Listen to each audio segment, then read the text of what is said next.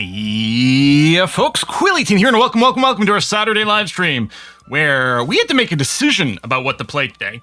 If you are not already a Twitch subscriber, or YouTube member, or Patreon supporter, and therefore don't have access to Discord, that is something to consider, because that's usually where we have these chit-chats about what to play. Timberborn was definitely a possibility for today, and actually,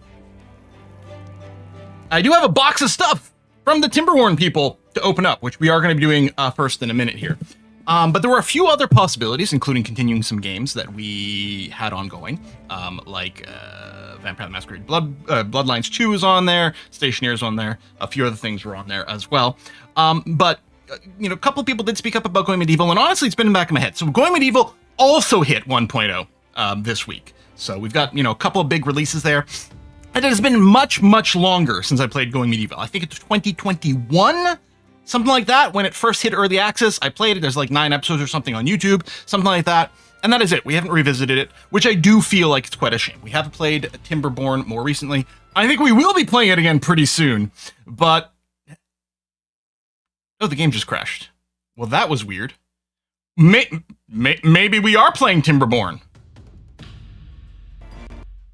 Well, maybe we'll give it one more... Huh. It crashed from the main menu while sitting here. That is slightly concerning. We'll give it a bit of a go again and then see where we're at. But we might be switching to Timberborn as it turns out. I don't know. But yeah, I have been wanting to revisit this because it's sort of a 3D-ish, voxely, medieval, rim world kind of... is it voxely? No, I guess it's more low poly than voxely. So we're going to go ahead and do that. Wow, that is, less than ideal. Huh. Going Timberborn Medieval? Maybe. Oh, do I want to deal with water physics today? They're always fun. Anyway, we'll let this run for a little bit while we open the Timberborn box. And then... we'll try this unless it crashes again, in which case we'll be switching over to Timberborn. I mean, if y'all like Beavers, we could play Against the Storm as well, which is also in the list, and I'd like to go back to. So, a few different things. Right now, my plan is, over on the UbTubs, whenever the RimWorld or Terra Invicta run finishes, I'll probably be trying to go and finish Bloodlines 2 finally. I really want to. But yeah, we might not do it streamed. Anyway, I have no idea what's in here yet. Let's pop this open. Let me bring the camera up more full here. Camera. Oh, I forgot I still had the, Crimson Fall background going on. There we go. Let's hide that. I clearly don't use that camera view very often. So, this swag box from Timberborn. Okay, well, it's got something in a little baggie. It's got a bunch of little cardboardy packing pellets. I like because they're nice and recyclable. I've got an envelope. There's some more stuff in there too. Hold on. Let's start with the stuff I've taken out already. Oh my god, these little cardboard bits are all over the place. Good little packing for the base of a guinea pig cage or something like that. All right, so envelope, unboxing.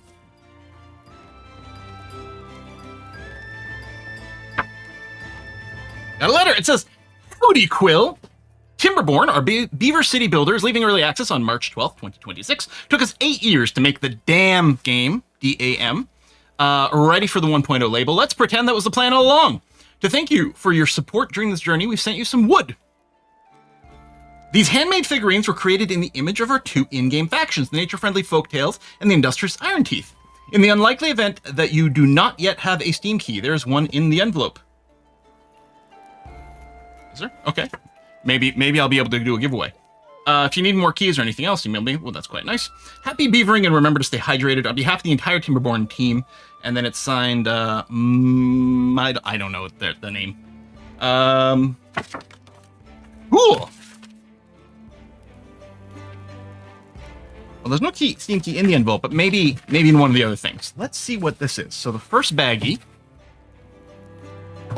has, hang on. There's a big thing and a little thing.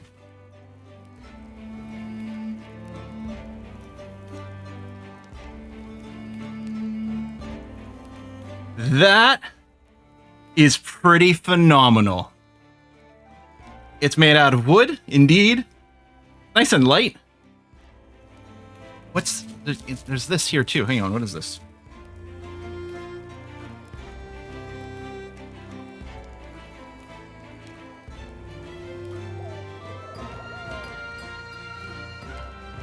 I don't want to break what's in here by when I'm ripping it open. It's a hammer.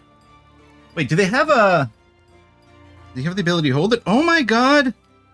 Well, I guess it goes under. There we go. It goes like this. They sort of rest their hammer here. Look how adorable that is. Oh, that's fantastic. Okay, let me go digging in the box for presumably the other one.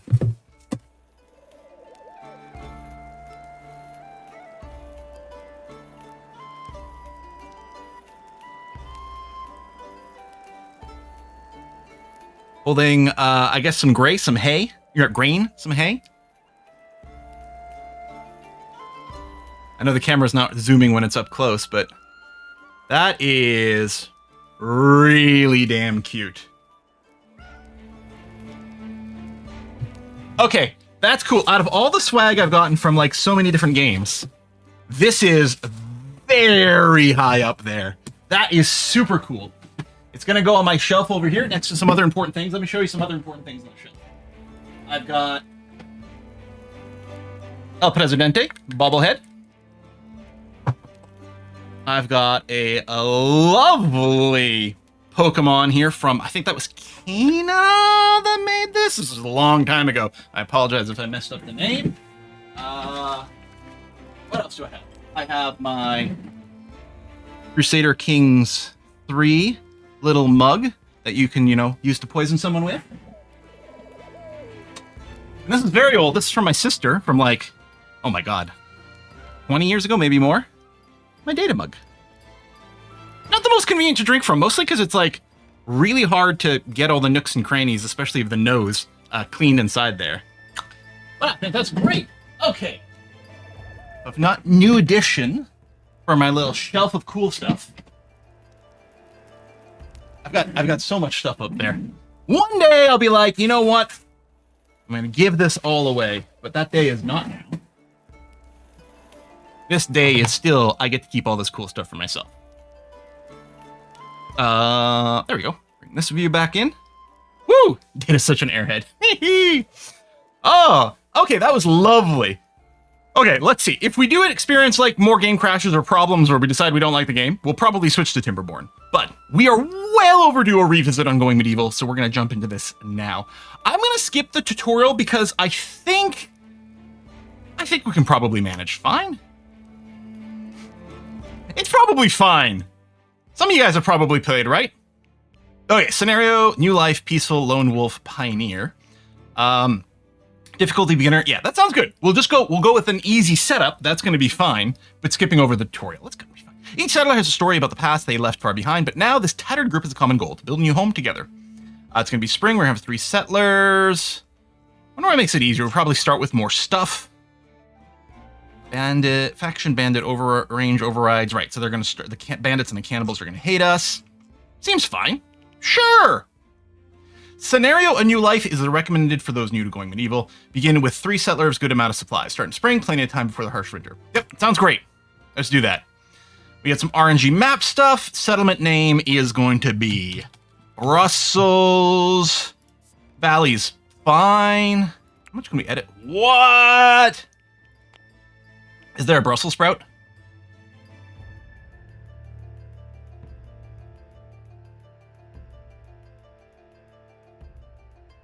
I mean, some of these are not unlike a Brussels sprout. Although, I kind of like this. Maybe we can do this in green. And then... Can we move some of these? Oh, yeah, we can. Hang on, translate this up. Like that. I wonder about getting rid of this symbol. Or at least, I guess I could move it just down. Like that. And then the lions rampant, we could just spread them out a little bit more. Rawr. Okay, minus 11, so presumably plus 11? Whiskey and chocolate. As a hand tool woodworker, I fully support both games. Let's make some shavings. Note, beavers make more cuter shavings. Oh, custom. Oh, can we import our own images too? Or something? I bet you we can. I think I might recolor these. Your hand tool woodworker? That's amazing. You know what? I might just get rid of this symbol. Clear. There you go. Here, that'll be our symbol. Good. Good enough. Let's do it. Need 2 moose ramp. That would be good too. Map size small. They can probably. Let's go medium. I don't want to like overload ourselves too much space to worry about, but I don't think I'm too worried about performance. Let's go. It's whiskey and chocolate. Whiskey and chocolate. Coden. Quill 18, I'm a big fan of your beaver. Thank you very much. No one. You probably did share stuff. I don't know. I don't remember. Now we do have Twitch integration loaded. Well, unless the crash reset things, we'll double check things when we get in game. How about that? So it looks like we're going to start with these 3 there. I think they're going to get renamed with the Twitch integration once we get in. Robert Dunger, Soothsaying Alchemist. Ooh, see, it is kind of like RimWorld, but 3D and medieval, with some stats.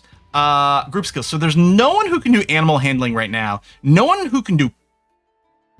Oh no, I see. There is someone who's with a 12 in cooking. Okay, he has 0. It's interesting, this bar. Like, what's the max skill? I wonder. Like, is it 12 because it's quite low? Maybe our starting skills are lower, but it's green here. I'm wondering if it's as an average. Like, Speechcraft 19 is really high, which is this guy. But maybe if we had all 3 of them have high, then this bar would be full. I don't know. Got some double passion. No one can really medicine. Should we re-roll it from? You know what? We should just go for it. What do we don't know anything. Yeah, what if it was Twitch integration caused the crash? It is possible. Gameplay tips are going to be a good idea. The Plague has ravaged the British Isles, leaving a trail of destruction in its wake. Untold millions went to an early grave, and those left standing were plunged into poverty, brutally scarred by the horrors they had witnessed. Nothing would ever be the same again, as the cold retreated, heralding the spring of the year 1353. So yeah, this is an alt history that, like, they had a big apocalypse that I think was more bad than the real one. I think. In the year 1353, Robert, Rain, and Diarmid set off into the wilderness to claim a piece of the land as their own, as was their right. In the eyes of God and under the law, here they may lay down foundations for some kind of future, perhaps hope will follow. After many travails, they arrived in a valley with golden plains, cut through by a snaking river. For Rain, it conjured visions of bountiful harvest, song, and wine. A place to put down roots, a homeland. They decided to title it Brussels. Okay, let me pause for a sec. Let me do an immediate save.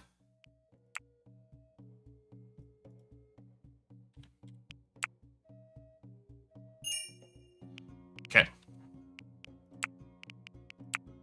Twitch integration is on. So theoretically, !name will have their name queued to be assigned to a game being. Settlers, enemies, NPCs, and animals. You have the option to reroll names of specific individual. Okay, and you can do !appear. Each Twitch user that types appear in your chat will spawn a small animal with their name.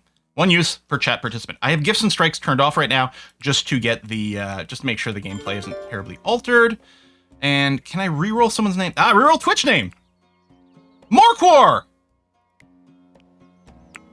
Jariah Thin. And Jogella. Okay. All right. Are we just generating like infinite amounts of animal in the map? Is this going to be a problem?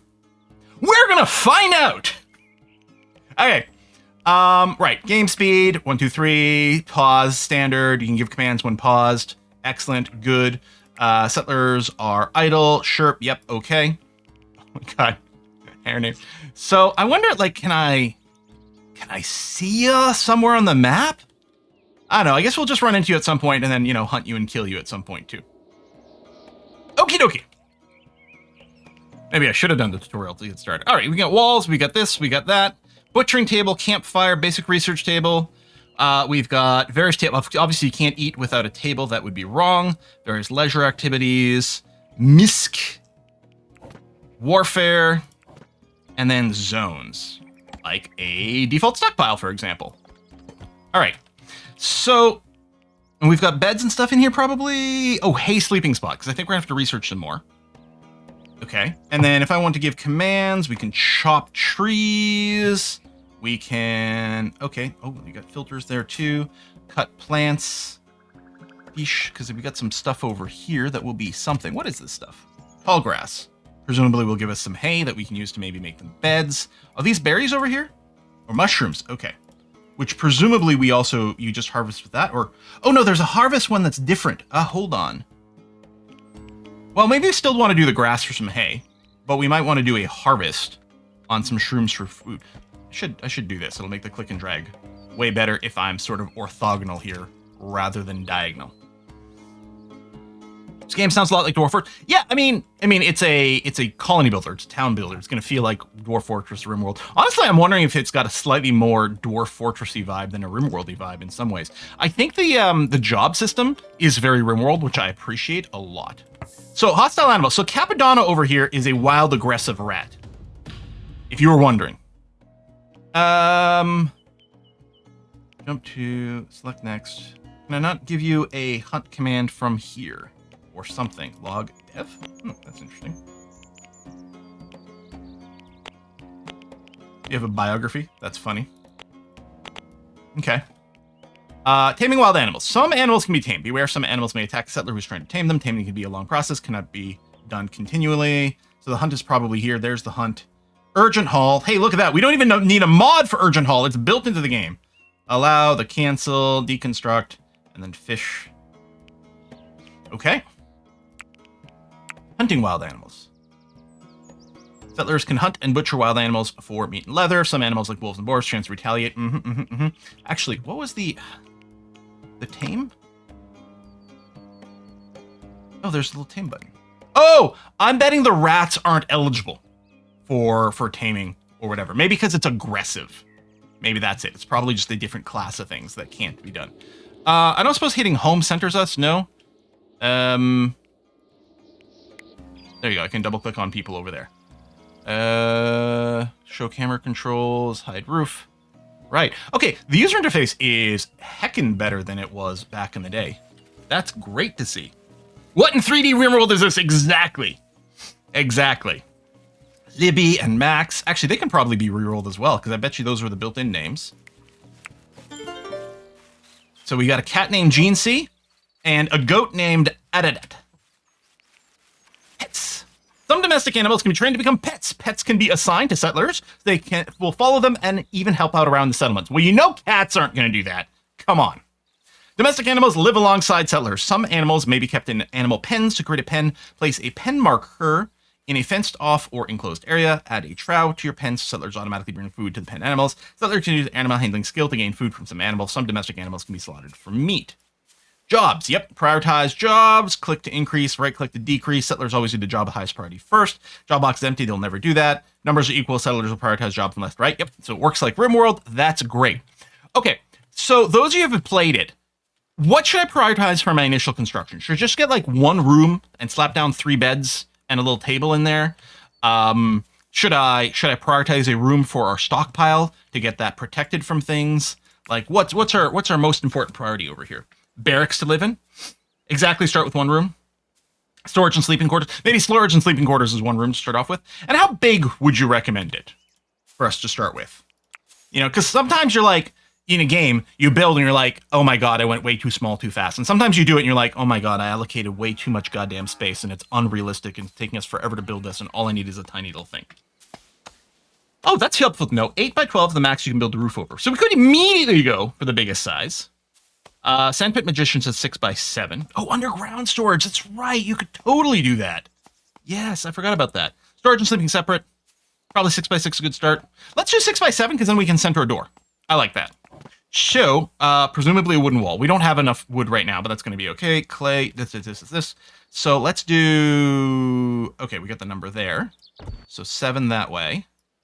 And then... that. And then we can do another 7. And then we can do this. And then I'll go and cancel that one. And then put a door in there. Ooh, how important are windows and things? Oh, isn't there a whole, like, temperature control system we have to worry about here? I kind of want to get a window immediately. A couple of windows, because it'll look pretty.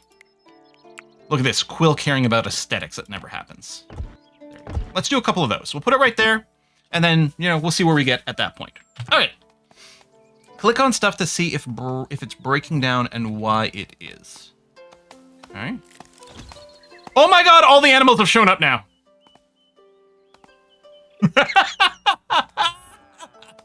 Oh my god! Well, listen, we've got all the food we'll ever need by killing all you. For barracks, it's also great. You can expand vertically, need more space. Oh, that's a good point. Oh yeah, that's a good point. I don't know if I could have just built the door over the wall. I may have been able to. That's true. Construction. Your settlers will need somewhere to live. Start by... See, this is why I was like, I don't need the tutorial. It'll have in-game hints and things like that, because that's always the way these games work, because that's good game design. Start by placing some wooden walls from the base panel, F1. That is F1. In a rectangle, add a wooden door and a thatch roof on the same panel over it. Place sleeping spots for settlers found in the furniture panel. So F3 for furniture. Nice. Okay. Hey, sleeping spot. Oh, you can build a wicker bed as well. Assuming we get some sticks, which I'm assuming we can get some from chopping down some trees. So let's do that. Q&E to rotate. Boom, boom, boom. They can all... It's basically just one giant queen-size bed. That's going to be fine. And then, right, the roof. The roof. There we are. Get some of that. Ooh, right away some people are happy. Can we see why you've got a thumbs up? What are your thoughts? Oh, you indulge in some light banter about trees with Morcor, who sounded entertained.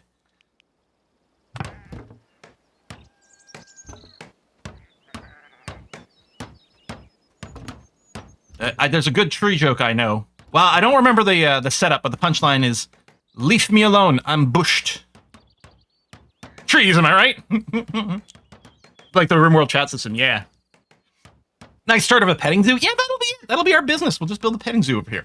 Okay, so that was that tip. Camera controls, yep, I got you. Structure visual variation. Some structures like walls, fences, and roofs have visual... I don't know why I'm saying rough today. I'd never say that. That's not a thing we say around here. Some structures like walls, fences, and roofs have visual variations that can be selected to customize their appearance. These variations are purely aesthetic and don't influence gameplay. Oh, I would like the slanted roof. Is it too late? Oh, no, I can do that now. I wonder if you can do it after it's built. Automatic shape change. Ooh. No tooltip on those.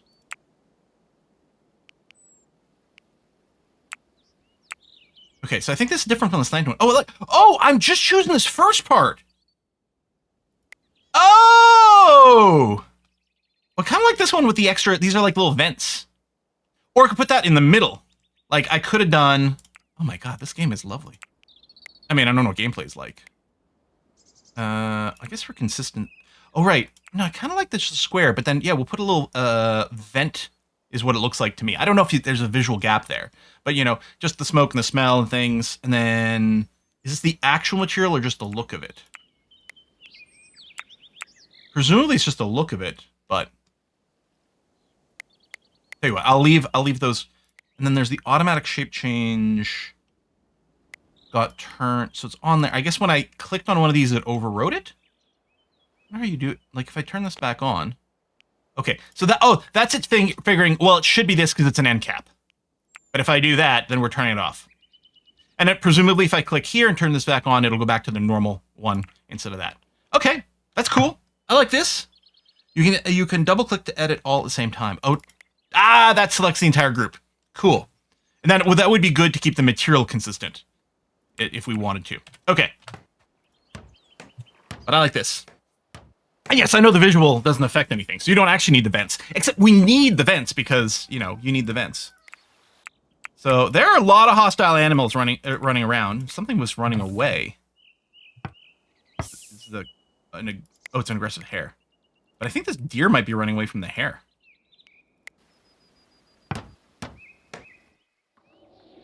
Is there a way to do location hotkeys? I mean, I can always double-click back on our people. Oh, Morcor is hungry. Is this all forbidden? Huh. Why did this start forbidden? Did I do something weird? You have to allow everything? Is there like a right-click to allow all? Okay, so hopefully this means Morcor can grab something to eat. Oh, there's some berries over here that I think she's eating. Okay. Oh, cool, man. Sorry, I missed your message over on YouTube. The super thanks. Dwarf Fortress is calling to you. The OG RimWorld. I mean, RimWorld was... Oh, I love the little jiggle. RimWorld was heavily influenced by Dwarf Fortress, as well as Prison Architect. And things like Firefly. Yeah, I just got you there, cool, man. Hostile bunnies. Is there a holy grail somewhere around here? Grail. Sharp crow teeth. Okay, room types. 4 walls, at least 1 door, and a roof or ceiling creates a spare room. Fill that room with furniture and decorations to create other types of rooms. To see what rooms you currently have in your settlement, turn the room overlay on. This one. Okay. I think I gotta turn off some roofs though. Take a look at the room type legend in the upper left corner to see what is needed for each room type and what benefits that room offers. Some rooms required for events, e.g., you will need a great hall to host a feast event. Various room types. Okie dokie. Room type legend. So this is yellow kitchen, or maybe this is still a spare room? Maybe. Hang on. How do I... 1 layer down. Okay, control mouse wheel.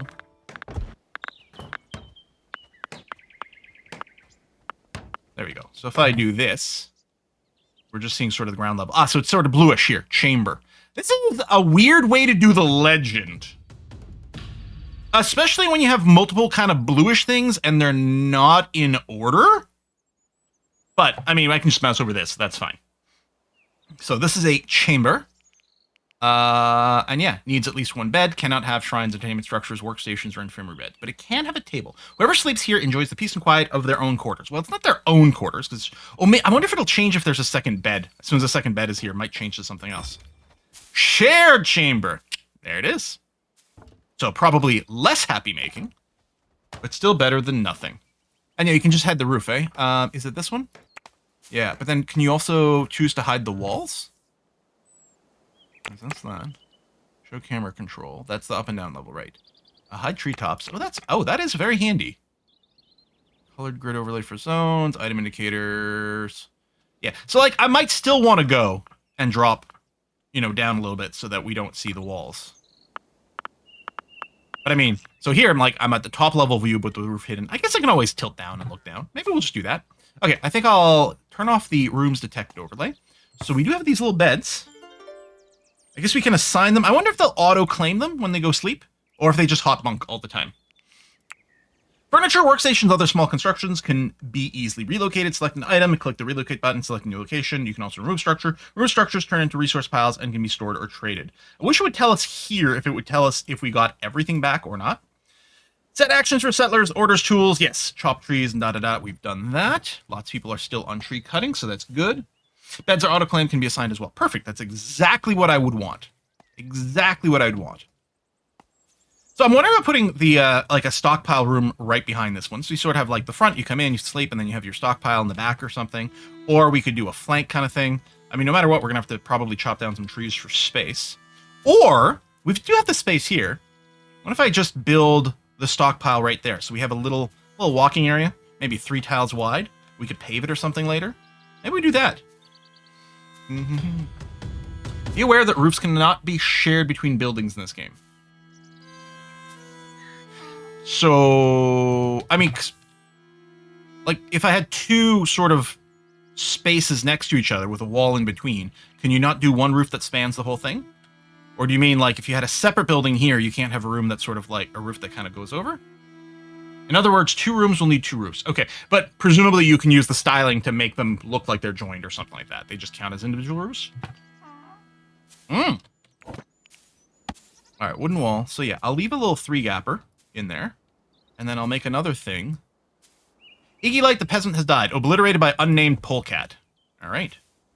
Is there a command to, like, make a rectangle in the first place?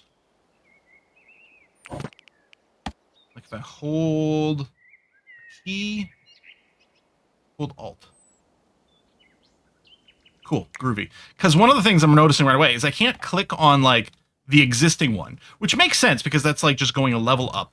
But it making it a little harder to count, because normally I'm like, okay, if I want a 7x6 room, I draw 7, then in RimWorld or Dwarf Fortress, I might start on the same tile that's already being built, drag it out to 6. Here I've got to remember, okay, if I'm doing a 6x7 room, that means, actually, how did I go here? I went 7, which is going to be bigger than this one, which is fine. And it was 7 here. So really I'm doing 7x7, which means like 5 internal space, and then maybe a 7, and then another 5 internal space. And let's see what happens if I put a wooden door, whoops, like that. Okay, I think it did replace it. Now I don't want the second level one. There we go. There you go. So it's not going to be the same size, and I think that's okay. So this is going to be the warehouse. In fact, what I'm going to do is delete the old stockpile. One-liner puns. Did you hear they arrested the devil? Yeah, they got him on possession. My IQ test results came back. They were negative. What do you call a hippie's wife? Mississippi. How does the man in the moon get his hair cut? How? Eclipse it. Oh, God. Thank you very much. Thank you. Cool, man. You are always there to deliver the jokes. So there's how we can do like the half roof and then merge them up and things like that. But okay, we'll just do the standard one. Actually, I probably want... Oops. If I drag... There you go. This way, then it'll be in line with the previous roof there. All right. Food reserve stockpile low. I think it's because it's not in the stockpile right now. Now, we may want to go and take a look at these jobs. Now, what's the radians? 1 to 5. Ooh, see? Distinguishing themselves from RimWorld. Can I... There you go. Firefight. Patient is going to be good. Tend... I'm guessing tend is doing doctoring, and this is I am a patient and need things. And then convalesce is the more long-range one. Sort of like very similar to RimWorld, where this is like... This is when you're hurt, go to the doctor immediately, and this is the...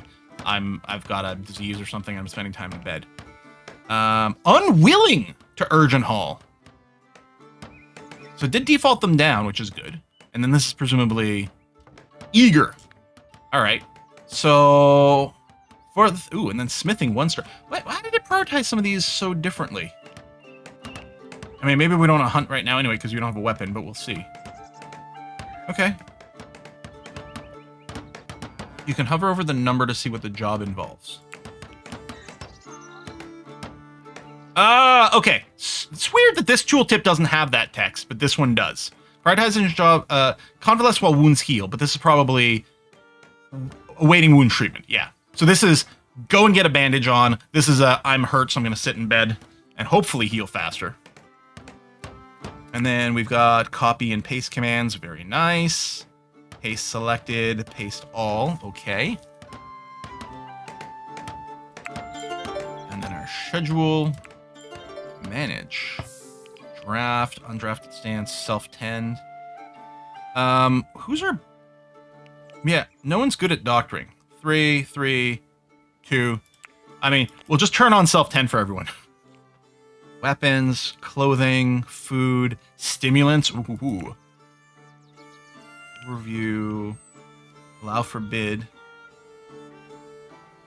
This is like... Oh, these are like separate stacks. Oh, that's interesting. I thought we were setting like meal rules here, but that's the other place. Okay. Okay. Okay.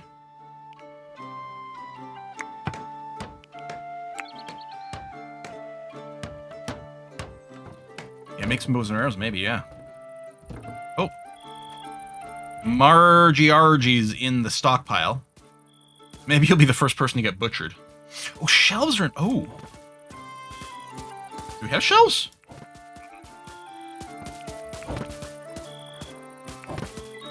Maybe shelves are something we have to research. Oh, we need a well. Oh.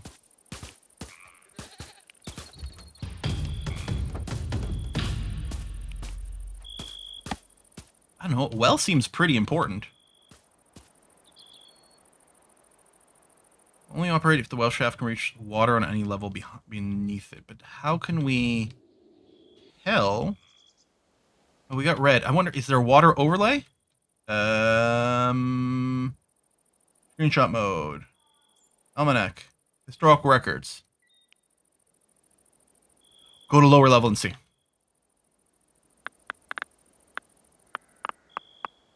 Oh. There you go. So there's some water over here.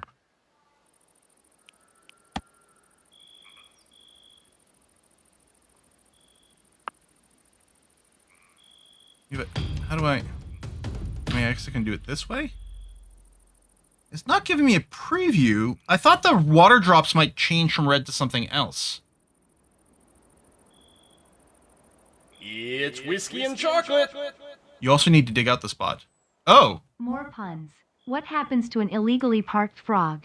It gets towed away. Boo! What's the difference between an outlaw and an in-law?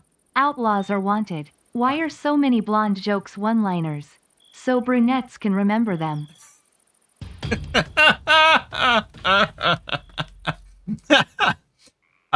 You can also dig a channel from the river. Okay. What are the what are the advantages of A versus B? Should I go and pen my animals? Presumably that keeps them safe, stops them from wandering. Everyone's idle right now. Yeah, none of my people have any items. There's tons of stuff in here, so I can see the value of shelves. Prisoner stash. Oh, in their cells. Okay. Oh, the gate. Pen marker, right. Merchant stall. Items change hands. Peddlers, street merchants may be found here.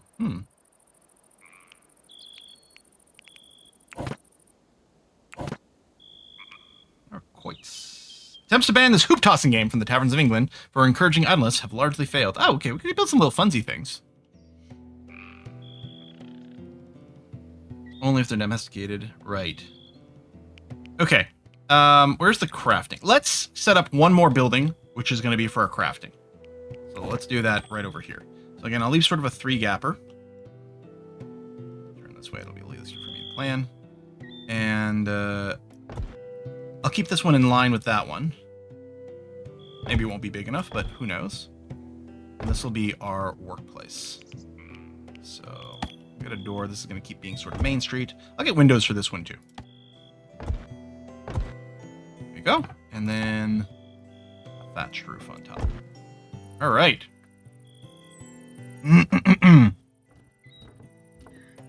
Hoop game. How about a ball game you can play with your feet? Nah, that's crazy. We need more than anything right now is a statue of a fox.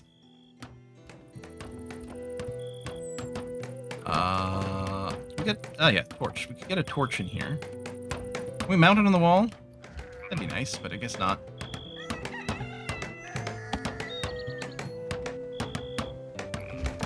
That. I guess we're gonna do wicker stools. I don't know if it has like. No, it looks like it's just sort of innately sort of angled like this. I feel like there should be a torch, so we'll do that. We'll plan to have one in this room too. Torch inside a wooden house. Yeah, no, it's okay. It's not like these places were devastated by fire constantly. Got some tiredness? Well, you can go and sleep whenever you want. I don't have a sleep schedule for you. It's an anything schedule. Nighttime. It's about time for you to go. Wow, so many animals. You ever played Evil Genius? Oh, tons. Yeah. And I did cover Evil Genius 2 as well when it came out. Yeah, revisiting Evil Genius might be a lot of fun. Hey, Quill, pay attention. There's a new subscriber. Ike DeWolf. Thanks for subscribing. Make sure to level 2. Make sure to join the Discord server. Yeah, I am worried about like all these animals in here.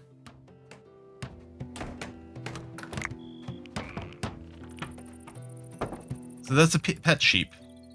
I don't know. We might have to do a little bit of hunting, slaughtering, something. I'm not sure. Oh, there's options. Hold on.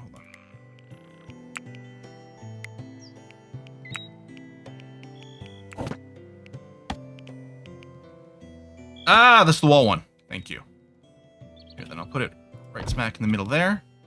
And right smack in the middle there. There we go. Is this construction forbidden? There's something in it that... Okay, I don't know. Something there looks forbidden. Oh, it's this!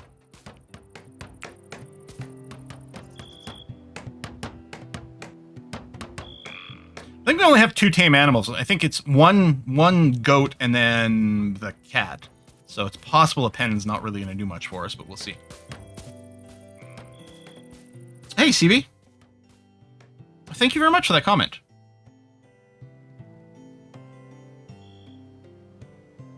All right, I think they're getting... Oh, more resources. Okay. And then some sleeps. There we go. Perfect.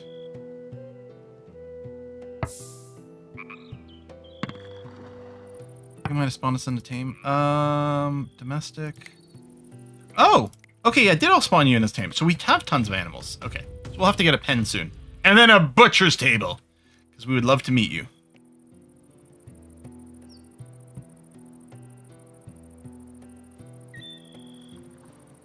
Research is kind of the weirdest part of this game. I can't remember. Wasn't there something weird like you actually have to produce books and then you like keep them around or something?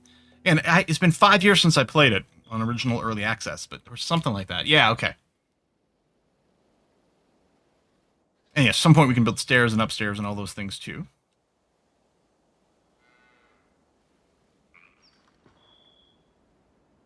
I'm gonna get started on research and farming. Yeah, maybe. I don't know. Do people in Quill want more puns? I mean, always. What are they thinking here? Shared and subquarter, awful. That's probably what the reaction is there.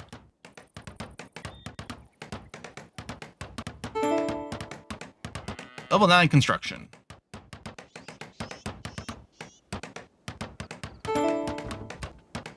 Every settlement is library and going medieval. Oh, it'll just be like playing our current RimWorld run. Okay, so use and room type kitchen, research table, library, campfires just anywhere. Okay, so these actually will be very different rooms. So I guess what I'll do is maybe this is going to be a library, as it turns out, and then I'll build a separate kitchen. Campfire, warmth, light, cooking. Okay, let's put a campfire in the middle there. And then let's chop down these trees.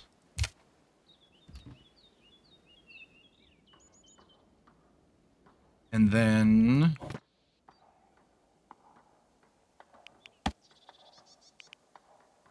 wait, where's the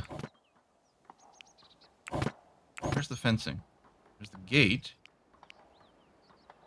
Oh, there it is. Need more sticks. How does one get sticks? Well, let's say 1, 2, 3. Let's say we plan. I do like the little alignment preview. That's handy.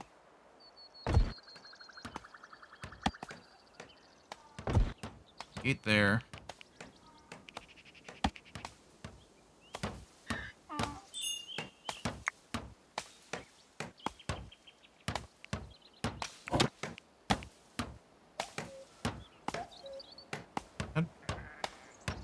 Is it just... Maybe it'll complete it if I do this. Maybe it'll link it so it looks right. Oh yeah, it looks like it will. Okay. We'll do that.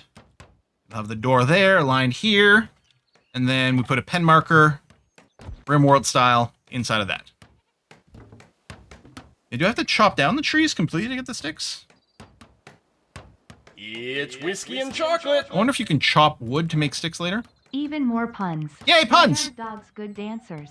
Because they have 2 left feet. Ah! What's a dog's favorite homework assignment? What? A lab report. When he talks, it isn't a conversation. It's a filibuster. The cat who ate a ball of yarn. She had mittens. Mittens. Scrubs as well as you can... Oh! Okay. Like these guys. Shrubs for sticks. Yes, okay. Where can I do a double click to select multiple shrubs? Okay.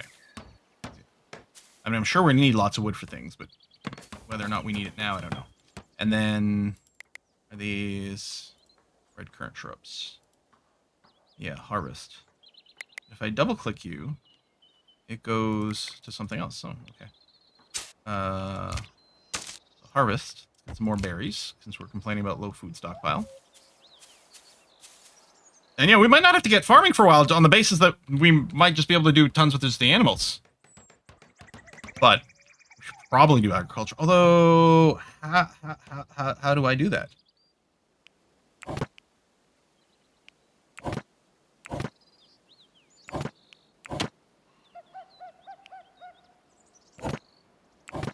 Can I do agriculture? It's a tech. Okay. Well, I got a research table in place. Right, you produce chronicles. You need intellectual. I'm wondering, who's our researcher? Okay, so Sarah, or Jaria Sin over here is our best researcher. Yeah, we'll do this at a fairly high priority. Do I have to choose a research? Is there a category? There's just this one. So presumably I have to research architecture to start off with. It gives me wooden beams. which probably lets me make bigger buildings. And then there's agriculture there. Okay. Oh, okay. Okay. So you don't research, you just produce chronicles and then you spend them on demand. Is that it? There you go. Okay. So now I have allocated all these chronicles. We have unlocked agriculture. You can unlock new technology in the research panel. Each research item requires books, chronicles, handbooks, or theses. Research does not consume the books, but they must be kept safe. If your books are destroyed or lost, you will not be able to do new research. Research will be resumed once the previous book total is regained. Right, so if you lose it, you don't lose the text. It just blocks you from more research if you're below the target. Okay. Farming. Crop fields ensure a steady supply of food, even in the winter. Even in the winter? Choose a crop from the zone panel. Okay. And then drag it to the required size. You must have stockpiled seeds or saplings in order to sow crops. New varieties of crops will unlock as you forage or buy new seed types. Production. To start producing goods, select a workstation and add it from the product list. Set the amount of products you want your settlers to make. Okay, so we got a campfire. We can produce simple meals or animal feed. So simple meals until you have, sure, 10 meals. Okay. And then maybe we'll also put in some amount of animal feed as a job as well, as a secondary priority. Whether or not we need it, I don't know, but we'll put it in there. Okay. And then, I do have to set a product over here. Okay. So if I want research, I am going to have to go and get this going. So let's say I really want to research an infirmary bed. I could set this as a one-time, make 45 of these, and then it'll be available. Sewing station, research 2 for different classes of books, probably. I mean, I can see as like maybe doing this as a forever. Ooh, a kiln. That does sound useful. I don't know, tell you what, for now, I'm going to put you in for 20, and then we'll make a decision about what we're going to do afterwards. Right? So this is just amount. Because do until X... I guess it does consume it. Actually, that's a good question. Would this count allocated or available? Like, if I set this to do until you have 20... it does say 0. Okay. So if I do this, and if I consume them, it'll restart the job. All right, I'll set this for now. Yeah, already spent doesn't count. Perfect. Lovely. Got to finish this. Roasting. There you go. Dry is doing the writing. Now, that means you're not going to be participating in other things, but research is probably fairly important. So yeah, now I can do this. Cabbages. My cabbages! Red currants, birch trees. Do I know if I have got any of these seeds? I have cabbages. I don't know if that's cabbage seeds. I can pick red currants. Components, wooden components. Cabbage seeds. Well, there you go. Variant. Cabbage fields, flax field. Wait, what? That's weird. Oh, this is plant shrubs. I can do red currants or gooseberries. This is plant a field. It's not a cabbage field specifically. I can do flax. I can do barley. So we've got cabbages. I don't know if, like, the soil matters, if it's a sign of anything, if there's fertile ground versus not. I'll just make a little cabbage field over here. On a seed. Okay. But presumably I could do a... Like, if I did this, it presumably would still seed some of it. I wonder if I should wrap this in its own fence. Like, I don't know if it could prevent wild animals from coming in and eating my crops. Maybe I'll do a little field right over here. And then I can always just go and add some fence around this. Extra puns. Hey, cool man. What do you call a bear with no teeth? A gummy bear. What do you call a mobster who's buried in cement? A hardened criminal. What do fish say when they hit a concrete wall? Damn. What's Irish and stays out all night? Patio furniture. I have one more. I have one for you, cool man. What do you call a fish with no eyes? A fish. Fish. Oh, don't forget the feeder. Right. Thank you. I mean, we're not done all the fencing yet, but that is an excellent point. Was that under here?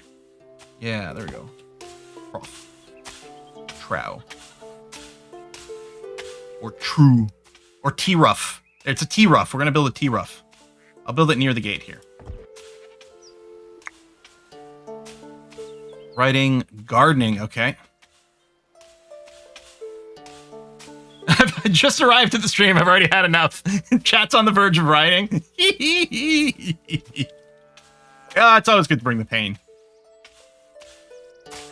Yeah, I am wondering actually if I shouldn't be doing the research right now. We've got some important things to set up. I mean, it's such a good investment for the future. I'm going to bring down the research priority by 1 notch.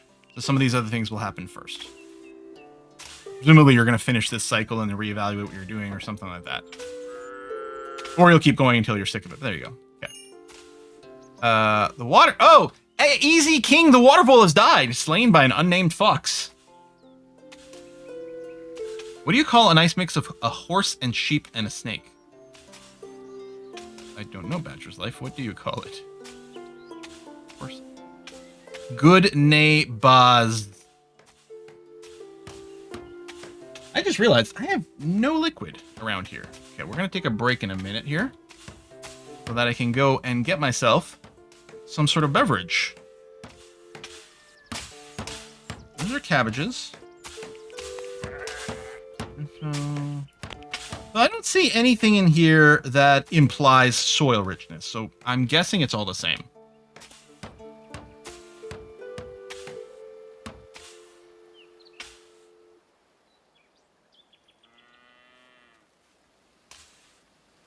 Interesting region. Cartography table, unlock a map of the region. All right. You tried playing Valorant. I have... Hang on. I don't think so. No, Valorant I haven't played. No.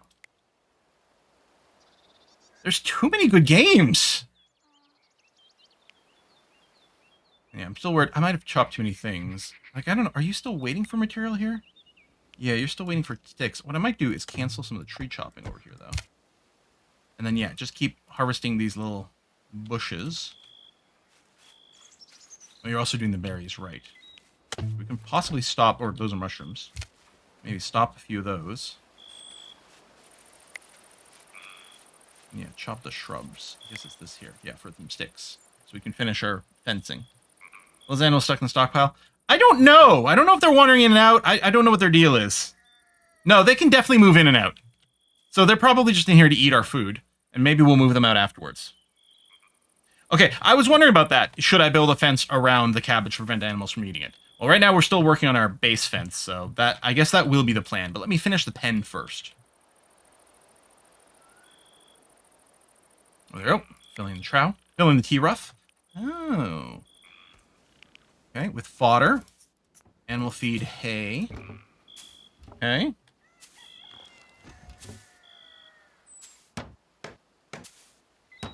Yeah, why would you want to leave the stockpile? That's where all the food is. Great place for you to be. Yeah, hopefully we'll toss you out later. I don't have the underground fridge cellar yet.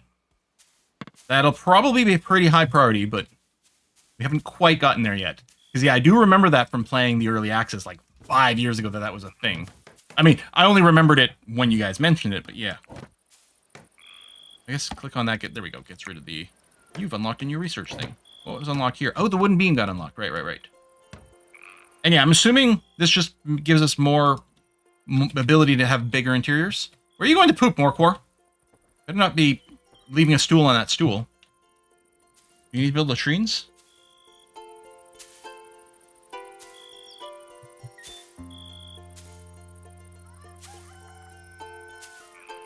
Made a box, of course cats will move in.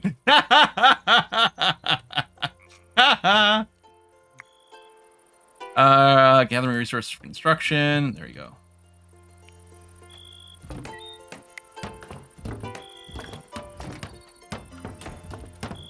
Would have preferred to avoid discussing a recent argument more for who is disapproving. Oh, maybe the poop is just a bad mood more than I need to poop. I don't know if I need to poop is a thing here. Comfort, sleep, religious, age. Yeah, so there's not... I don't know if there's a poop meter here. Marduk, thanks for the gift subs to the channel. Was that to stop the puns? I saw the threats there. Emoji thoughts are kind of off-putting. Yeah, it might have just been a poop thought of I'm miserable. Oh, that's right. You can assign pets. Okay, so we have a few pets. Now, cat, pheasant as a pet? Interesting. Well, let's have the cats follow people. And a water vole. And a sheep.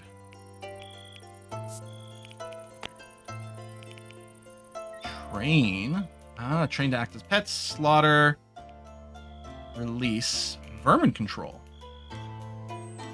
Can be trained to take care of pesky creatures, like rats that cause damage. Oh, yeah, cats. Go and hunt rats and stuff. Sure. Nearly done with this. A bunch of crap sitting around. Yeah, so, okay. How do we get shelves? Because that does seem incredibly important. Oh, this is terraforming. Slope, soil. Bookshelf, weapon rack. Wall-mounted weapon mount, wall bookshelf. Better chairs, better bed. Right, masons. Defensive structures. Cartography for whatever that is. Smelting. Wooden weaponry. Food preserving is what I think we want. See, icons are cool and all. But the problem is, if you don't know them, then... Preserving food over here. Shelves. Is this... Presumably there's shelves for just anything? Okay. So this has not enough books available, but I think these are specifically the Chronicles, the blue books. Which it should say. If that's the case, like, it should say specifically not enough Chronicles. If that's what it's looking for. But it looks like we research that and get shelves. Or the old tech tree. Yeah, so, like... I'm much bigger fan of text indicators than icons. I mean, ideally you do both. Obviously, that does use more space.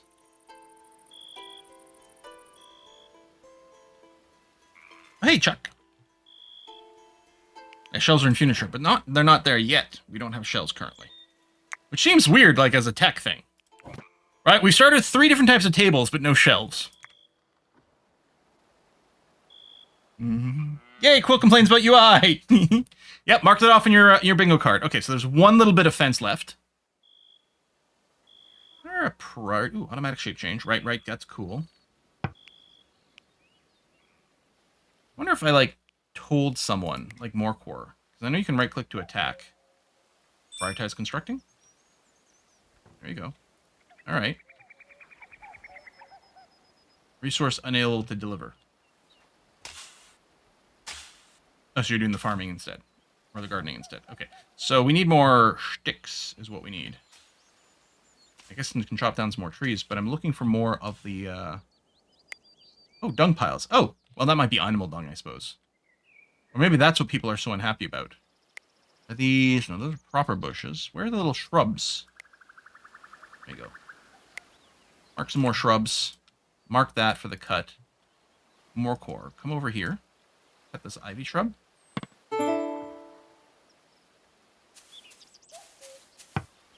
I mean, we might still need more, but it's...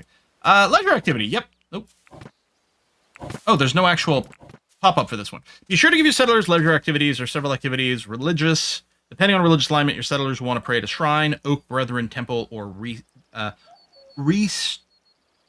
restitutionist chapel. There you go. Drinking, settlers have to wind down with a pint of ale, some more than others. Games like backgammon will give settlers pastime. Okay. Inspect the stats and mood tabs of the settler selection screen for more info. So, okay. This is stats. So you're desperate for religious activity.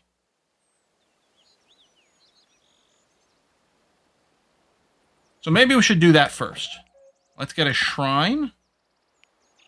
Well, there's 2 different ones. Are they for different religions? How do I know?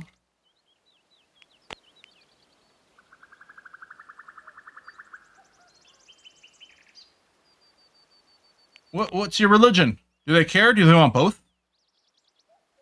Schism craves 2 factions. On the head screen. This one. Biography.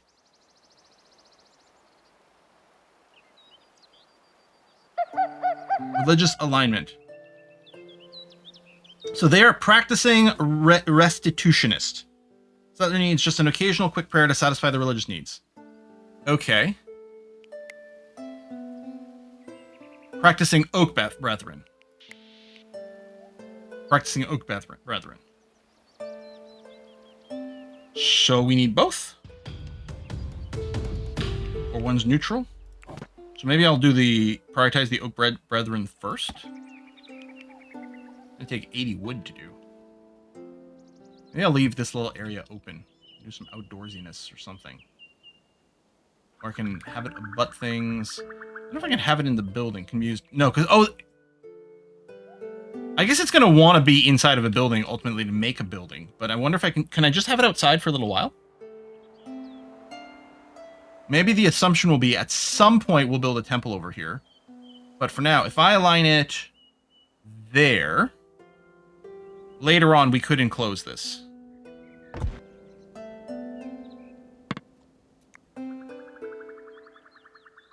We're definitely gonna have to chop down more trees. We only have 19 wood. How many do we get from this? Oh! This one's not very much. Is it because it's too small? But these are gonna give 50 each. Okay, this is enclosed now. So I'm guessing someone probably has to do some animal handling.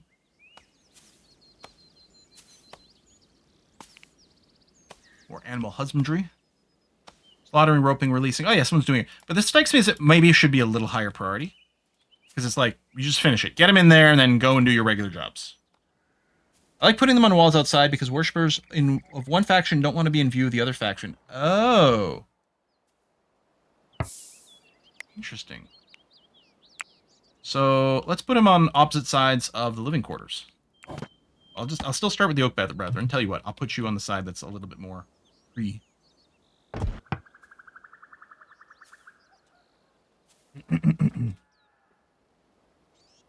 Don't place them together, settlers don't like it. Is it really vision or is it a shared room issue? There you go. People are getting brought out of the stockpile now. And then, yeah, we will plan for yet more fencing. Can our own people walk through a fence? No, we'll put a gate anyway.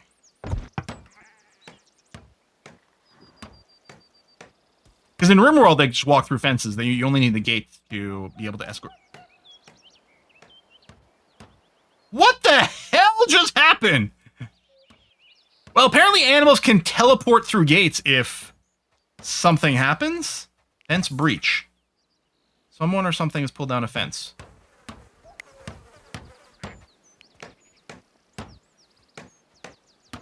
What the hell just happened? Also, no auto rebuild command?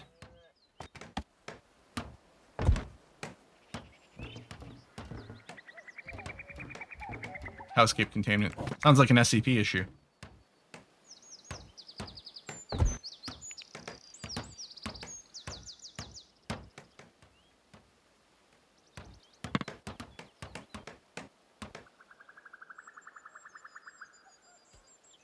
Anyone in the red that's doing it? What, like this? I mean, both the cows are kind of reddish. I mean, there's hostile animals, but there's a bunch all over the place. Looks like none of them are in our base, though. Oh, praying's happening already. There we go. Okay. So, presumably you're filling up your religious activity meter. Okay. Now, it'll be interesting to see what, like, can Morcor, like, can they switch? Because she seems... I mean, there's no bar here. I don't know if, like, someone can change religions or whatever. We may still have to build one for Morcor. Trying for a better fence system. Construction. Is anyone, like... No, they're all equally kind of crap at it. Well, no, that's not true, actually. Jiraiya is much better. Maybe we leave you at a 2. Maybe I bring down the construction of these others. You guys can fill other jobs instead. Jiraiya should prioritize more construction. Since the others are really bad at it.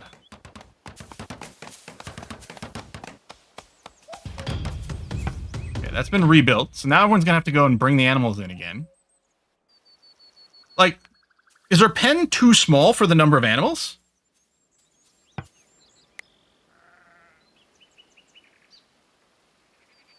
S.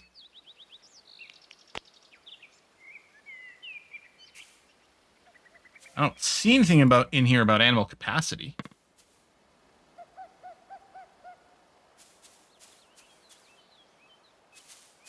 Maybe we should urgently haul the stuff that's lying around in here.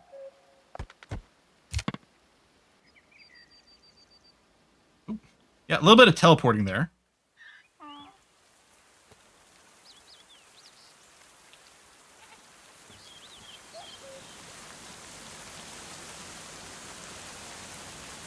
Hey, Quill, pay attention. There's a new... Yeah, we might need a few more T-Ruffs over here.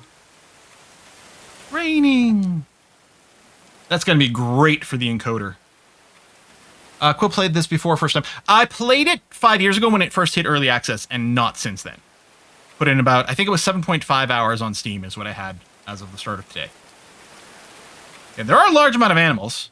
Like, I'm wondering if we should turn off... You know what? At very least for now, I'm going to turn off the appear to appear as an animal. You can still queue up for a name in game when we get more people. I don't know how we get more people. Random joiners. Make babies. Yeah, there are rats coming in the crops. We need our cats to go and, like, slaughter. Hunt the rats. You're domesticated.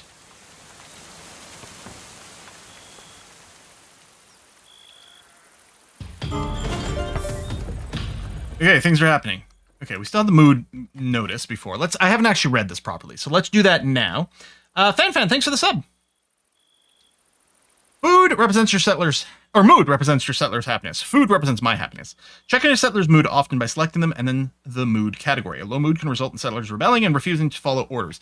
If a settler's mood reaches 0, they will leave your settlement. Things like cooked or lavish meals, comfortable beds, leisure time can help keep your settlers' spirits high. Okay? Rating. To barter with a merchant, select a settler and right-click on the merchant, then select barter with option. Okay.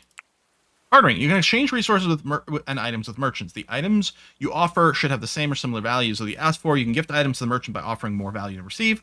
This will favorably influence the merchant's faction towards you. Resources value depends on merchant type, faction alignment, even time of year. Okay, where is the merchant?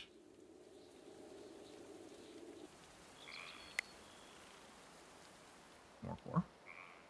Ryan, Job. Maybe they've entered the map. Maybe I have to set up the trading table. Ooh. What happened over here? Oh, we got a bunch of dead deer. What is this ground? Oh, it's just clay. Okay.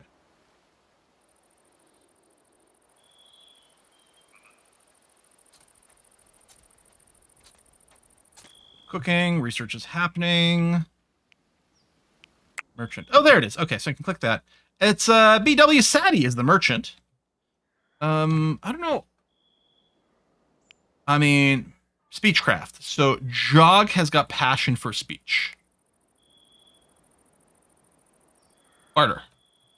If you build the stall, the merchants will always stay in one spot. Okay, good. Only RimWorld had a built-in trading spot thing without a mod. I have wares to trade if you're interested. Show me what you got. Nice art there. Stands out from a lot of the rest of the game. All right. So this is Sadie from Penpont. And we're from Brussels. Oh my god, I can sell animals? Well, hold on a second here. We're going to trim our numbers down is what's going to happen. Holy cow. Is this sort by animal type? So let's sell a pheasant, a rat, mallard, rat. We'll keep the cats and the goats. That's another rat, right? Or that's a vole. Sheep, ass, get rid of the mallard. I mean, maybe we can get, like, eggs and stuff, but, you know, we got too much stuff going on. Like, chicken, chicken's tempting. God. So we got an infinite money engine. Everyone spawns into the game. And then we just sell all you. Oh, my God. What are we going to keep? I mean, not the rat. And I guess it's not sorting by animal type. What is this category? Oh, by amount. That's what this one is.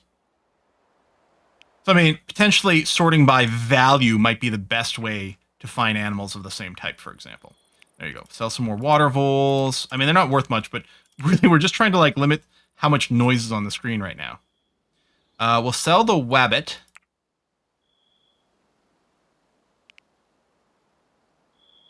the cattle. Not cow. The cattle. Tell you what, I'm going to sell the donkey. I'm going to sell the ass. Maybe we'll keep the sheep or the goats. Maybe not both. I don't know if we can get, like, wool from goats. Because in real life, there are some goats that you can do that with. But maybe it'll just be sheep. We'll keep cattle and sheep around. Quill out here selling ass on Twitch. Terms of service. Yeah, I don't think he's got a carrying capacity, so that's good. And then, yeah, what would we buy? We could buy books for some extra quick research. Seeds for some different crops might be interesting. Heck, just more cabbage seeds might not be the worst thing ever. But, I mean, I wouldn't mind carrots. This is... Okay, let's acquire. Let's acquire... your... Oh, okay. All your carrots. You know what? I'm wondering about buying all your seeds and just keeping it around.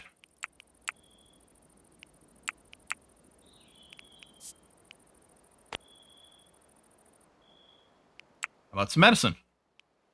And then, yeah, we'll go back to animals. And... Proffer. I like proffer. Keep the cats. I'm going to get rid of the goats.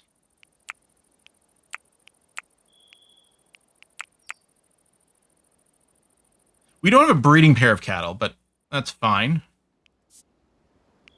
Can we sell waste? Sell you poop. Workers melee. We could get some weapons and things. Anything at this point? This is a could you sell me? This might be a good one for if you guys, if there's something like, oh, you should really get X because it'll be quite good. Oh, these would be proffers, so we don't want. We're not selling those. We could get some cooked food, which might not be a bad idea. Oh, I kind of like that. Selling weapons. Oh, are these? Is this one red?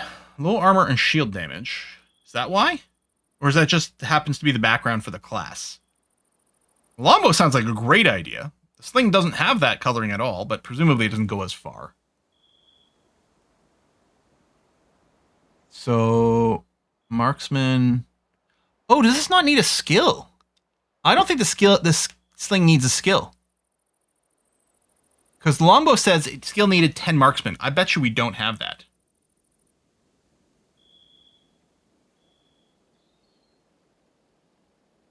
A short bow. A short bow doesn't need a skill either.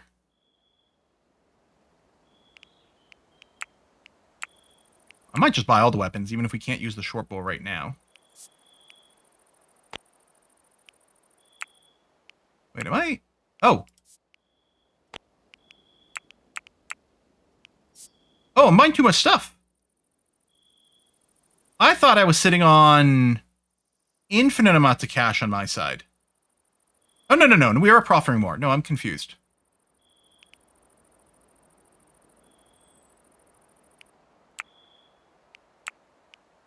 Oh! I own this! I thought I was buying these weapons. Okay. Hang on. Is there anything else that I'm selling that I don't mean to? Because in RimWorld, it's the other way around, right? I think that's what's messing with me. I mean, I was doing the animals right, but... Okay. And the shield, that would be a proffer as well. Okay. We have a Gambison. Okay. Nothing there. Nothing there. So really, all you had is the seeds. But you do have food. So, tell you what. I will buy all your food. I'm going to buy anything else I can buy from you. Anything I can... So, click on the right-hand side is what I'm looking for. Yeah, which you don't have Chronicles. Oh, I was No, okay, I did buy that. Yep, that's correct. I guess I might take back some animals. I don't think... I guess I can look here. Right, so that's the animals.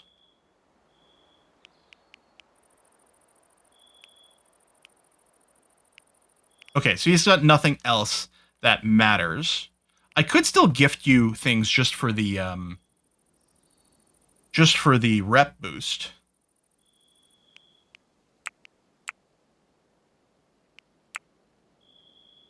Let's do this. You can keep the 12 bucks. Congratulations.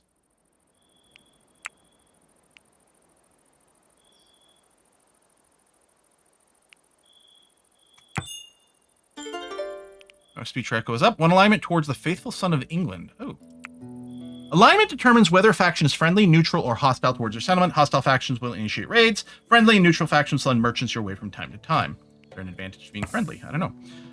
Lone traveler, rangy, hawker empties their pack, spreading the selection of oddments on linen cloth on the ground. Buy and sell things that take my fancy in the road. Okay, so this must have happened when he got close enough to the colony automatically, I bet. Okay, that makes this a little less ridiculous. Dreadful Red is a pet. Why are you not being pastured?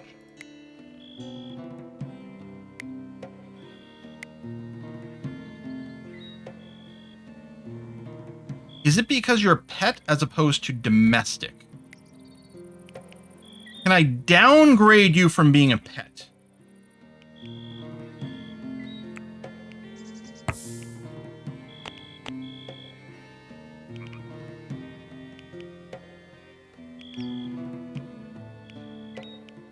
I don't know. Why don't you follow Morcor? Morcor doesn't have anyone following her.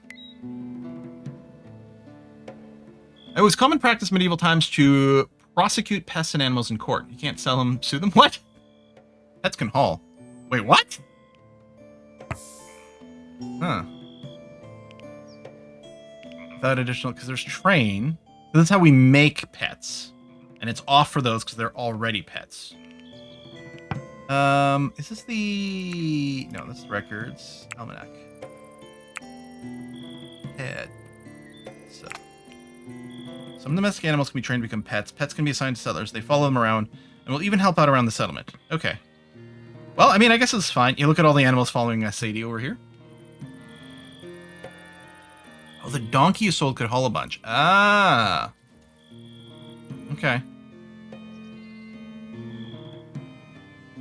All right. Since we're now got some idle, well, there's some praying and some writing going on. Oh, well, I should get some extra leisure activity. So let's get this game out here.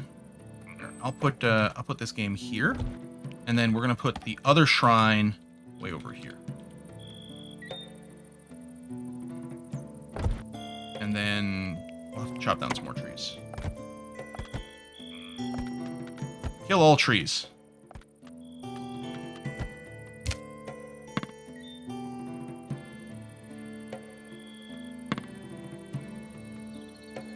Going medieval, often with their owners, you can pick recovery. Goats can haul when trained. 2 trained animals can make a baby. It's auto-trained. Oh! When 2 trained animals make a baby, it's auto-trained. Oh. Where do you get some of the information about what can do what? So we need 15 animal training to be able to tame or train the cattle, or at least tame it. Not the sheep, though. Useless pets. Okay. Now, the question is, do we get wool? Milk, wool cloth, dung. The cow, all we get is dung. Do you have to go through pregnancy cycles to make, to have milk? That is realistically how it works.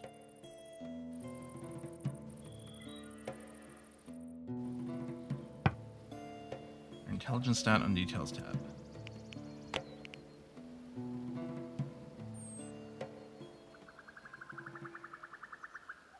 Range training speed, melee training speed. Man, I don't know. Okay, so after we do our little entertainment stuff here, how do we go and do... How do we dig down? How do we make a cellar? There's mine. Is that it? No, cellars just need to milk them from time to time. Why do you not have a milk amount here?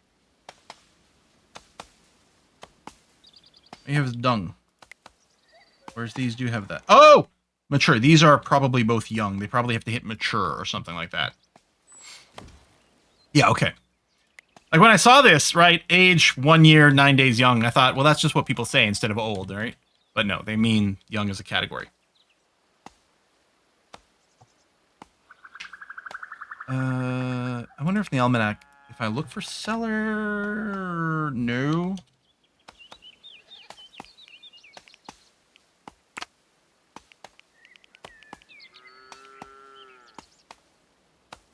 I also need like an alert when I hit my like target book count. That's why it's normally like better to be able to queue. It's like, okay, listen, I really want preserving food. Like, queue it up.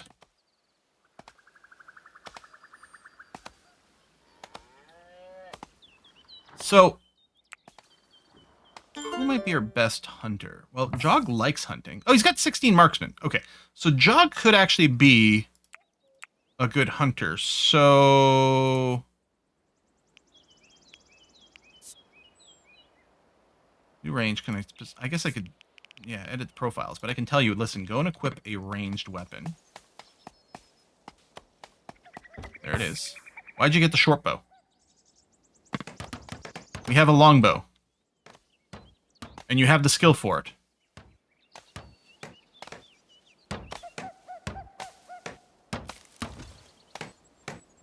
Oh, we have a spear, too.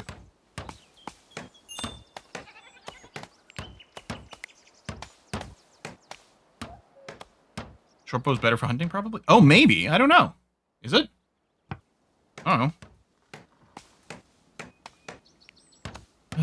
It'd be great here on the screen where you're equipping weapons to be able to quickly see what someone's, like, combat skill is. Can I equip weapons from this screen?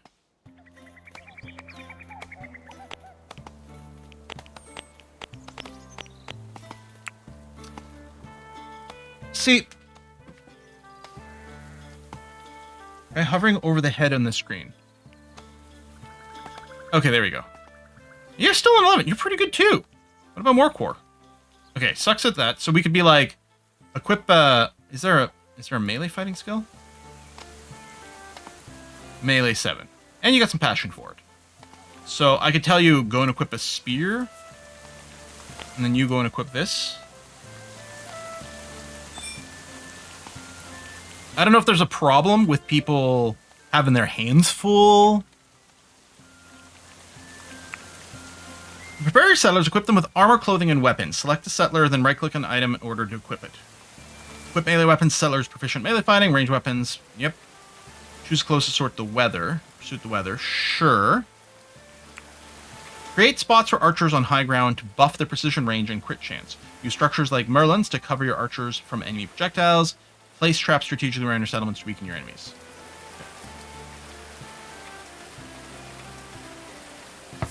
I guess since we know how to manage animals now, I will go and turn the appear back on so people can go back to being animals. And then possibly getting butchered quite quickly. Okay, I'm going to make a kitchen so that we can get a butcher's table down. Oh, look! Morcoy's playing the hoops game! Yeah! Your mood's good. You still are not satisfied by religious activities here, but your mood is actually fine. Yeah, but deprived of religious activities. Although theoretically, yeah, that is being built. Okay? Okay, what we're going to do is we're going to take a brief little break here because, as I mentioned, I don't have anything to drink, which is really not good going into a 4-hour stream. So, let's pause for a second. Everyone get up, stretch, hydrate yourself as well. I will be right back. Enjoy chair.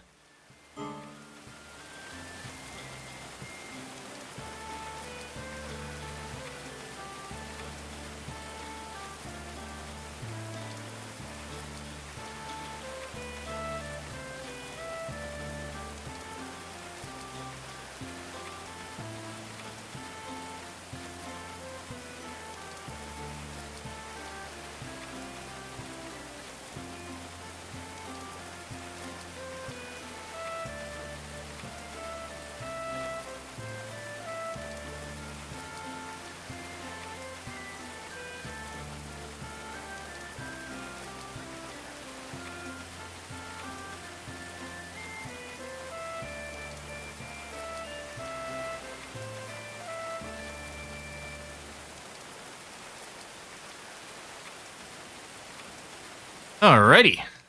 Back. I know I could become a magical speaking donkey in this game. Yeah, that's one thing with the RimWorld Twitch mod that we run. People can talk and chat and have it pop up over here, which is always fun. Alright, I got myself a 0 sugar cherry float Coca-Cola.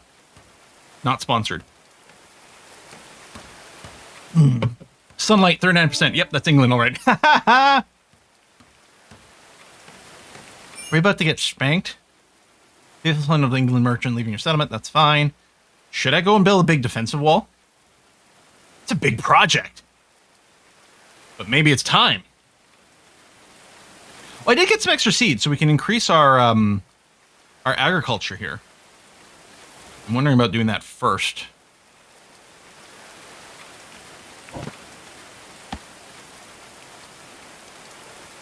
Also, I don't know how critical... Okay, I'm not going to fence them in immediately. So yeah, what happens... I don't remember... I didn't notice that someone said. Like, if I go make a cabbage field that's too big, will they do a partial seeding?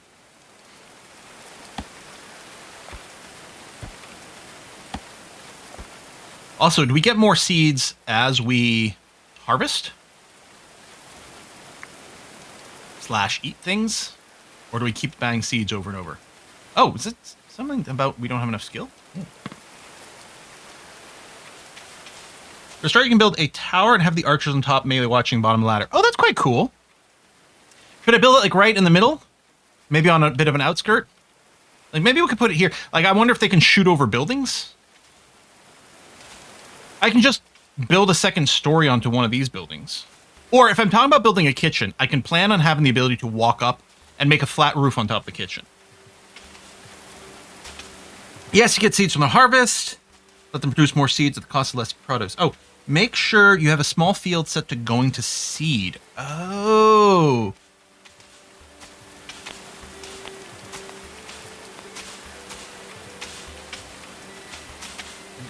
Where, how? Oh. Oh, that's the cabbage, that's the field. Hold on a second here. Okay, we can prioritize these. Sowing field.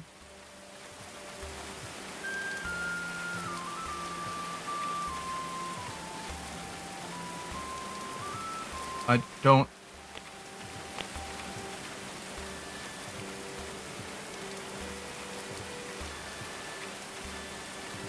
Oh! This is when... I see, hold on. I was thinking these are cycles. You know, we go growing to ripe to fly. No. This is when we harvest. So you can say we don't harvest at all. Harvest when growing. Presumably, this gets us food super fast, but not very much of it, and we don't get seeds. Ripe gets us... I see. So in this field, if we wait until it's ripe and then we harvest, we'll get 9 cabbages and 1 seed back. Flowering, 5 cabbages, 2 seeds. Going to seed, and probably takes a long time to get there. Very few cabbages, but we get lots of seeds. Okay.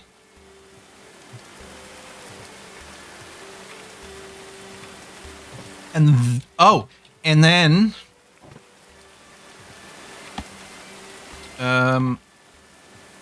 how do I delete just a few squares of this field?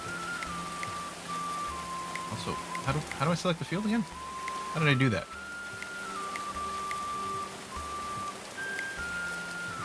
Do I have to click, like, in between the cabbages? Is that how I selected it? Oh, maybe it was just click a second time?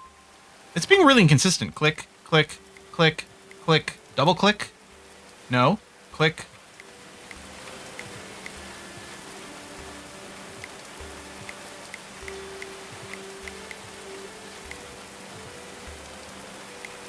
Okay. Okay, you can... Ooh. I mean, we do get visual feedback, but that is not easy.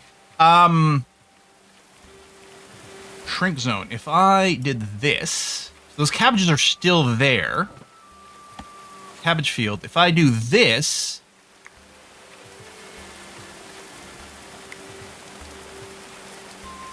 I mean, this is pretty stupid. The UI. But if I did this, if I made this part of it going to seed... Oh, is this per plant? I was assuming this is a total for the entire field.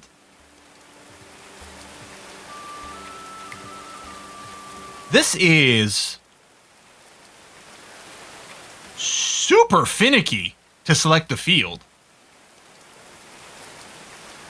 Because, yeah, multiple clicks. Sometimes on the second click it goes to the field. And sometimes it doesn't.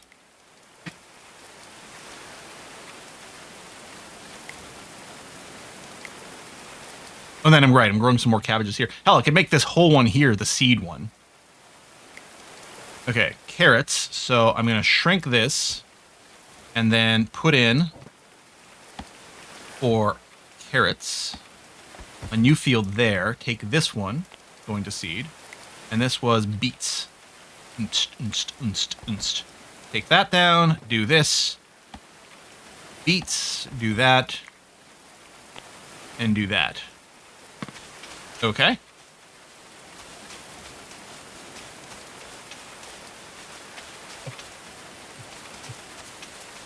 Now it's cycling.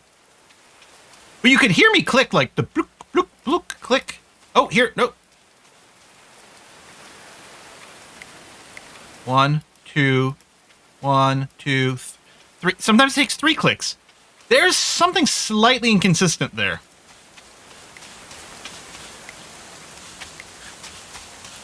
See? I'm clicking, and it's only on cabbage.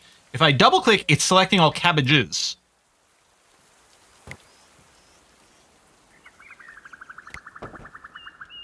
Is it a zoom level thing? Nope. Now I'm clicking, it's still just cabbages. And not going to the field. Sometimes it alternates between the cabbage and the field, and sometimes it doesn't. I'm so... Alright.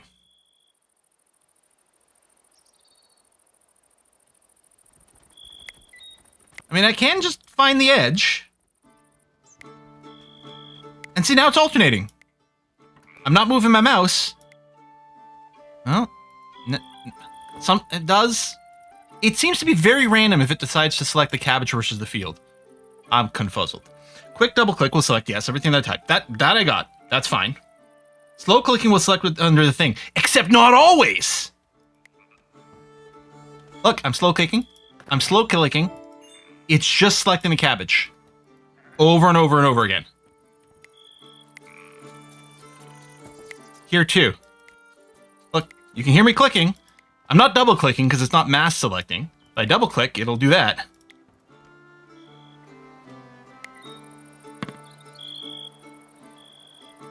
Alright, it's fine.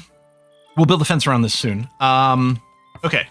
Oh, research level 2. We do get a note for that. That is handy. Except I don't have enough for this yet, so we could do fermenting, but I'm going to wait for this. And then it does highlight that. Okay, the fact that it does highlight what's available given our current thing is nice. The architecture does sound great, but no, I think I want the shelves.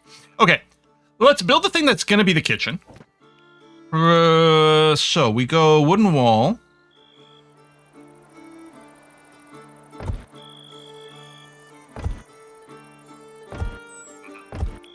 And then we're going to build the wooden door here. Great. Now, I'm not going to build the roof. I'm going to build wooden floor. And then we'll put a staircase.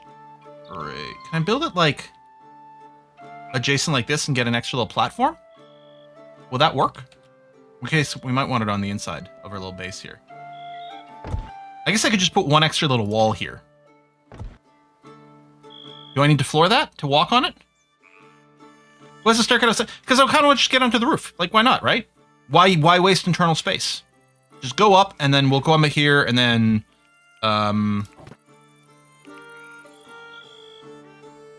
protection from ingress down the edge. Does it provide cover? It does provide cover. See? So what I can do is be like, all right, if we get attacked, we throw our archers up here. And then we just put a little mailer in this little blockade here at the bottom of the stairs. Floors can go up by 1 to 2 from a stable surface. Okay, so floor is needed for walking, but you're saying this wall isn't needed. I can just do this, and then... how do I say I want to... Oh, there it is. Okay. Okay. Let's do this. I mean, we could have the staircase entirely indoors and block the door, but this way we've got more space to work with indoors. This is what I'm thinking of.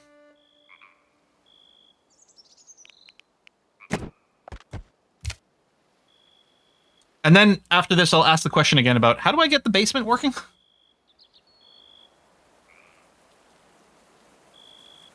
Floors can go up to 3. Oh yeah, that's right. There's a stability test stat. And I guess that's one of the things we use the arches for. So I could remove the roof from all these things and presumably build little floor connections between each one. So we could just like go around on the second floor all the time. Anyone sold can get an animal name now. Again, they left the map. Okay, so you can only be on the map one time, but you can get your name in again. That's cool. Someone said something at the largest interior space without internal supports. Was it like 8 by 12? I feel like it was something like that. Hey, Ronar. So I want to prioritize getting this up before I maybe fence in the crops. Maybe that's a little bit backwards. But that's the plan. We don't get like a big notice of you don't have enough whatever to finish this construction. But presumably, I don't have enough to finish this construction. I mean, when you're building it, it says you don't have enough, but... Chop down some more trees. Hey, boring investor man. I'm having a lovely weekend.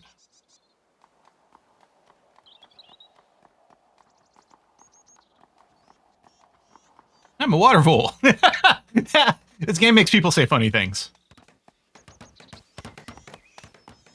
A mallard. Chop, chop, chop, chop.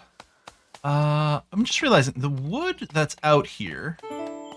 I'm guessing this only shows us if we have it in a stockpile over here, which doesn't make sense.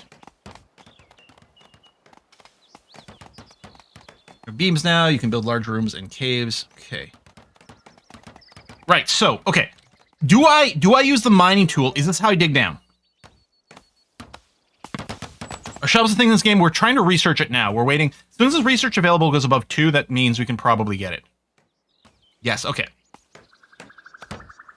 So I'm going to do a kitchen here, but that's also a stockpile. I think, in general, the idea of the cellar being beneath this is reasonable.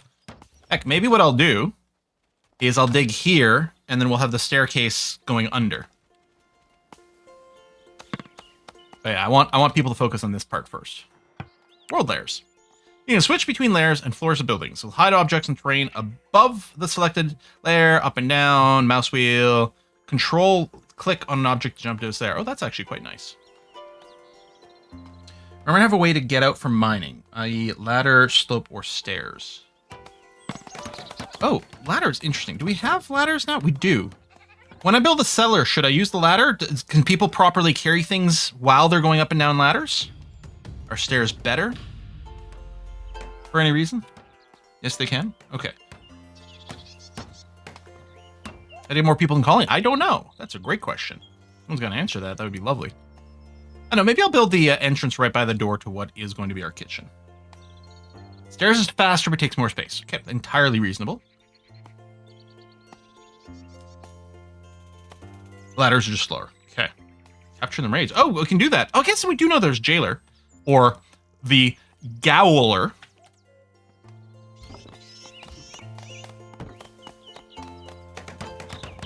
Okay, so the building's in place.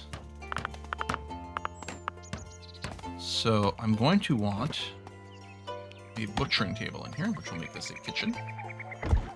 We don't have a cooker yet, but we could get the campfire, so that's fine.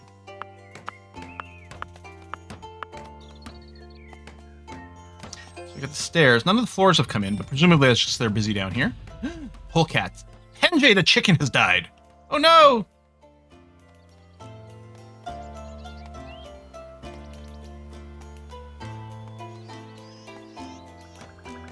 In theory, this is not RimWorld with 3D Prison Architect.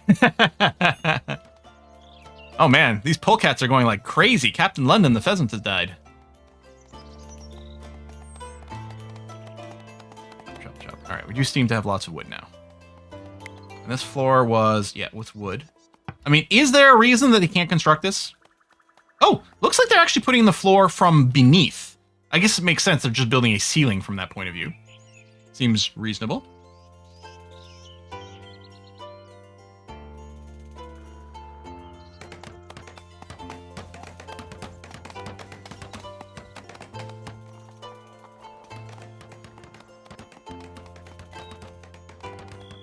It would turn orange if it can't be built. Oh, that's good news. Thank you. Does it also turn orange if it can't be built because we don't have enough material? That would be a good visual indicator. That'd be really good. Yes? Oh, lovely. Okay, I'll keep an eye out for that. I don't think I'd notice one way or the other. So yeah, dry is prioritized construction because they're quite good at it, which is going to slow down the research thing, but that's fine, I think, right now. This is Zoo Simulator.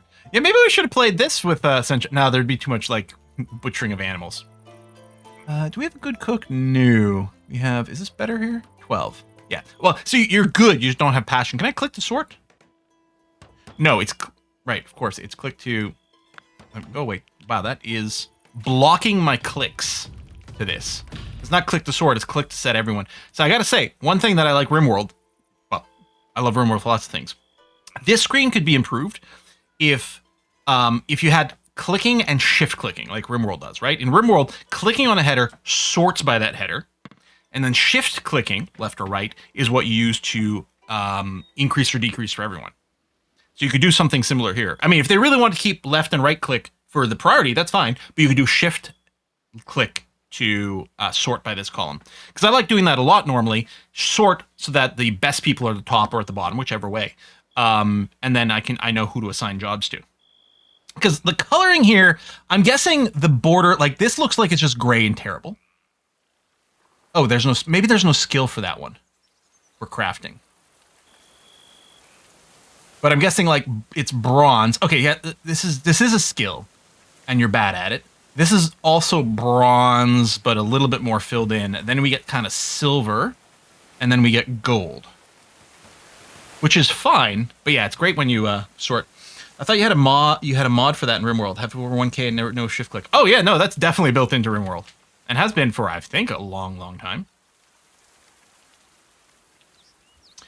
Hauling, resource for construction. Yep, that's fine. Good. Not optimal, but like turning off jobs on anyone who's not good at it. Helps see. Yes, and that's usually the way I operate, right? Quite rapidly turn off jobs and really focus fire on a few people. And maybe we should just take a minute and do that. Convalesce. I mean, what it could do is just go and turn everyone off. There's an extra click because it's like level 5 category over here. But there's still an issue of like, okay, but who is it? It's like it would just save me a tiny microscopic amount of brain power if I didn't have to stop and look at the colors. Now here's interesting because Dry is better at being a jailer. He's got a 19 speedcraft out of the box, but Jog actually has passion for it, even though he's only a 7 right now. Probably what we do is we set them both there. Now I don't know at what priority.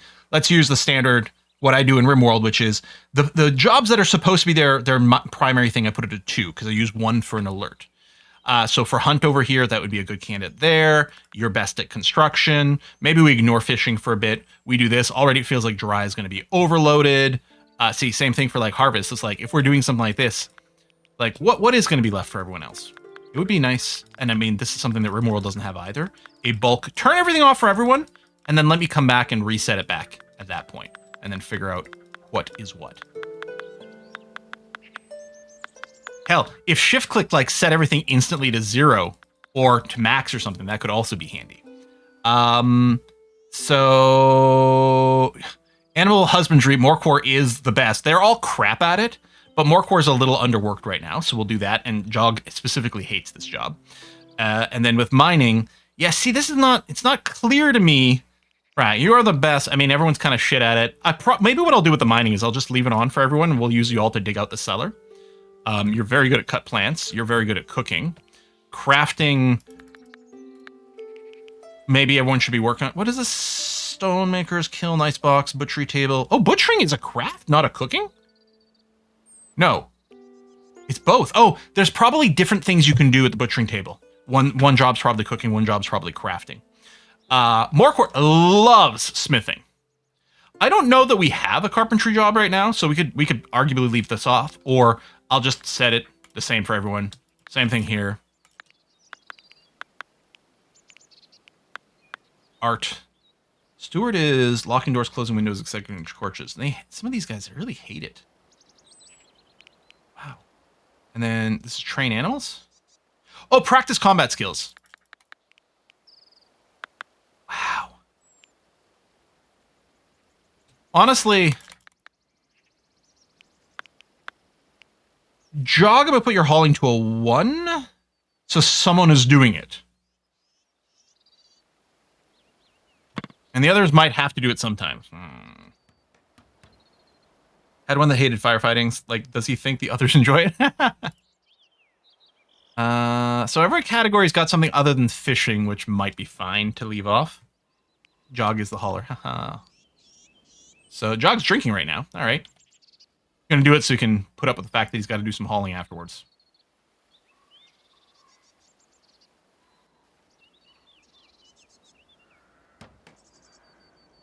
So you're domestic, but haven't been brought in. I wonder if we should go back to having animal husbandry be like super important. Well, Morcor is going to do animal husbandry pretty early. Why? Hang on. Why aren't you hauling that pig in there?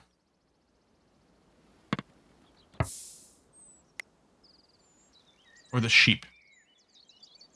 Morcor, why are you not hauling?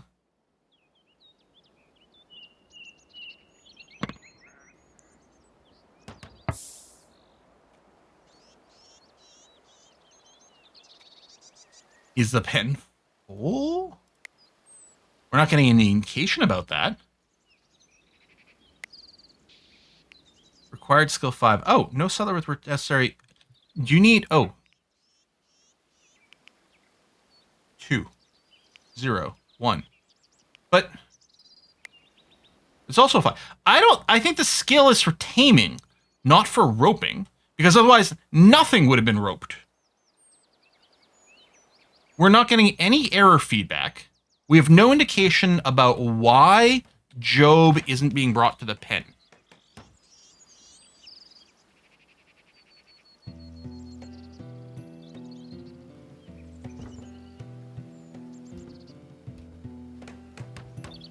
Like, animal handling is definitely the job that ropes the animals. But they clearly roped a bunch of animals, and it worked fine.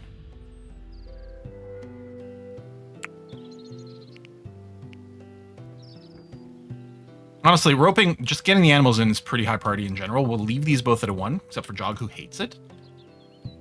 But I don't know why they're not being brought in. Joe being allowed in pen? I mean, it's a sheep. There are other sheep there. Right? Everything is allowed. And again, I don't see anything about a capacity being reached. And I think we had more animals in here before.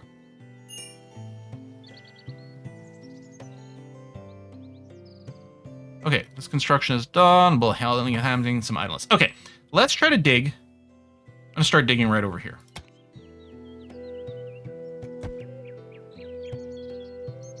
So does it auto build a ramp? Oh, research, thank you. We hit our magic target, perfect. Well, it'll be perfect. Preserving food. Unlock shelves.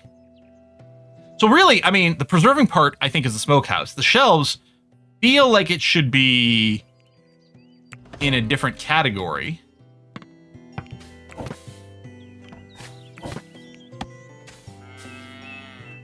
Storage amount, meal, raw textiles, medicine seeds. I mean, I guess these are really food type shelves. It doesn't fit. You can't put just anything on the shelf.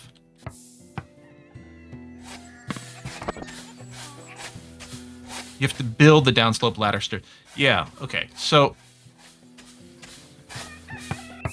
I probably can't put down the stairs now because there's probably not enough room.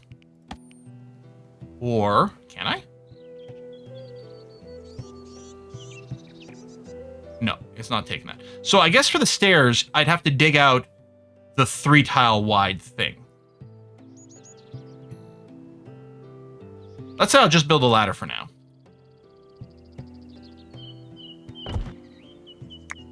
And then...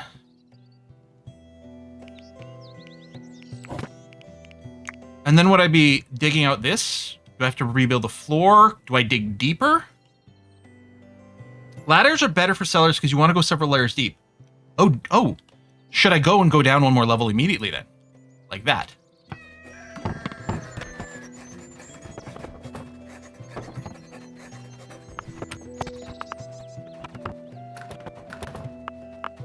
So we'll build a ladder. Someone will presumably be able to dig this. And then we'll build one more ladder and then go sideways. The deeper your yard, less affected by summer heat. That makes a lot of sense.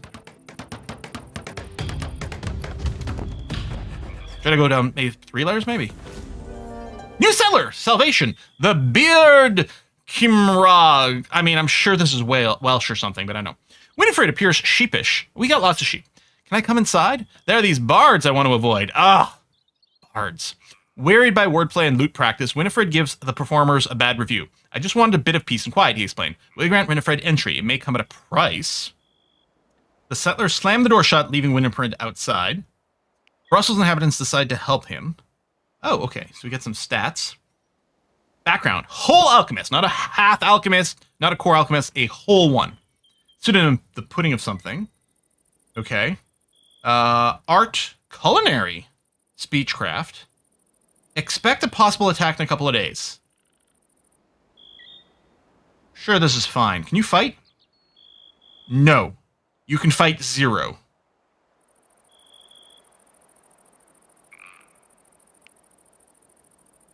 What could possibly go wrong? All right, Winifred. I guess we'll need an extra bed for you.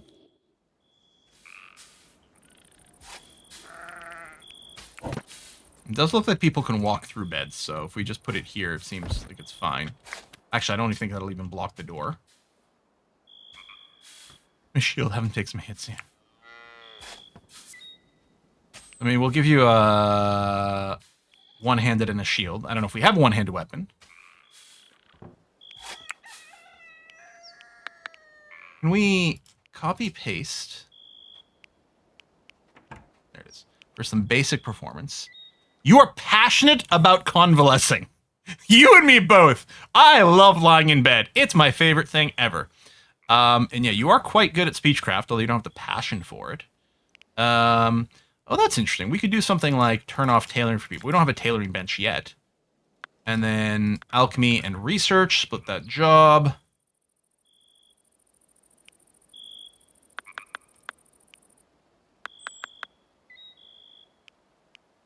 Well, yeah, and then cooking. 12's like pretty good too. We could probably leave them both on.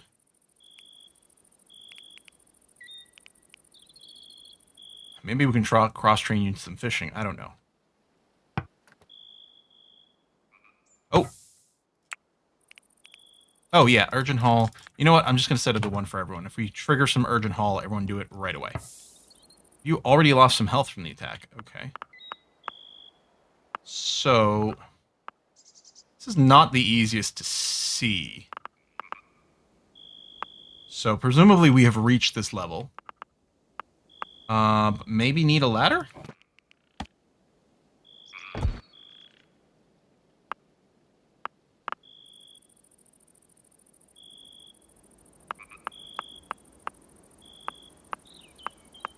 There. Okay. Wow, I'm having a really hard time understanding where I am, but I think that's correct-ish. And then it could be like, no, that's not what I meant to do at all. I guess it doesn't take a sideways dig command.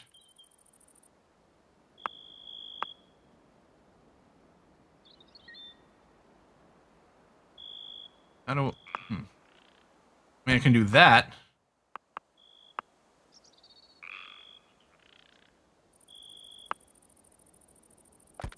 I would really love to be able to, like, say, dig sideways.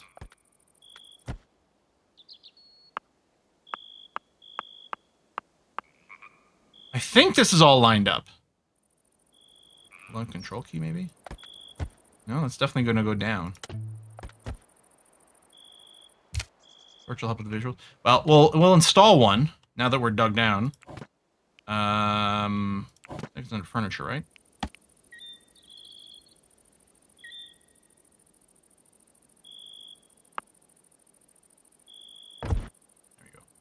So I think that's going to be at the bottom of the ladder. There's going to be a torch there. And then we go... I think? Cave-ins are the thing. I'm hoping this isn't so big that it's an issue. Also, we'll start a little bit more modest. And then we'll grow from there. That's close to a cave-in? Okay.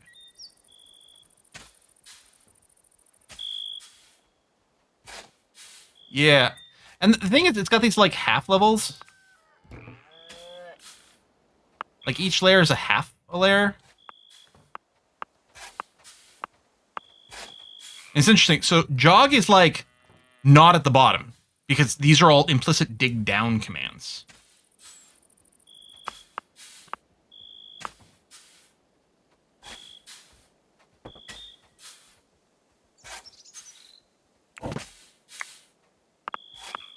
I'm sure we're all fine, right? Search party arrives in 1 day, 17. Okay. Not enough beds. We're working on it. When you get to 7 wides, it starts to cave in. Okay.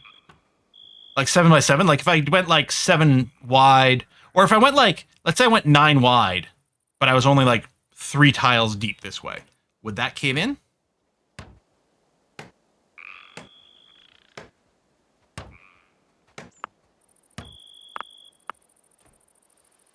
Now I can do the pillars support and stuff, so that is going to be a thing. We got some idlers. Well, I suppose. Yeah, everyone's got mining on, but I think right now. Yeah, until we dig out the first little bit, only one person can mine at a time. 7 by 7 will drop the center roof block. So 6 by 9 is safe, 7 by 9 is not safe. The wall stability 4, every tile away decreases by 1. Okay, as long as you stay at most 6 wides, you should be safe. I see, yeah, okay. It's sort of like in RimWorld. We always talk about like an 11 by 11 inner space is the biggest size, but it's actually 11 wide that's the biggest size. You go infinitely wide as long as you're no more than 11 deep this way. In RimWorld, you're fine. So Winnie, you've been hurt. Is presumably... Yeah. Malnourished, healing, convalescing. You do love convalescing.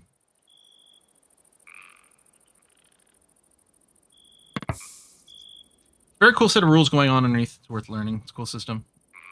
Usually keep a pillar every 4 to be safe. Settlers are lazy. They don't go all the way down if they can reach it another way. Which is fine. Yeah, if they can sort of interact with things diagonally, that's okay. Dwarf Fortress used to be that way. I think with the Steam version, they did change a couple of things.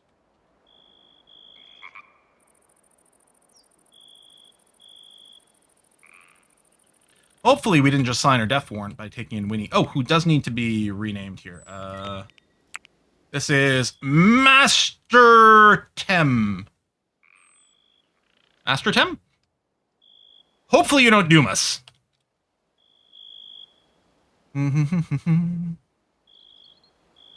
My latest, see chat names in the game. Anyone die yet? No people died. We did some of the animals, right? Because you can appear as an animal, and some of them were eaten by like polecats and stuff off in the corners of the map. And then a lot of the domesticated ones, properly domesticated ones, we sold to a merchant. Job this Job who won't get pinned. I'm still confused by why Job isn't being brought in. You're not an actual pet, are you?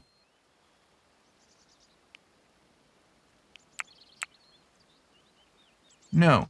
Why aren't you being brought into this pen?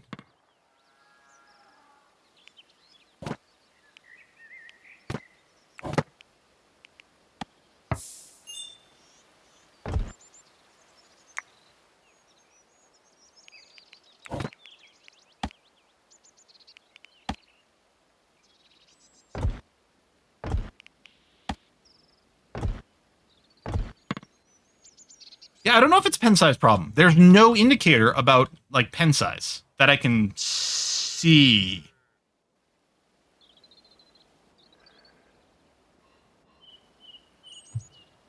There's no error message when I try to rope. It looks like it's there as an option.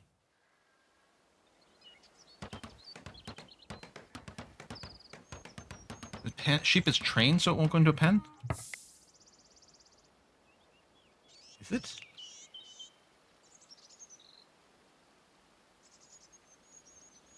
Based on what? Just says sheep domestic. Sheep domestic. Train 0%. Train 0%. Depends on more animals, not that problem. And we had more animals earlier.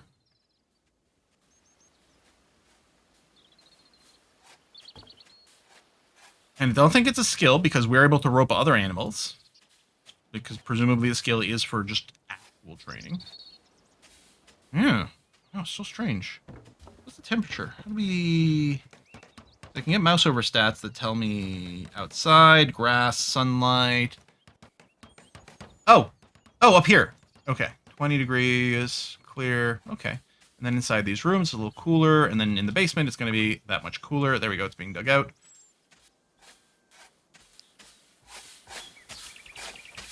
I mean, it's not cold, but it's definitely cooler.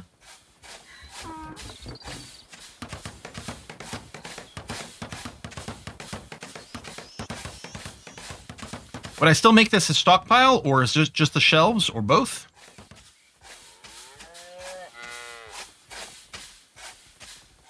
No, we did take an animal trainer guy, and it doesn't seem to be skilled. I mean, we don't have anyone with enough skill. But we definitely did go and right-click. And there's Dreadful Red is potentially the same issue, but Dreadful Red's an actual pet, so it's a little bit different. Like, I can go, prioritize roping sheep, but then nothing happens. It doesn't say that it's not eligible for some reason. Just nothing happens.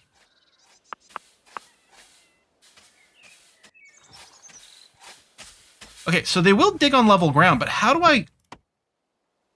Yeah, so I can only... Single layer, all layer... Well, that's chopped, first of all, but... Drag issues. Because if I drag here, it's going to be a dig down command. I really do have to be the level above. Very awkward.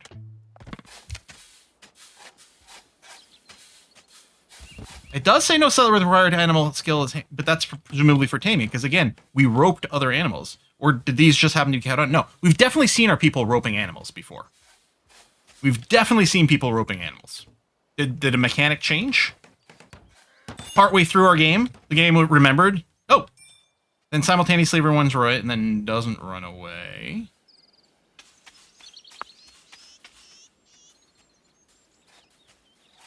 We roped lots of animals before. That's the thing. If we hadn't previously roped animals, they'd be like, yeah, it might be a skill thing.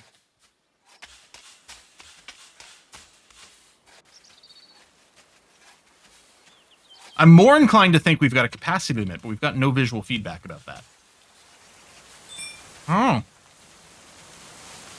Other big bug sheep need a bigger pen.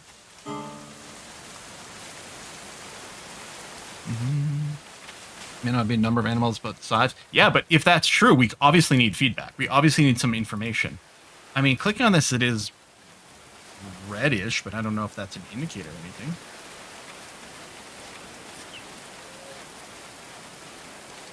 Settlers are starving. Well, all right, we should probably do something about that.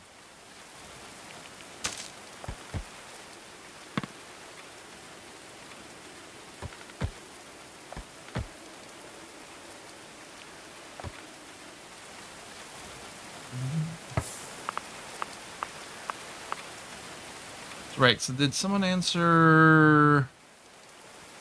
Well, we could butcher some animals, too. We do have the butcher table now, too. Oh, you can't click and drag it. That's too bad. Do I need to make this a stockpile? If I do, I mean, I'm going to have to make it a specific food stockpile. No? Okay, the shells are sufficient? Cool.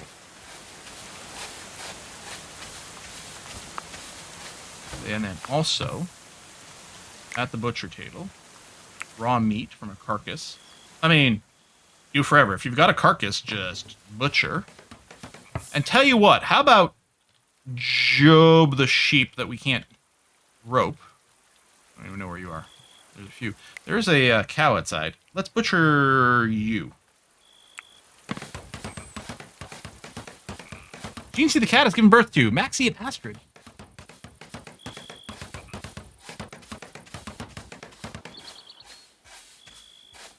And then we got the cooking job here. We got 4 meals. Maybe we'll... Ooh. Oh. Thank you, autosave. Did it take the click? No. Keep a few more meals, but yeah, butcher a few more things as well. Try resetting the animal pen by removing and adding the animals again. An old bug that was supposed to be fixed, but might be back. I don't know if I can remove and re-add the animals, but I suppose what I could do is I could move. There's remove. Oh no, that's. But let's say I relocate. Let's say I move the pen marker out here and then move it back in.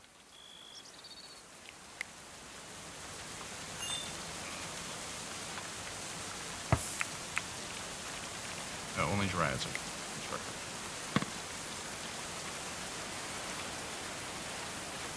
Are you?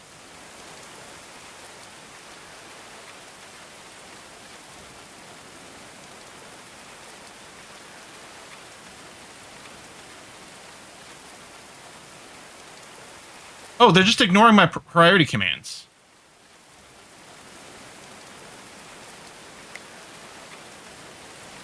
I guess we are in a enforced sleep period, but I would still think the priority would take precedence. Oh, yeah, okay, that's true. We can unclick them this way and then re-add them. That's a thing too. You know what I'm going to do this? I'm going to do a save and reload. Because something's weird. Let me quit the game. Weird you can't prioritize jobs during sleep surgery. Yeah. And I mean, that may be legitimately what's going on and therefore not a bug. But I would still think if a job is being prioritized, that should take priority over sleep. But yeah, I'm wondering, are they just flaking out on priority tasks? That's possible.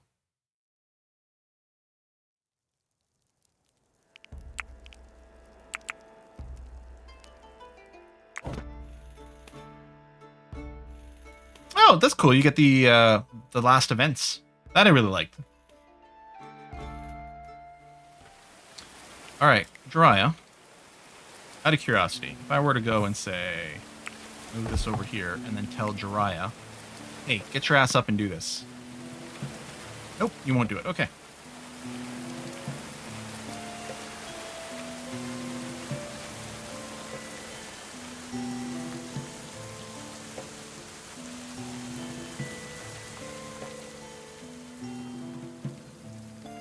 You know, I know the 1.0 just released, but 5 years of early access. And I'm not saying the game is being wrong here, but some feedback would be good. Oh, wait, hold on. Some things are being roped.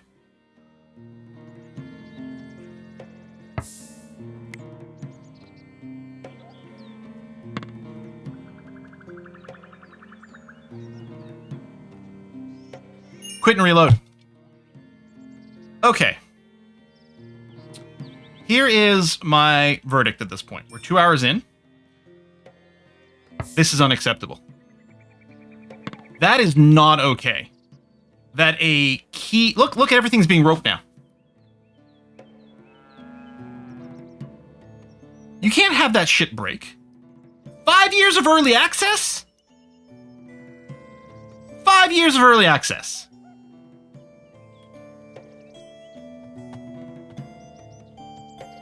And a very basic behavior. Maybe it's related to Twitch.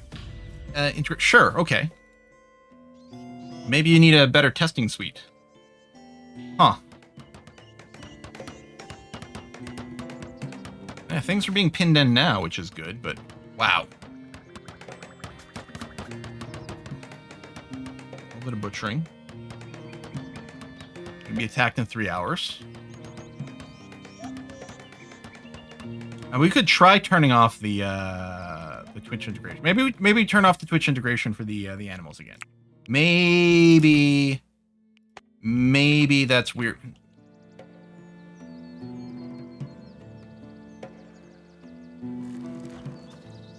Why would it? Well, I guess the way they spawned in was weird. But Job had been around for a while. Oh, I like the shearing though. That's nice.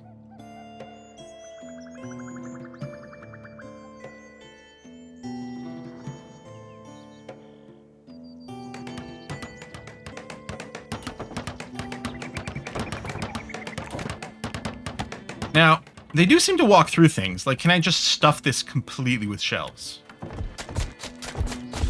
And would that causes issues? I mean, the short term, I can do something like this. And that would look very reasonable. Bunk. Negotiator. Oh.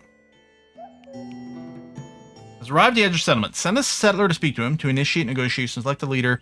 And negotiator, negotiate with option. Okay. Well, God, I would love to be able to sort by these columns. So... our best speechcraft person is Jiraiya. Sussy. Hopefully they don't insta-attack or something weird like that. What is with the, Oh, is that elevation stuff? Ah, that's it. Okay.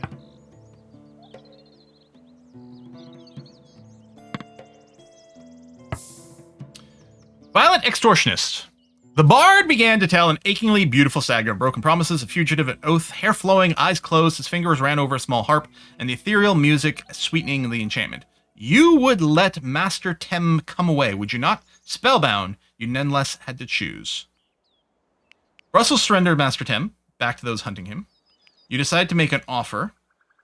Your settlers will get a positive mood modifier for helping someone in need. Making an offer, what, to pay them off so that we can keep the bard? Russell's defiant settlers refuse to bow to the assailant's demands. Leave it.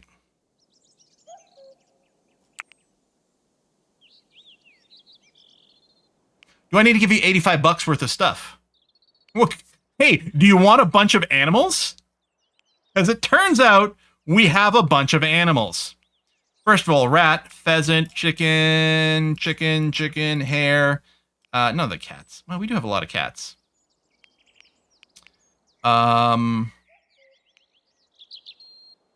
Sheep. There you go. Keep the change. Suppose that's another good reason to turn off the appear command, because the infinite free domesticated animals is kind of game breaking.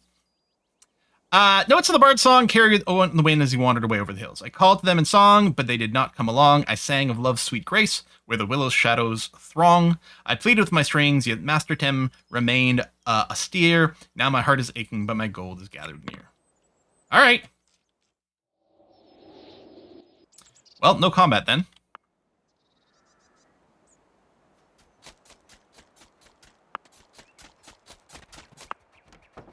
I'm going to store it up there. Yeah, at least it won't get super hot. It's not quite refrigerated level. Refrigerator is supposed to be what, around 4 degrees Celsius? I think. So it's about 8 down there, but it's still cooler. Which animals have issues when spawned? All right. I'll tell you what, since we did get a few more, let me do another game save. I'll pop to the main menu and then I'll reload. Just to potentially resync all those Twitch spawned animals. Which may have been that issue.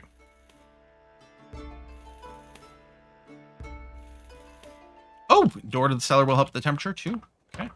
I was wondering about it just to stop critters from walking in general, but that seems like a very good idea. There we go. Plan for a door in there as well.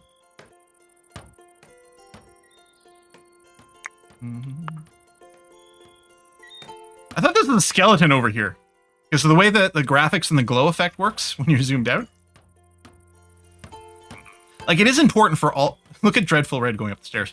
It is important for your characters to kind of glow when it's dark like this so that you can spot them. But I was like, oh my god, there's a little skeleton.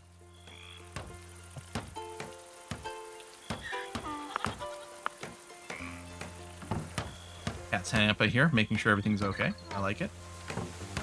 Someone left the job 96% done. Maybe waiting for fuel. I guess. Outside in the rain. Well, that would certainly hurt the campfire.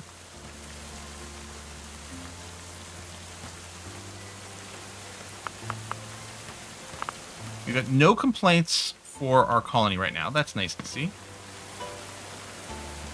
Crops are cropinating. Can you do unforbid all?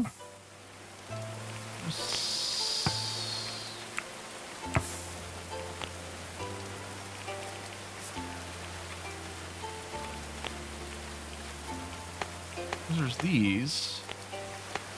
Okay, there we go. Unforbid all for random loose stuff that's kicking around.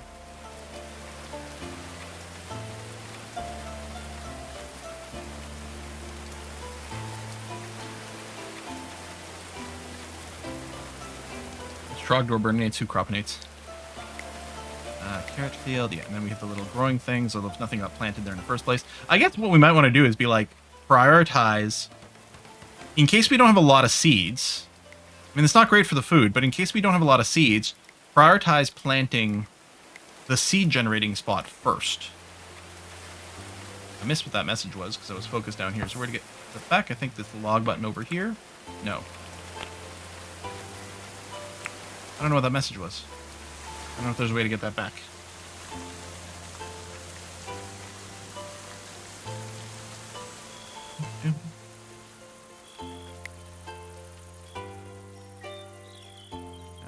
These are all pets. MJ's a pet. Yeah, that's why they're not going in here, which I guess is fine. I don't know. Is there no way to, like, pen a pet?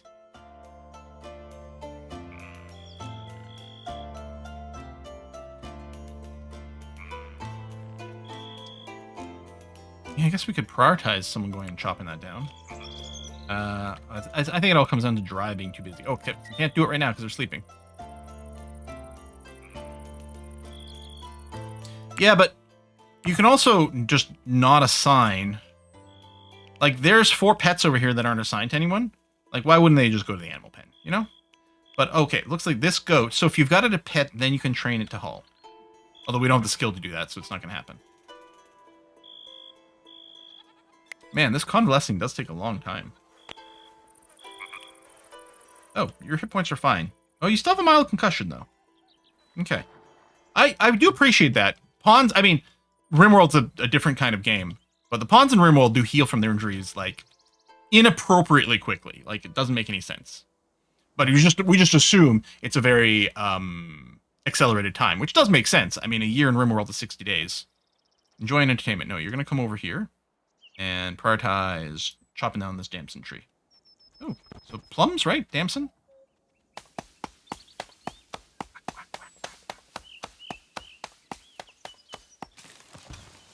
And then build the fence. Thank you. All right.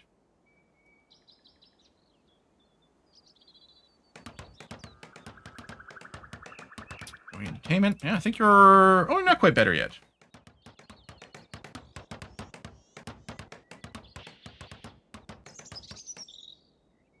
Expires in 36 hours. Is that presumably taking into account the plus 50%? Or I wonder if it's going to tick down faster than 36 hours. Concussions are serious business. I like the sheep shearing. That looks great.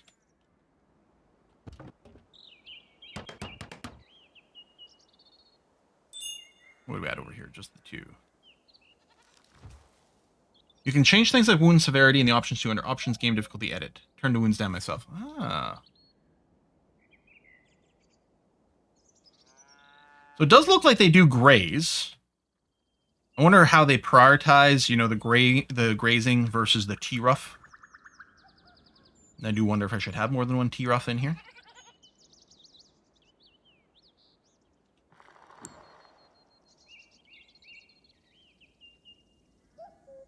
Make it uncloud. You might be able to do a dung pile specifically, I'm not sure. Amazon. I'm wondering, Morcor we did equip with a melee weapon. Presumably what we could do is under the apparel. Yeah, presumably what we can do is we can make an armor set. Or switch you to all apparel. So that you would start to equip armor. Is this going to slow things down? Small effect on movement rate. Okay. The setting to collapse your resource UI into categories. Oh, I do like that. That's what I use in RimWorld. UI scale, Celsius, gameplay type, settler names. No names. I guess it's not under this category.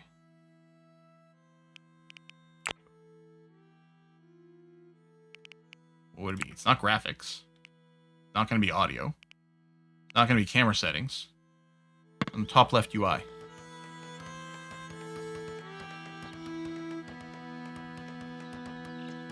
You mean top left of this area?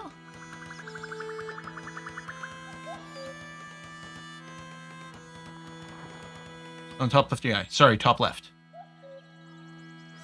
In this little bar, maybe? Group resources. Weird place for this to be, but okay, sure. That is actually much handier. Yes. Oh, that is much handier. Okay. Okay.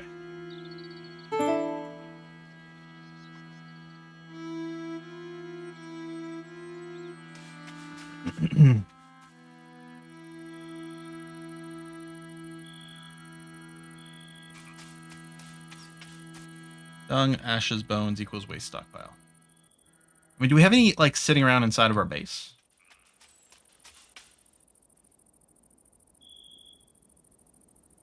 Gardening, preparing food, praying, heading to stockpile. That's all good and legit. And part of me is a little sad that we dodged the fight, but also happy that we didn't have a bunch of people also doing the convalescing for like 17 years. Cats are hanging out down here. A little surprising. 5.3 degrees in here. Well, that's nice and friggy. Okay, that's actually really good. I wonder if I look at... No, I don't want to look at shelf. I want to look at a thing on the shelf.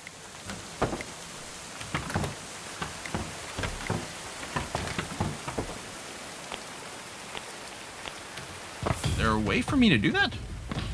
I'm like, can I get the decay stats on this specific item? Points inside the room. There it is. Pile decomposes in over a year. Yeah, okay. Yeah, they last here for a long time. Okay.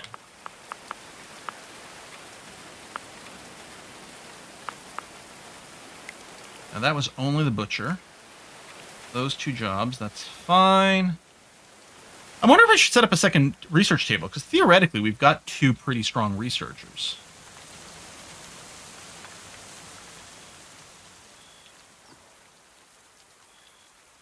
Sorry, Sandpit Magician, we disabled the appear because apparently it was generating buggy critters that couldn't get roped.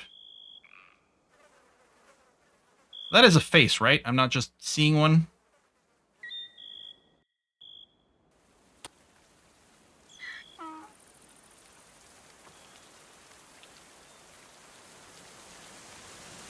Yeah, just generating lasso-proof animals. Just like Twitch chat. Way too unruly. Everyone's cranky because this room sucks. I mean, I get it.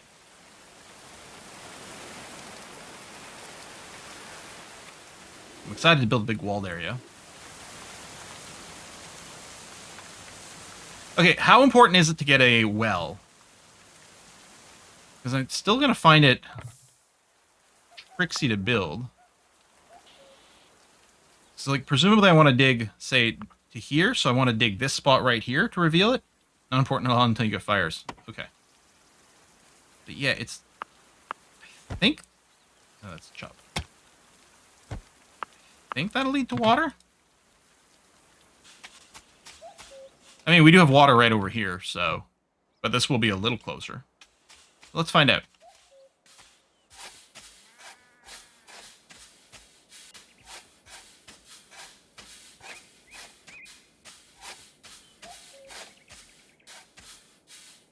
Yeah, can definitely see water down there. And I don't remember. Must have been a miscellaneous. What is the statue of the fog? I guess it's just decoration.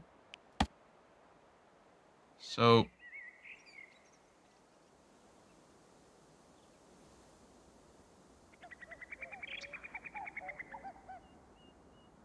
Oh. Okay.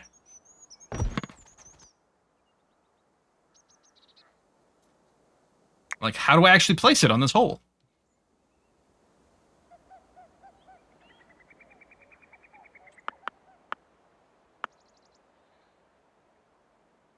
Yeah, that is pretty beat up. I'm probably full of poop. Where's all the dung going? We're not storing it indoors, are we? Oh, we are storing it indoors. Well, let's turn off... Was it waste? Waste. Turn off waste here. I was like, well, we don't need the waste stockpile. I didn't realize we were bringing it inside because it was set to literally everything. I'm assuming there are things we can do with the dung later, like fertilize our crops. But until we have something like that, I'm going to take this stockpile. I'm going to clear all and set it to waste. Or I suppose I could have left the waste on here and just made this a higher priority waste stockpile, but I don't see why we'd ever want it indoors. Hey, Dusty. This is a good game. That bug with these critters is annoying. The Z-level management is awkward AF. But some of that is just, once you get used to it, it becomes a lot more natural. You know, there's always the kind of like that burn-in period where you're figuring out how the game wants you to do things. It's like the dumping variant for waste. So Oh, there it is. Oh, no, warfare stockpile. Okay, hold on. If I go and kill that.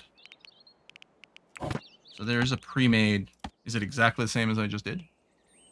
Maybe it's higher priority waste. Medium priority. Oh, carcass is also in there. Carcass and waste and medium priority. So it would have taken the stuff out of here. And in fact, if we've got carcasses in here, they'll get brought out now too. All right. Lost several seasons worth of flammable oil to a bug yesterday and quit from frustration. Oof. Yeah, I mean, we've been there where we lose like important progress to a bug and we're like, well, I'm never playing this game again because I'm just too mad now. You know, if there weren't as many games to play, there's more of a tolerance to that, but there's so many amazing games to play that I'm not going to tolerate ones that are like, oh god, no. That's one of the issues I had with like several campaigns of The Sims.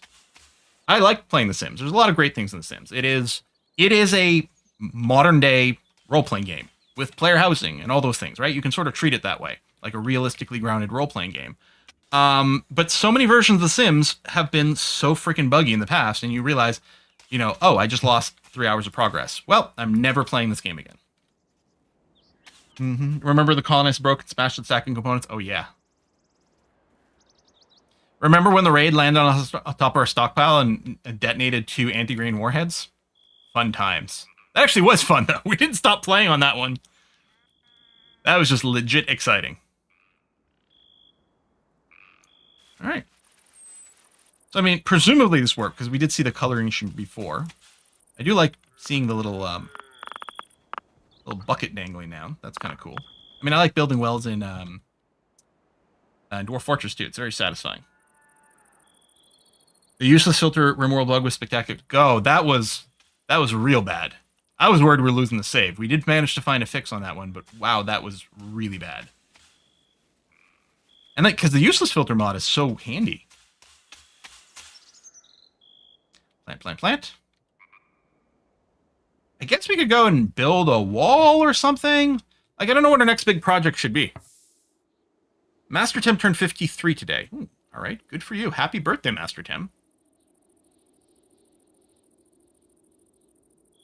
You suggest having a separate waste pile specifically for enemy corpses and keeping it away from the village. Also make the smaller stockpile just for animal corpses near your butcher. That does make a lot of sense. Probably end up doing something like that. You'll have loads of saplings over time. You may as well plant the fruit trees in an orchard and sell the rest unless you want a lumber forest. I do like the idea of getting an orchard. So what I'm wondering about is, do we start like a big walled thing? At some point we might want like some bridge or something to access the water or fishing. But some amount of space. Or maybe I avoid the busy work so that we can do more research.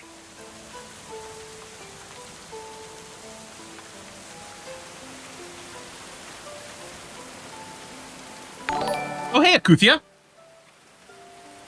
Is this a legit 1.0 or we're out of money kind of thing 1.0? Well, there were... Hey, I think MJ's hauling things. There were comments or reviews on Steam, including from people who've got like hundreds of hours in the game, that have posted sort of negative reviews in and around the 1.0 release, pointing out that there are some outstanding bugs that have never been fixed, and that arguably it might have been a little bit of a funding, like, publisher pressure or like funds or grants or something from the government thing that was like needing to get out to 1.0. It does feel like it doesn't feel like early access. I think it's probably a legit 1.0. I mean, I don't know. Ooh, Jog and Morcor are now friends. Wonderful conversation. Oh, lovely. 5 years early access, a long time. Yeah. Some people argued that I think maybe the updates during early access may have still been a little far and few in between. I don't know. 5 years probably done the gets, perhaps. Hopefully some more bug fixes. But yeah, I mean, at this point, the problem is without putting in a bunch of hours and experience in the late game, that's the incompleteness question. Right, you can get something that's very playable for the first 10 hours, you know, the early loop, and then hit a wall of, okay, well, there's nothing else to do in a lot of games. It's not the hardest part. The hardest part is having the continued experience. Level 16 botany. Yeah, I don't know.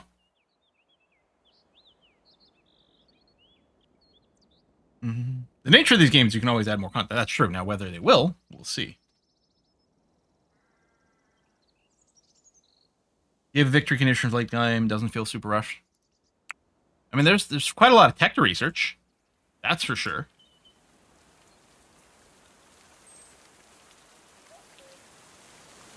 Yeah, writing. I mean, Jiraiya's still busy. We ever see, so Jiraiya and Master are the two people who can research. If we start to see a little bit of idling there, I don't know. I'm wondering about. I do think we're going to build a second one of these. Really? I thought that'd be fine. Okay. Well then, let me just move you.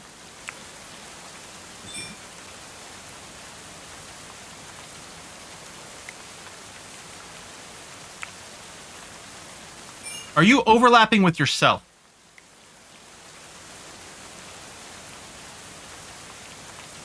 So, is remove going to bundle you up? Yeah. So lots of games have this issue, where when you're trying to relocate something, and it's checking to see if the area is clear, it interferes with itself, even though it obviously should not. But yeah, that's exactly what was going on there.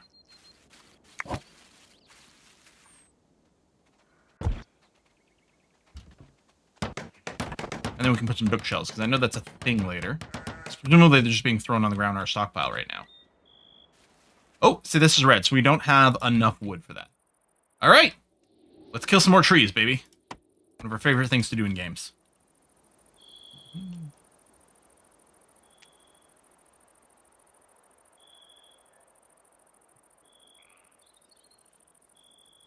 Gathering more berries. And yeah, the ladder time's slow. I can appreciate that there's a different purpose to ladders and stairs. That is really good. Really good. Killing trees reminds me of Factorio. Yeah, Factorio, Dwarf Fortress, RimWorld a lot of the time. Need Quill to teach them how to do the coding good. Well, I mean, the coding itself could still be a big thing, but I can sure as heck give some feedback on a couple of little things.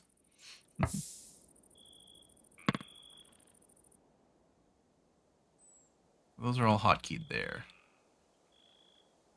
I keep opening the job screen because I've been playing RimWorld with like the 1 extra speed level. So 4 is like super high speed in RimWorld. So every time you see me opening the job screen like this, it's because I'm trying to make the game go faster.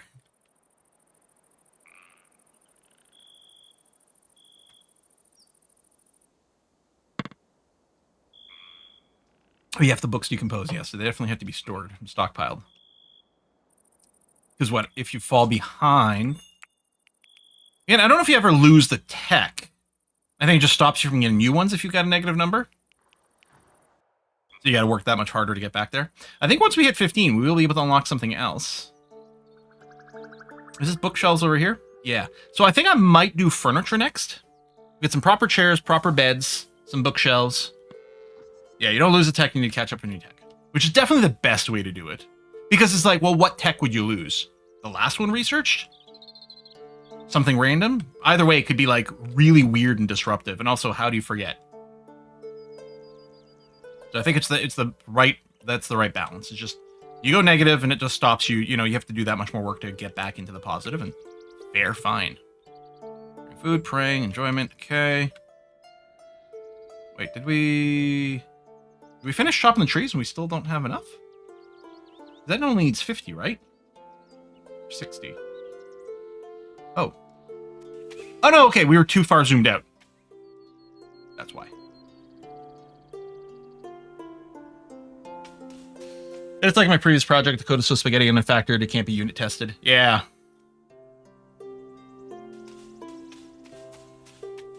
Unit testing in games is interesting. And by interesting, I mean a huge pain in the ass for certain aspects, right? If the actual game logic, the core of it, the raw engine completely separated from the graphical and input engine, then you could do unit tests on those pretty easily. Well, for different values of easily. But I don't know because I don't work in the games industry, and my background is, like business web apps. I don't know how you do like the unit testing to like confirm that all the clicking works, and other than putting it in front of a goddamn beta tester. I mean, you could fake a signal, I suppose, but it's not exactly the same, right? Yeah, you have to separate game logic for rendering the screen. Unit test that exactly. Yeah. So I'm working on a little space simmy kind of thing that'll, it'll be ready to put in early access in maybe 10, 15 years, something like that. Let's set realistic target. But the structure for that is, very separated out. So I've got my the core package, which is all the actual game logic, not even any state management at all. And then I've got something called server lib, which is actually the thing that like accesses the hard drive and saves things, the database and things like that, and then connects that to core. And then I've got like the client, and then I've also got like a server package. The server is going to be like server package is going to be like a command line interface standalone thing with server lib, but the client itself also has server lib in it. And so I've got unit tests for everything other than the actual stuff that sits in the client itself, which is just show this to the user and do click handling. Even single player it acts as a server client architecture. This too shall pass. An ailing traveler shuffled haltingly into Brussels. Given time to recuperate, she claimed she could work, but in that moment they looked pretty rough. Would Lud be permitted to join and convalesce? Are you a leper? Settler slammed the door shut, leaving Lud outside. Settlers assigned to welcome her. Reckless right, 40 years old. Art, good construction. Got passion for mining and construction. Some perks we don't know. Do they have the plague? Alright, sure, fine. It's Stealth One, who is malnourished, severe loss of motor function, some motor function lost, unconscious. Okay. So you're fine. You don't have a disease. You just are just really hard up otherwise.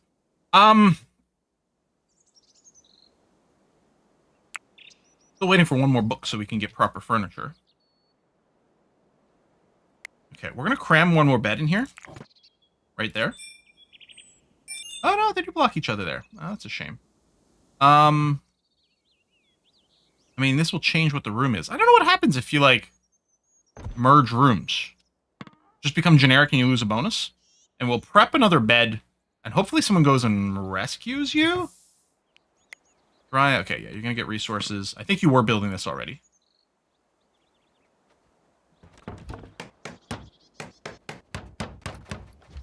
And then, so we're gonna assume this is gonna be Stealth's bed. Oh, there it is. Like, how do we actually rescue someone? There it is. Yeah, so they got to the edge of town and just passed out.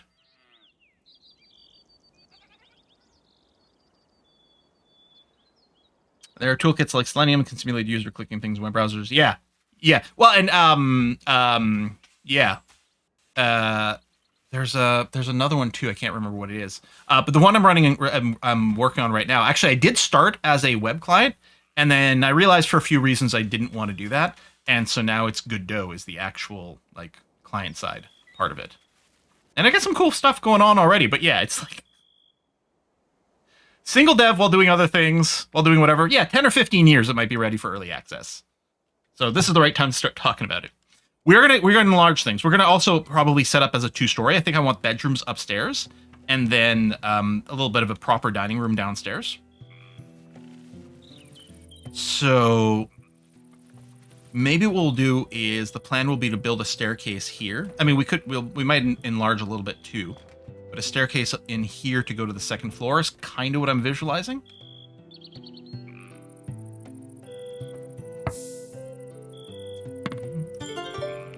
Temperature. Yep. Okay. Decomposition and rot. Certain resources, being outdoors, temperature, ground type. Oh, yeah. Okay, so one of the things... So this stuff might be rotting. Some of this stuff might rot. If it rots, and it does have decompose. Is this showing why? Because the temperature is yellow. 0%. Okay, I think the tallow doesn't rot on the ground. I don't think it cares. Ah! But these mechanical components, although they are going to take forever to rot, they slowly decay on the ground versus the floor. Okay, so I didn't know that. That's a really good tip that just came in. What are these? Floor needs planks, wickers, limestone floor, wicker graded floor. Oh, for ventilation and draining and viewing between levels. Let sunlight through. Rain and snow can fall through. Prevents hailstones from through. Oh, wow. But let's say we floor this room. Oh, that does take a lot of wood. Hold on. I want to get the second research thing up first. Is this RimWorld on crack? RimWorld is RimWorld on crack. And then RimWorld with mods is RimWorld on Luciferium. Plus Yayo, plus Gojuice. All at the same time. But this is RimWorld with, Z levels, I guess. Or Dwarf Fortress with less digging. Both ways work. Missed the old Unity tutorials, found you in working games industry. Oh, that's awesome, Mr. PC Guru. So one of the issues is because, when even for the, several years of being full-time on YouTube and stuff like that, I still had, lots of memory and background from my day job of being a programmer. But over time, between programming being a constant moving target, right? If you aren't actively studying the latest programming stuff, you are falling behind. So the fact that programming is sort of a moving target and not actively practicing it constantly meant that the knowledge just sort of kept slipping away in terms of what libraries to use and this and this. The logic is still in there, the program flow kind of vibe and things, but what the tools are and everything was slipping away. So I stopped feeling capable of doing the tutorials, but I am trying to actively work my way back into it. And then one of the things that is helpful is the fact that you can ask these AI stupid-ass programming questions. I don't trust them to, operate independently. Vibe coding is going to lead, it already has, but it's going to lead to humongously terrible IT disasters. There's no doubt about that. But it is really good for asking questions about what the fuck tool set should I be using to do blah? How does this tool set work? What are the functions? Show me an example. And then incorporating that in something better. Hey, Stealth. Nice to see you're up already. Oh, I didn't do your job priority. Oh, you love firefighting. Well, that's great. That's good to know. Actually, let's do the same.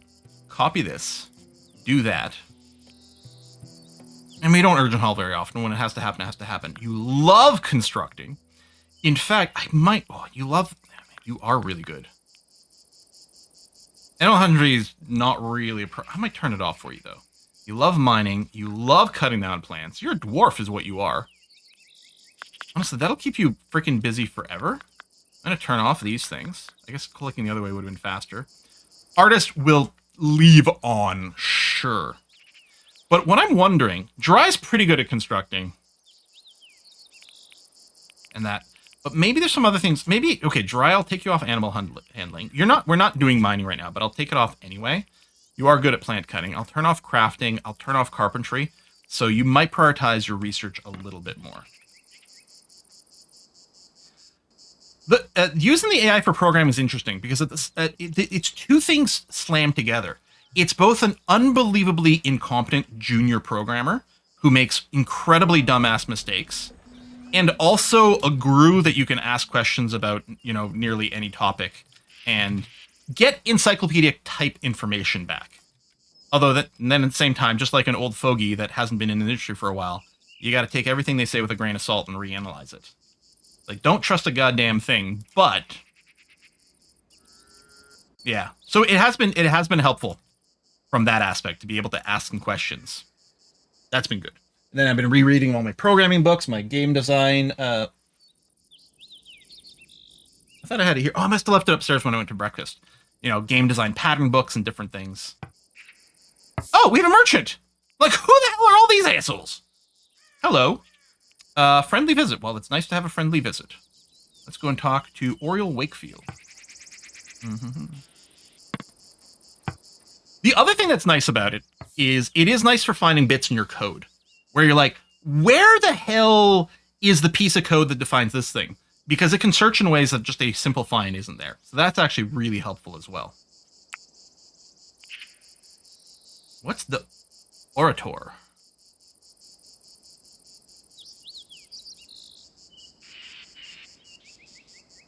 Is this just one of the types of books? Is it? It looks like, to me, it looks like a skill book that would give a speech. But there's zero information about this. It's a skill book. You have a tooltip. It's already there. Why don't you have more words in this tooltip? This is a 2-minute job.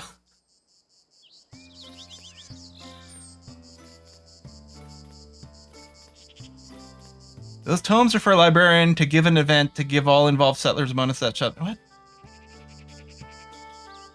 I mean, like orator, like it sounds like a speech skill book. It looks like an option for a speech skill book.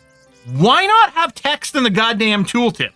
Look, clearly you can have information in tooltips. You're allowed to have that. All right, I kind of want to buy it, but I don't know what we're going to trade for you. It's not like we're sitting on unlimited animals anymore. And we still want some of them for like wood and wool and different things.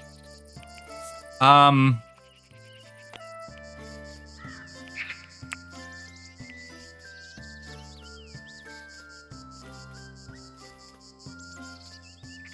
suppose another ass. I think we might go and sell the sheep again. It's whiskey and chocolate. Extra puns. Knights never panic. They stay calm and armor-ed. Castles have great stories. They're full of tales. Peasants had low self-esteem. Too many feudal issues. Knights shine. Mornings don't. Shields. Medieval safety mo- Some great stories are full of tales. Peasants had low self-esteem, too many feudal issues. I see. Night shines, morning don'ts. Shields, medieval safety mode. I always like, do you know why they called the medieval period the Dark Ages? It's because they had so many knights!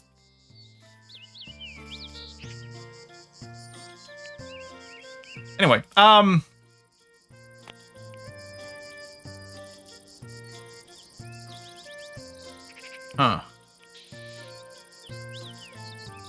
Okay, and these are handbooks. These are the things we actually consume for knowledge. Well, we can buy pieces of completed furniture as well. In case, like, we haven't researched cartography, we could just buy one.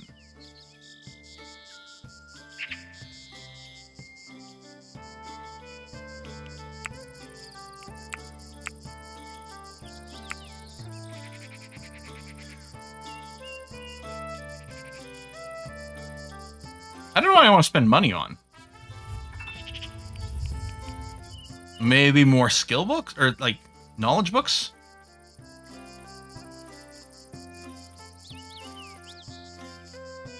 I'm curious about this thing.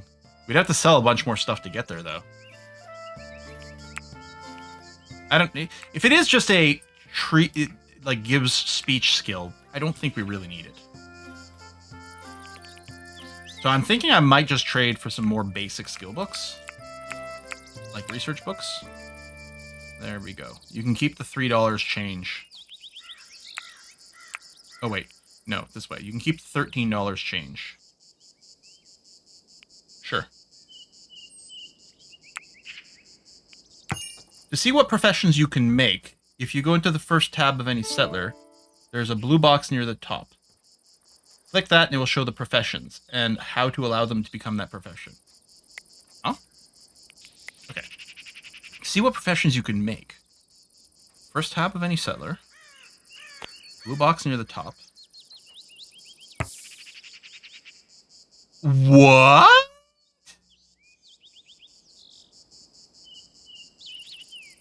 So you can specialize people in things.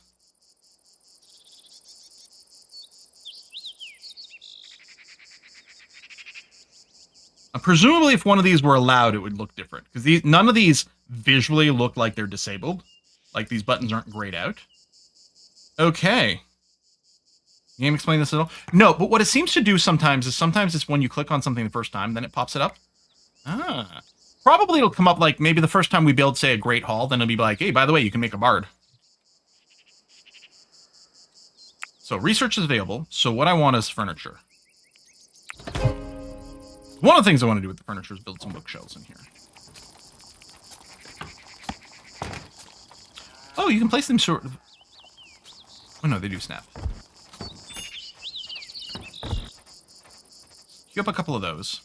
But then, yeah, we're ready for some new beds and everything. So I'm going to go and move a bunch of beds temporarily into this room. That's what we're going to do. I don't know if there's a hotkey for move. Doesn't indicate one. Doesn't mean there isn't one. Games aren't always great about... Oops, that was not in the right place. Games aren't always great about communicating the hotkeys. You know what'd be great is if we could tell us... Huh. There is no indicator. This should turn red. If I'm not allowed to put a bed here, this should turn red. It's whiskey and chocolate. But it doesn't. Extra puns. The blacksmith was fired. He couldn't handle the pressure. Scrolls were medieval PDFs. Why was the knight scared? Too many dark nights. Jesters got more upvotes than scholars. Mead solved more problems than kings. What solves more problems than kings? Mead! Oh, that does sound good. I have a lovely pear sort of spritzer thing upstairs. That might be my after stream thing. Thank you very much there, cool man.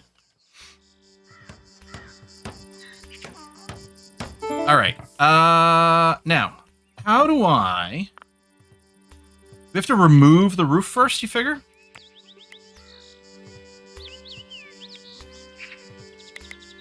Oh, I don't want to select all roofs. I only want to select connected roofs. Deconstruct.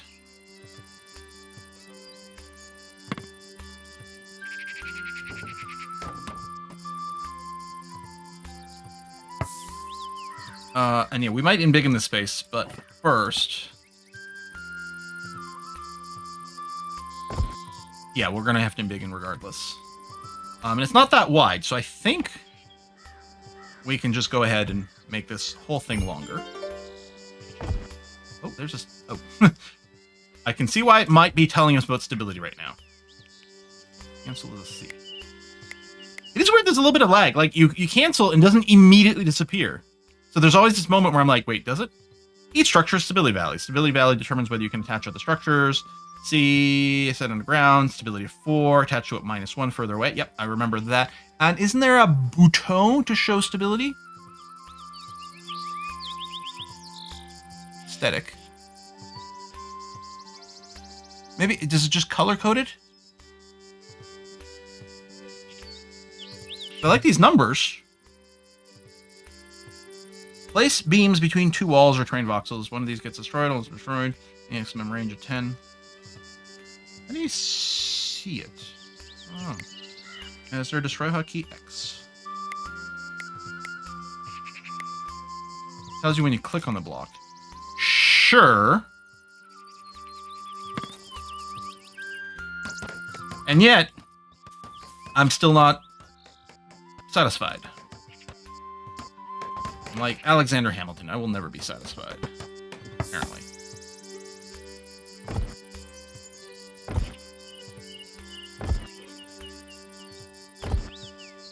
That. Let's get some nice little windows there, and we'll put them in the back too. You know what? While we're doing some building, let's do those too. Do I want to do a back door? You know what? I think I will. Yeah.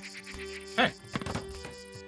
And then floor. Now, I was going to say, if I do this, is it going to interfere with the staircase or do exactly what I want? It did exactly what I wanted.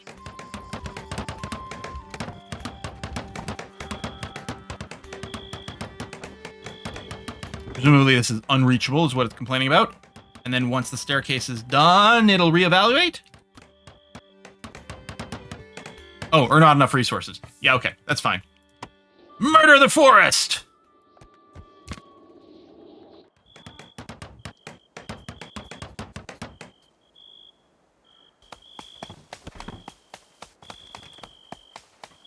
For combat in this, yes, which is one of the reasons we did this.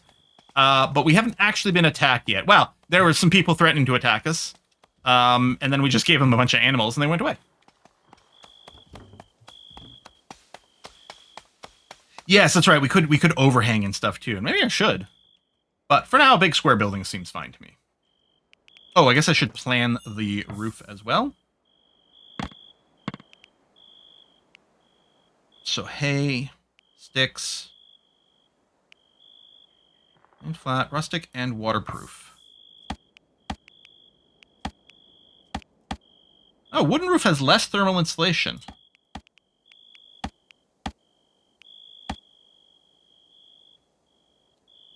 I wonder... I mean, there's more hit points. I don't know how important that is. Thatch roofs has the least hit points.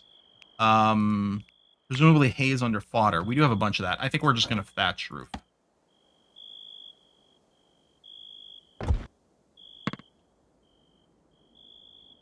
There we go. Oh, we just look with the DLSS 5.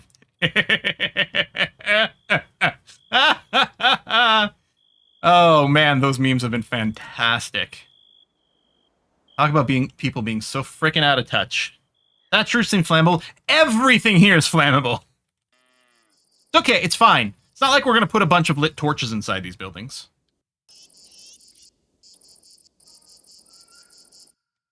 Speaking of, I should get some torches.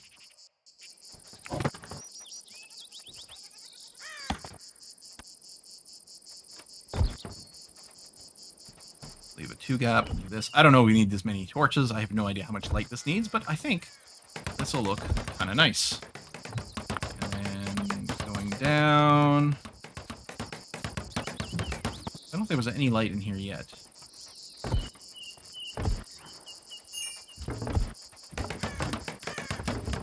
Oh, these merchants. That's the faction that was going to attack us. Do that.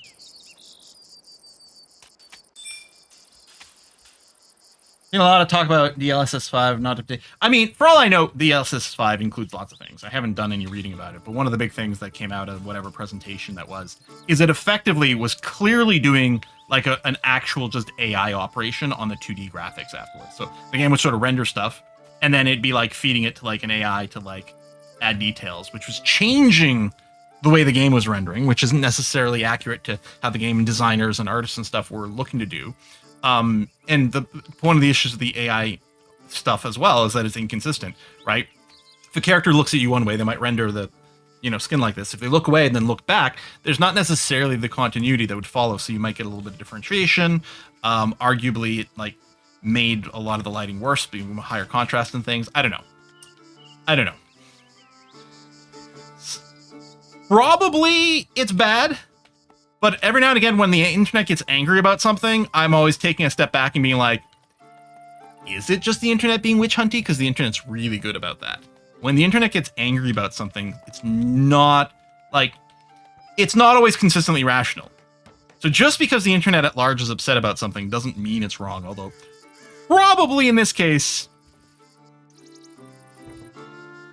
it looked pretty sketchy to me. But the problem is I don't like a lot of, I avoid almost all this upscaling and shit that it does. Like, I find it, leads to, weird blurring and things. I almost always turn that stuff off in the games. It's just... I don't know. It's no, I just want to run... I don't want to upscale. I don't want to do anything. I want you to render. I don't want you to do, frame interpolation. I want you to just give me the frames at the pixels it was generated at, and let me tune around that. I'll decrease some shadows or something.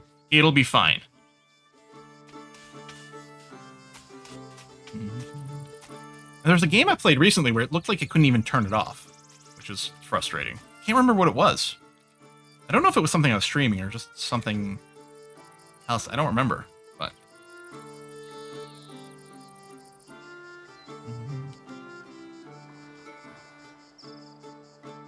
New Resident Evil? No, I definitely wasn't playing that. Is there, in Steam, can you, sort games based on the last time you played them?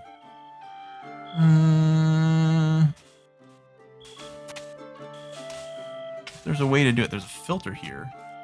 Games and software. Sort by recent activity.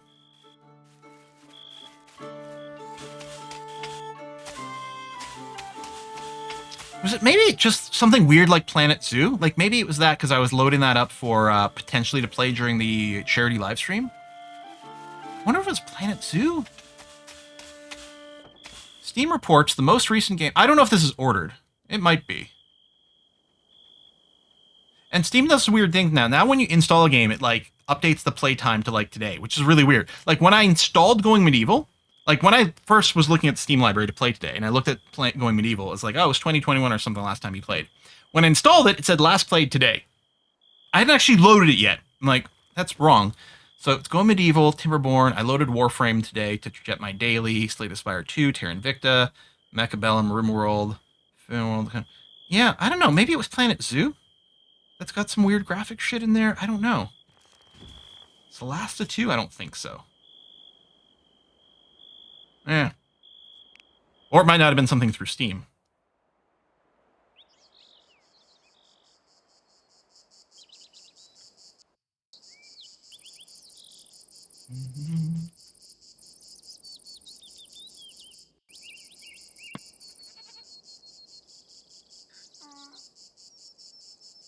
A wolf! Alright. Friendly visit. They're gone. Look at their books. Look how cute that is. Oh, I like that. Okay, how we doing up over here? We are still short on some wood. People aren't going to love these bedrooms. Okay, we're going to get some better... Should we get individual bedrooms? I wonder. They'd be pretty small. Well, we might be able to make individual rooms here. Do we have a different wall that's, like, not structural? I mean, it's clay in this now, so they're all the same. Okay.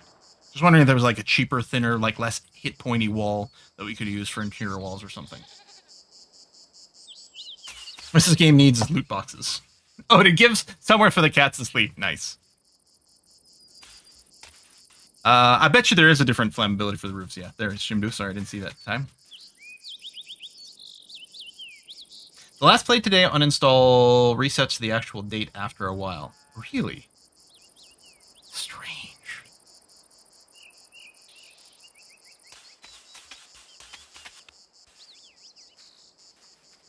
Crops are good. No food complaints. I haven't been watching the food count to know if it's sort of trending up or down. But we got lots of meals, and that's nice to see. No one's researching, which is too bad. You have to do a lot of stuff over here, but... we're probably not too far from the next... a little further than I thought. Because I know we had more than we needed. There you go, chop some more trees. They can get grumpy if the bedroom is crap, so they prefer good barracks to being crammed in 1x3 boxes. Okay. This is open, right? The staircase over here is open. We're not going to necessarily surround us by a door. Would this upper floor still count as a separate room from the bottom floor? I'm assuming yes. That a room is only contiguous on its own Z level. So we could just make this a nice barracks up top.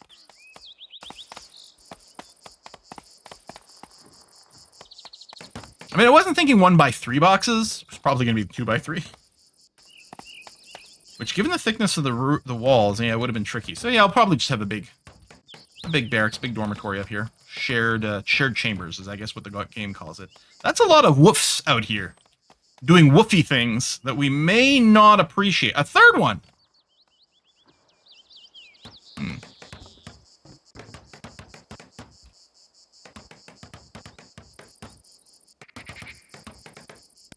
Yeah, a little drafted hunt action, maybe. Stealth doesn't have a weapon. Do you have skills? You have a little melee, a little marksman. Problem is I don't know what's available. Like, I could do this and then see if you equip anything. Oh, the sling! That's right, we still had the sling. Cool, alright. Could you sling and shield?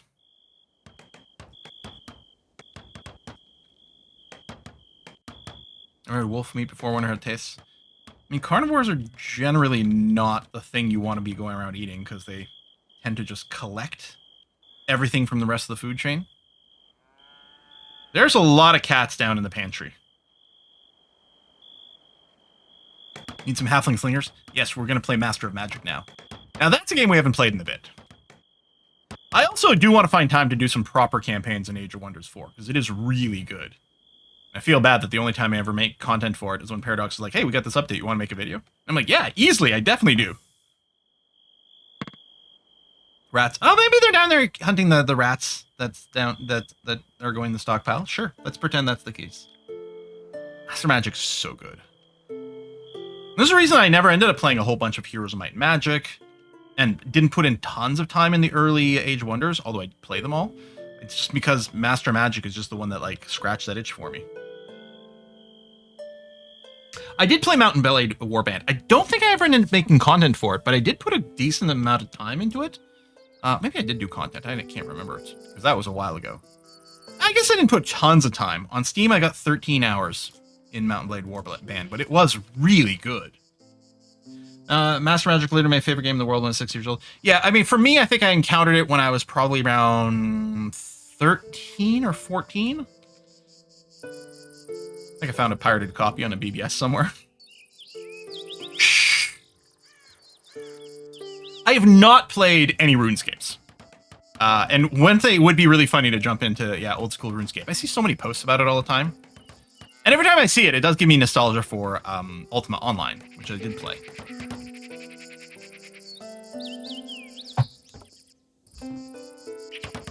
Like Songs of Conquest? No. We do have to go back to playing Song of Six, or whatever it's called.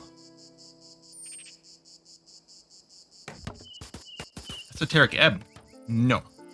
I think I've seen that name before, but I can't remember what it is.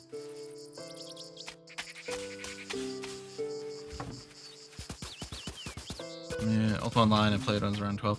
Yeah, so I think I was playing it...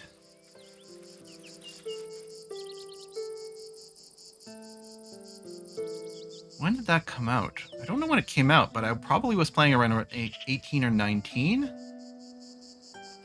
Because Essentia played it a little bit as well.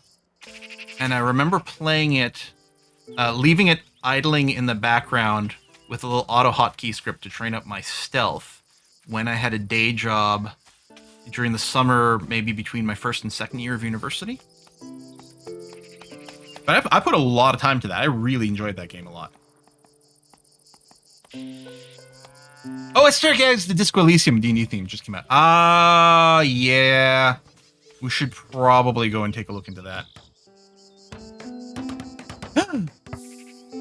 Oh my god, all the friendships broke up. That must have been one hell of a terrible conversation. I guess it's the same friendship, but both ways. More Juarez than you, friend. Okay, that is actually really funny. Guess most viewers won't remember when flop disks came in multiple sizes, and the manufacturers hadn't yet agreed on what size 3-ish inch discs should be. Well, I don't remember. I mean, I certainly remember moving from 5 1/4 like true floppies. I never experienced any computer with the old 8-inch floppies. I mean, that wasn't very consumer level. But 5 1/4s definitely. My first computer loaded things from cassette tape, and then the 3.5-inch discs. I don't think I ever encountered the different sized variants of the 3-ish inch ones. That was interesting.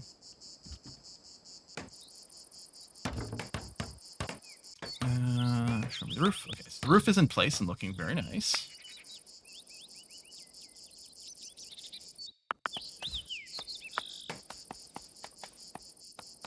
Okay, I think that's done. So let's go wooden hay bed. Nice. So what variants here? Right, you had the hay sleep spot.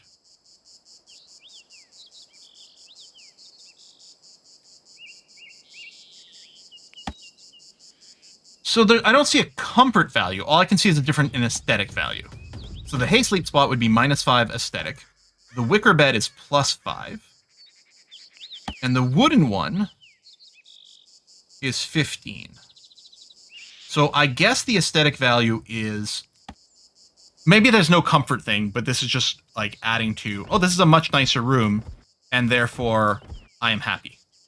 So we'll put these beds like this for now. And then when we get more people, we can just scrooch in more beds or build some over there. But that looks like a decent setup. We'll get those, and then we'll tear down the old beds. Old enough that my first computer program was on punch cards. My first computer program was moving a little turtle around. And then I taught myself QBasic, which was on the Atom from ColecoVision.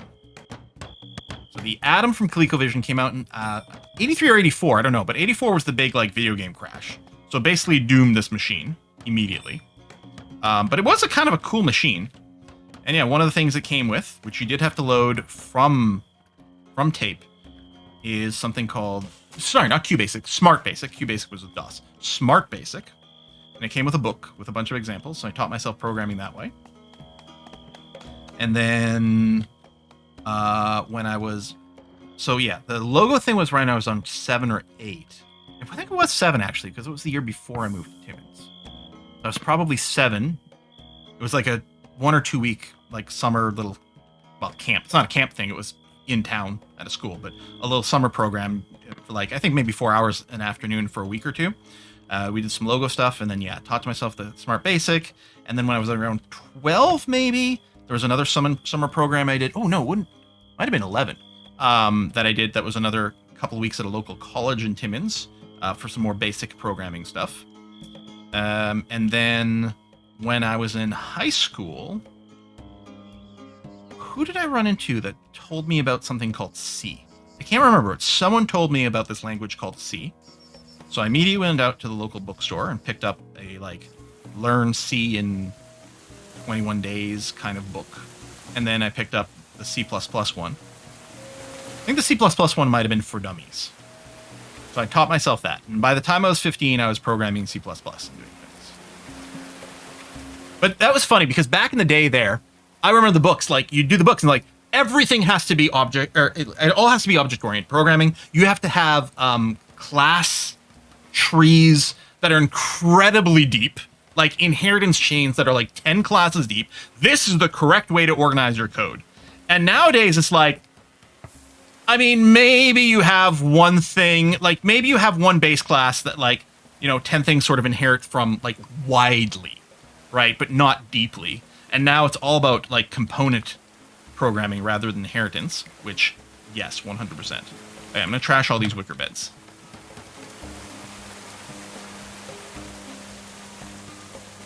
Component oriented programming is so nice. And then data-driven programming, yeah. Composition. Okay, Copilot, write this program for me. Yes, write this game for me, make no mistakes. Mm-hmm. Mm-hmm. So yeah, so my little my board game thing, right? With the Buffy one, but I'm working on a RimWorld type version of it. Yeah, I do have a little Claude Code subscription for that, and it is really handy for like, again, finding things. It's like, okay, I want to implement a new card that does this. Go through my list of existing like, what is that? Oh, we have a merchant. Go through my list of existing like card effects. Just find if there's one that's already does this effect as is or similar to it. Because finding the because my problem is always as your code grows. And yeah, some amount of it is like spaghetti. Some of that is like, can you document it better? But at a certain point, it's always a question of, does this system already exist somewhere? Do I have to write it from scratch? Oh, I wrote it from scratch. Now I've got 2 things that do very similar things. It's so good at finding that shit, right? It's basically having your own little powered Google thing. But yeah, don't trust it to architecture a single goddamn thing. That is definitely never going to work. All right, let the merchant come over here. Well, I say never going to work. No. In 3 years, we'll all be out of a job and doomed and living in the streets, and it's fine. The AI is going to be making all of our TV shows for us, writing all our books for us. There'll be no point in humanity existing anymore. We'll have all day to play video games. It'll be fine. I have wares to trade if you're interested. Any trouble on your travels? Heard about a bandit camp near Wickham. Stay clear of it. Someone should do something about it. I guess this is something once we got a cartographer. We can probably go and raid on the map. Do I have to reselect Jiraiya? That was weird. Show me what you got. Stick traps. Well, presumably we'll be able to do this ourselves soon. Boiled eggs. Okay, so that's all you have to offer is this stuff. You know what? It's fine. Will streamers be replaced by AI tools too? There's already a few AI streamers out there. I mean, first of all, you had this whole the whole VTuber thing, right? Or whatever it's called, where like instead of like, and if you don't want a face cam, just don't face cam. But then instead of a face cam, then they have these little animated things, which it's fine. There's nothing wrong with that. But now you've got VTubers that exist that are literally just powered by AI. There's a couple of them out there, and I've checked out videos of them, and it's like, okay, that is actually weirdly impressive. But of course, you're watching highlighted things of when they're not misfiring and being crazy. Mm-hmm. Yeah, VTubing still, and like I get it. Like not everyone wants to show their face for all kinds of different reasons, right? Privacy and different. But I always think like, well, then just it's fine. You don't have to put a webcam. But when I click on a stream or YouTube videos or something, it's not just gaming. They'll be like, well, I'm reacting to a TV show, but no, you're not. Some animated character is. I'm like, yeah, I don't think it's for me. But I'm sure it's for other people, and I'm not saying that shouldn't exist. Mm-hmm. But yeah, one day, Twitch streamers and YouTubers will be replaced with AI too. Sure. Then I'll be living in my cabin in the woods, making my own soap.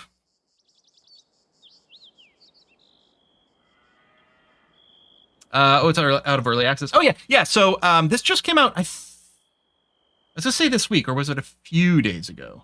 Or is it? I want to say the 12th all of a sudden, but I think I might be thinking of another game. Going medieval. Click. The 17th. Okay, so 4 days ago it just came out. Yeah. Unfortunately, I'm not really in a position to say what's new because I haven't played it in years. So we know about a bandit camp. Jump to location. Jump to camp because we don't have the cartographer. All the cats are in the research place now. That's lovely. Can we set up a comfy chair? Can use for room type Great Hall. So no. This isn't like RimWorld, I think, where people have comfort and you're going to want to put it in these things.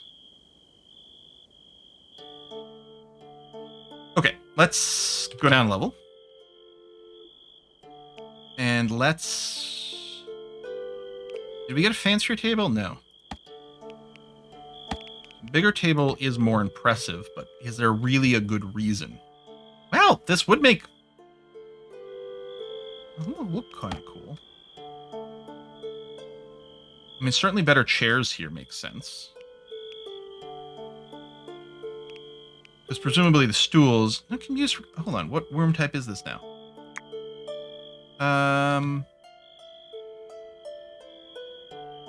Do you just have to turn on the overlay? No, that's the wrong one. This one? This is a spare room.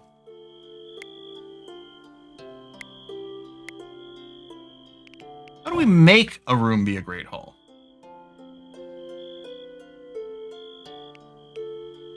As opposed to a spare room.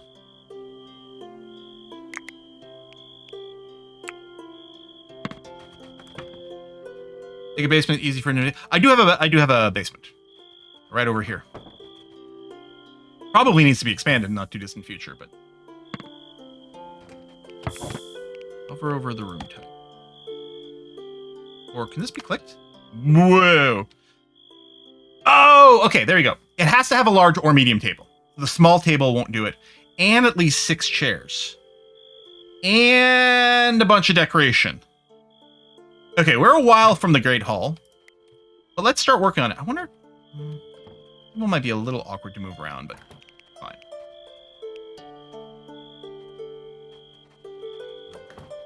Hover over to here. Yeah, except these aren't labeled. I don't know. It's the little things that bug me more. Major problems are weirdly less annoying to me than small problems. This is not a legend. What this should be is a vertical list with a colored square and a goddamn name next to it. Because now it's like, all right, Great Hall. That's insane. Why would anyone do things this way? This is stupid. This is really stupid. Yeah, horrible if you're colorblind too. Yeah. All right, that's torn apart. Now everyone's gonna be like, I eat without a table. We're just gonna build a big old table immediately. That.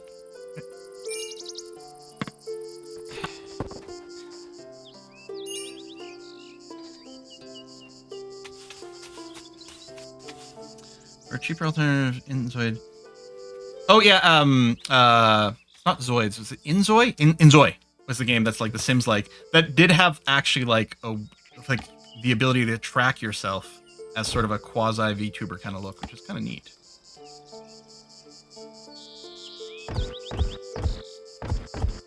All right, we're gonna start on the requirements for a Great Hall.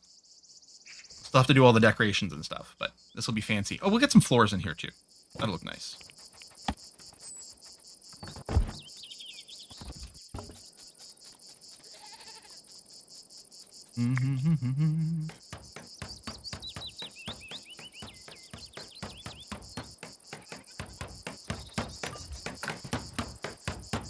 Terrible conversation. Who's idle? Oh, wait, why are you idle? Why aren't you researching? Because I'm stupid. I bet you, because I forgot that you actually, I keep thinking it's like RimWorld with the production tables, right? With the research tables. I forget you actually do have to set up a job to produce things. What do I want to target? I wonder... Okay, so these need 30 of the base books. Like, I wonder what's the largest number of the basic books we'll ever want. 45 for tailoring. Although, admittedly, that's only a kind of one-time thing. But I'll set it as a target. I'm going to set a target of 45 of the basic books. We'll probably keep spending before we hit those. Oop, that's amount. Until you have. And I mean, I could just put in some one-time order. There's probably you need exactly 315 of the basic books to finish all the tech tree. And you can just set that as a target immediately. But I don't know what that is, so we'll just do that. There we go. Idle researchers. 45 is the most you ever need at once. Okay. Mm-hmm.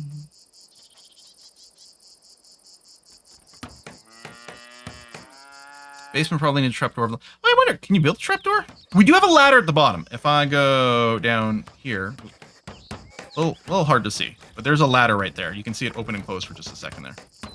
The basement isn't closed. Well, cats are just loving it because they have to jump up and down the shelves. They keep knocking things off the shelves. Okay, they don't actually do that, but you know they would. Friendly visit. A rangy hawker. Empties their packs, spreading a selection. Oh, yes, so we got a merchant again. Or do we? Oh, events. Okay, hold on. So we're working on, well, it's not a, it's a spare room. It's not a great one. Certain events can be triggered, like feast or sermon. To launch these events, construct the corresponding room type and select the structure within it, which is the origin of the event. Each event type is conditions and will have varying levels of quality depending on which conditions are met. Different quality outcomes will result in different mood and other buffs and or debuffs to the event's participants. Some events benefit from having a settler with a role present. Event types: feast, Eucharist event, ritual event, execution by hanging, study group, martial training, scholar's lectern in the library. Okay, I don't think we have tech yet. We are working on this big table, which I think is what prompted this. Although, oh, there you go. It's got the whole event thing, but it can't because we don't have a great hall, because we don't have the decoration yet. We'll check to see if we might happen to have the decorations already available. It might be stuff we need to unlock through tech. But we're going to wait for some of this construction to finish first.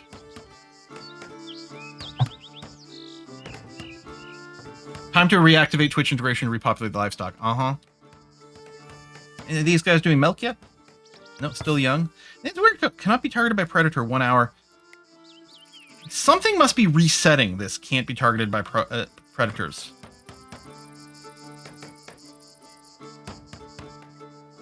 Because they always seem to have it. And I don't know what it is.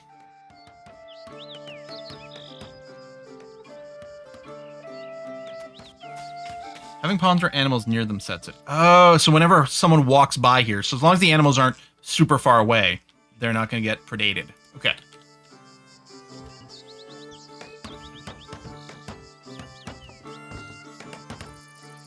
Zippy Zack, the goat, has given birth to Fido.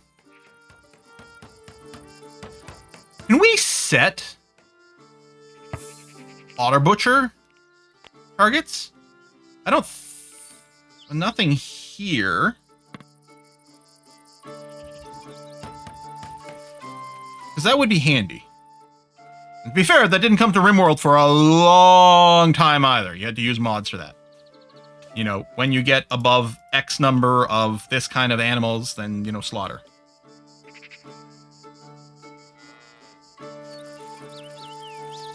Okay, so this is in place, but it's not a great hall. Because it needs 8x of various decorations. Which I'm assuming is under this miscellaneous category. And so I'm assuming we have not unlocked it yet. Did I just do a smokehouse? Yeah, we have to start collecting clay, but I think... I mean, is clay just in ground? Do you mine it? Is there any surface clay? Like, do I just mine this clay out, make a big clay pit over here? Is that the logic? I should go further away. Is there an overlay to find? Because I've gained... That's salt? Wait, what? Really? Huh. Huh.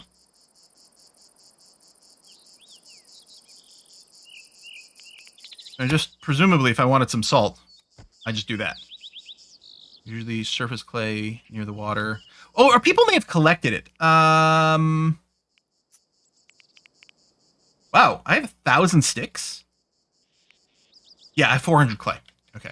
Yeah, I think they just... Because I'm like, I remember seeing clay on the surface. So, I'm guessing this goes outside. It doesn't say anything about being in a room.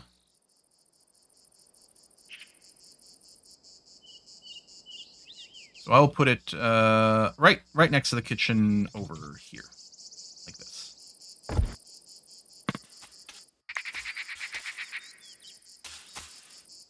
I don't think there's an overlay, but select mine tool, it will tell you what the top layer is. Yeah, but it won't overlay it. Like, we can mouse over, yeah, to see the clay. Which I could also see in the bottom left. But this is a little clearer, which is nice.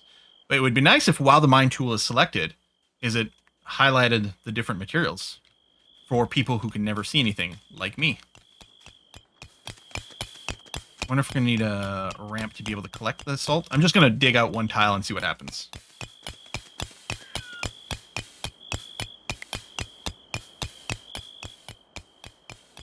Need to get some seasoning going on.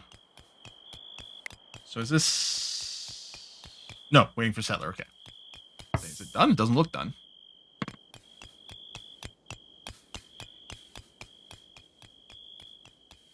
One more core. I guess she's going to finish her job before she goes to sleep. Oh. Oh, okay, she did leave it on the surface. Okay, so we have 48 salt pile. Miscellaneous preservatives, disinfectants. Oh! Okay.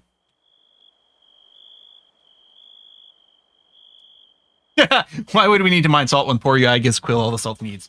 To be fair, I'm not complaining about the UI. There's just a few things here and there that stands out because it seems like such an easy little thing. Like, I do find that the this legend here is very questionable. Disinfectant, ow, ow. Yeah, well, it works. I mean, to be fair, like, you know, alcohol and things are pretty stingy as well as a disinfectant, but they do work. Oh, we got some good thoughts from sleeping in the room, I guess. Particularly appreciated. Oh, chatting about bravery or lack of it. Uh-huh. Good dreams. Slept in the shared quarter. Modest. Okay.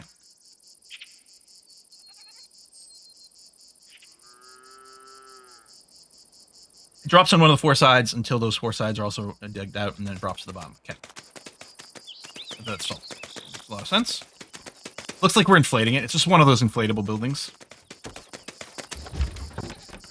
And then smoked meat. Need raw meat, fuel, culinary 10.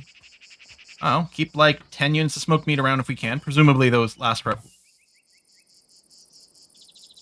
Did one of your pieces of clothing just decay? What's going on here? Winter clothing flimsy. You know what we need next probably is tailoring. Although wasn't tailoring the thing that needed like 45 goddamn books? Maybe there's basic tailoring? That's armorer. Rug making. No, tailoring is over here. Okay, tailoring needs 20. Yeah, we might do this next.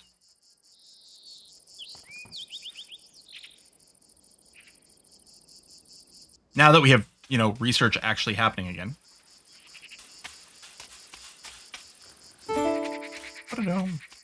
There you go. 2 are available. Fermenting does sound like fun.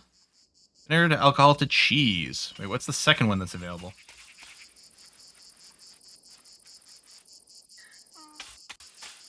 Oh, barrels. Wasn't expecting way down here. Large water barrel. Oh, these burn away in a fire, releasing water. Oh, can we literally use this as like smoke, as fire foam poppers? Tailoring is one of the best things early on. Oh yeah, we should get some flax going. In fact, we got this beet field, but we clearly don't have any beet seeds, I guess. Let's change you to flax. Oh, and then there is no...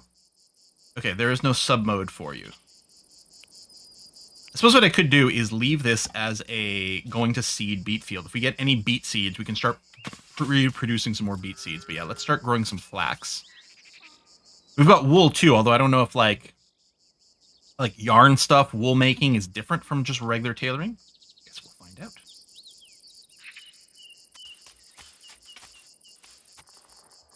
Long until winter? I don't know. We're still in spring. Or no, summer now. How long are they? 12 days each. Okay. So we are in the latter half of summer. Hopefully we've got enough food. Oh, food's gone down like crazy. We have no raw food left. I mean, we are doing a harvest right now, which is good. We got lots of animals to slaughter. But yeah, maybe we won't actually get the flax. That would be a little disappointing.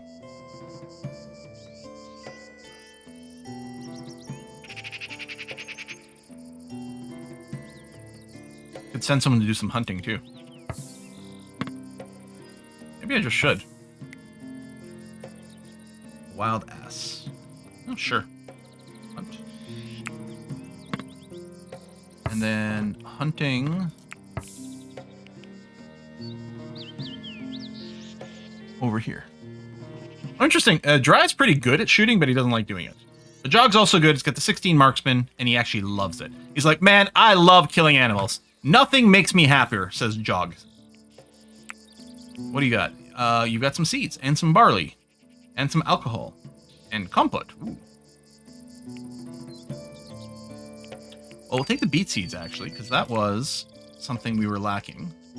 We don't actually have a lot of cabbage seeds. Maybe I should get some more just to make sure. I'm wondering if I should be planting more to seed. We do plant a lot of cabbages.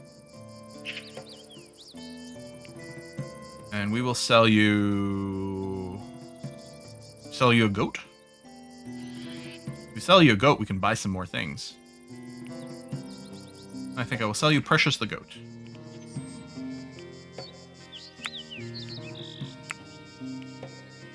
Alcohol. We got some herbs. There you go. Bargain threshold 6%. Oh, do I have a window? So here I'd owe them 12 cents. And that's so this is I think they accept this.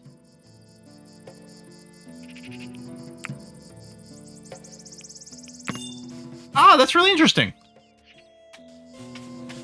And I still got alignment. Because presumably it was still below the threshold. So the more speechcraft you have and potentially other things, you can get away with more stuff on your side. Higher speech. That's actually a really nice way of handling it. I mean, because you can change price and stuff, but sometimes they can hide things. Okay, so we need this number to go up. Tailoring needs a 20, which is about to happen as soon as he finishes his book. We can unlock tailoring. And then I think what we need to do is increase the stockpile. Maybe I should work on that now. Let me move the little hoops game. We'll increase the stockpile and maybe like do a split stockpile workshop. What the hell are you doing there? Oh, that was you moving. Oh, yeah, it is really long. We could also do, we could put the stockpile upstairs. I think we want the stockpile on the ground floor because I think we go in and out a lot. We could put the workshops upstairs. Or basement stockpile. Although, I don't know if we need the temperature management on this stuff.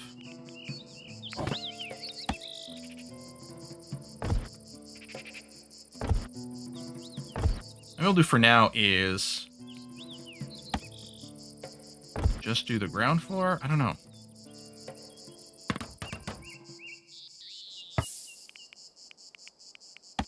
Yeah, I won't do the stairs yet. Put a door in here. I'm gonna make this. So what I might do is just move the stockpile here and then make this the workshop. Just do a little swappy do.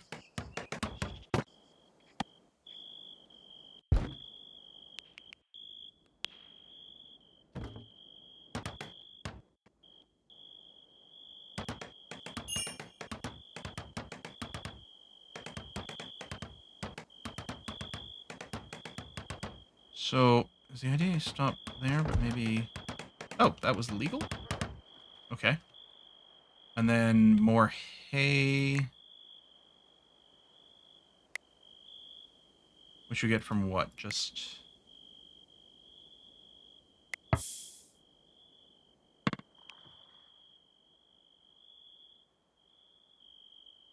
don't know where we're getting the random hay from. There, this tall grass.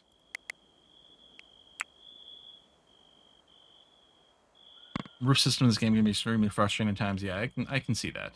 I really should have drawn it a different way so it looked less stupid or whatever, but it's fine.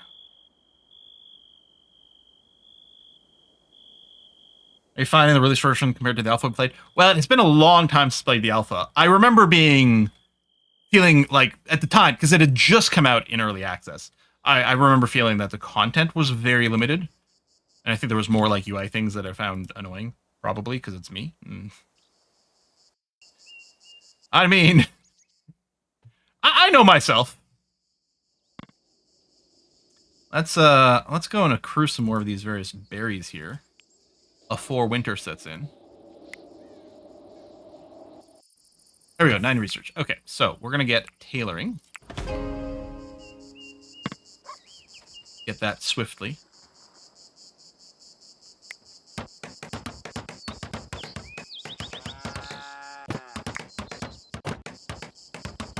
You want to be in a workshop, which we don't have a workshop yet.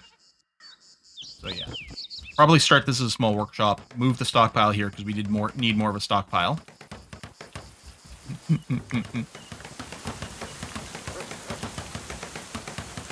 Deconstruct the stockpile, which will encourage people to move things over.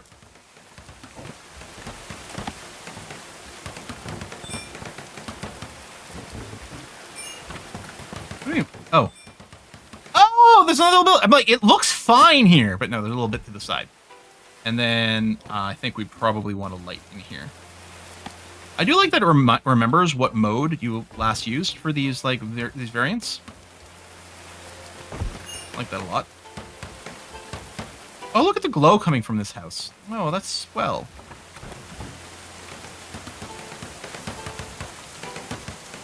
Yeah, I'm a little bit worried this won't count as being under a roof. I don't know if we can tell. How do we tell right now? I guess if I click on one of these things.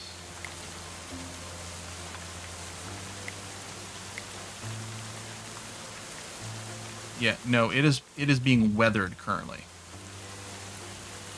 So...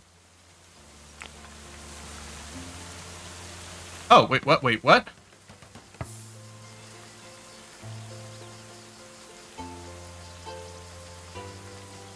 Oh.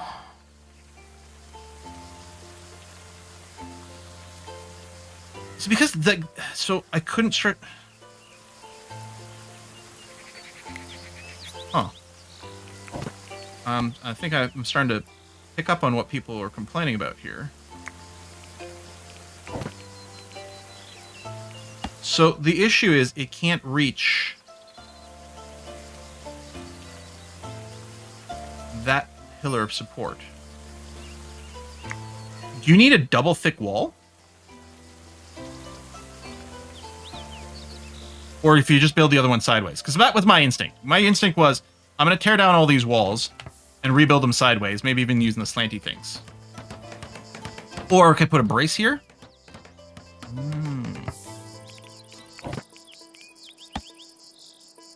How do I change the orientation? I guess you can still rotate.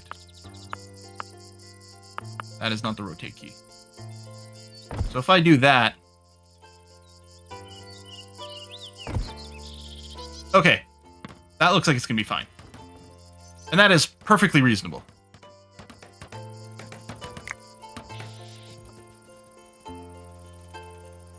We'll need the long grass, though.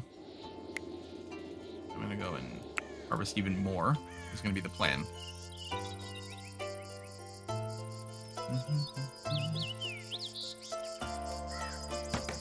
Okay, and then turn off the roof.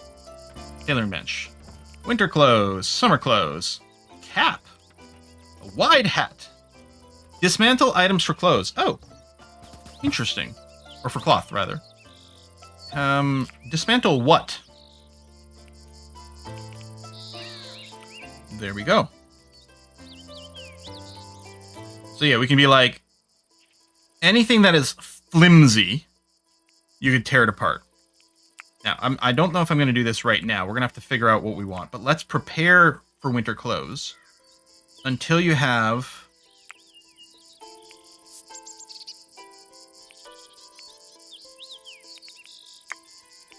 So presumably this is not going to count equipped.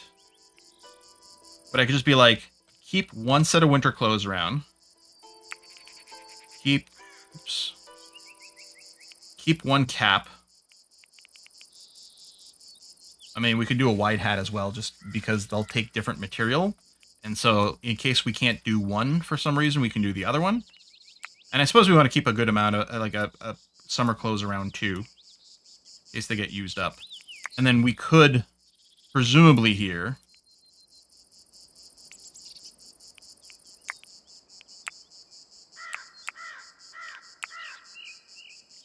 we set a target quality? Like, until I have one that is not flimsy and has hit points. Yeah, I might want to bulk make this. I might want to say, do 5 right now. To make sure we've got winter clothes ready. Although I think some of them might already been wearing winter clothes, I'm not sure. No quality builder yet. Well, that's not quality builder for here. Quality builder is a different, like, RimWorld mod. The quality for production queue is built into RimWorld without any mods. There's no way for us to guarantee that we've got 5 pieces of good clothing around. But then you can auto-dismantle anything that's too low. Yeah, that works.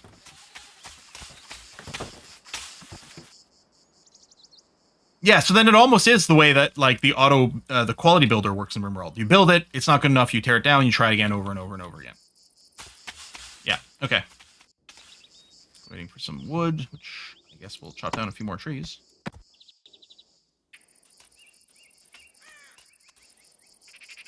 I just dismantle everything below a certain health quality, yeah. Is there a tattered level? Like in RimWorld, you wouldn't want anyone wearing anything that's like 50% or below, because it gives them a bad mood. I don't know if you can, for the clothing policy. Yeah, we could set that. So yeah, I don't know, like, how the hit points matter for that. Like, I might want to be yearly override. Oh, for the first year, not switch.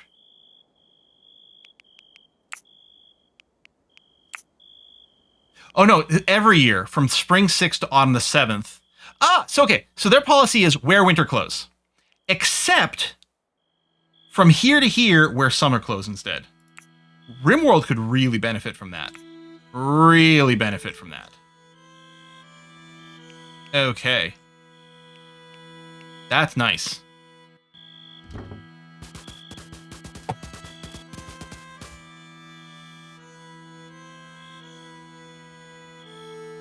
Not sure, but there is still tainted apparel, which seems unnecessary.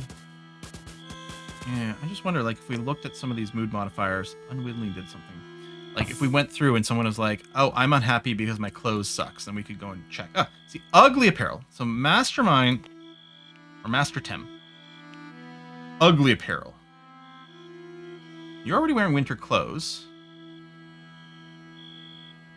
Flimsy. Force equipped. Why is it force equipped? Is it because when you showed up, you had stuff... Oh, you can banish people. Like, if I just told you to take this off...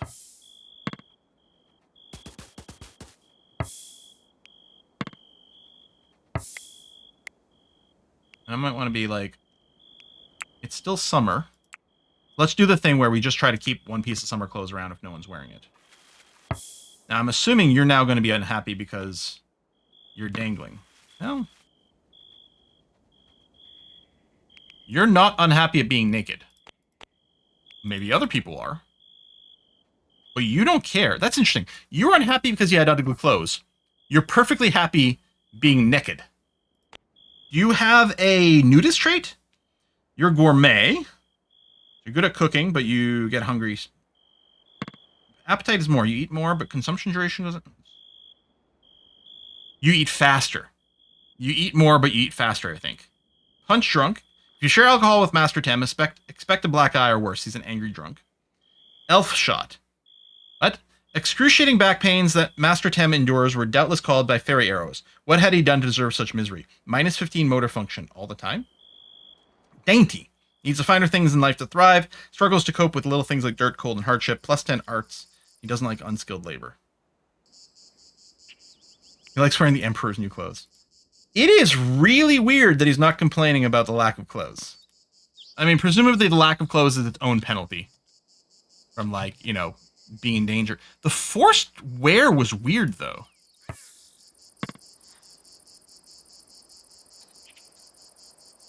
You know what? It's the same thing here with stealth. That's what that icon is, isn't it? I can't unequip. Because I did force Morquar to wear this armor. And I think the people who spawned in on the map start with their clothing forced. With no way to change it from here. At least in RimWorld, you can reset the forced clothing. Control click. Shift click. No, none of that's doing anything. So I have to go to you and be like, it's okay, you can drop this winter clothes. And then presumably at some point you'll get some summer clothes on there. Again, it's the little things that don't make sense. You have this icon, right? We have this little UI element. Why isn't left or right click? Just do something. You don't have to find room. The hardest thing in a game is finding out how to cram everything into your UI, right? Sometimes it's a very difficult question of, it would be nice to have this information like visible somewhere, but where do you put it? How do you format it? All those things. Here you have it. All you need to do is like hook it up to a click handler. To call a function you already have. There's already a function in the game to cause someone to drop a piece of clothing. You just got to call the exact same function when clicked here. There used to be a drop button on that screen. And maybe that's it. Maybe well, we had a drop button. We got rid of the drop button, but we forgot to wire up this. You just need, in this little tooltip, you just have to have a little thing that says, click to unequip.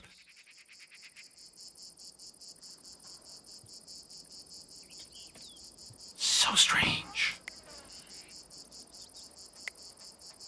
We find out what they're working on? Oh, there. Okay, so I guess this was already in progress, so they're completing it. That's fine.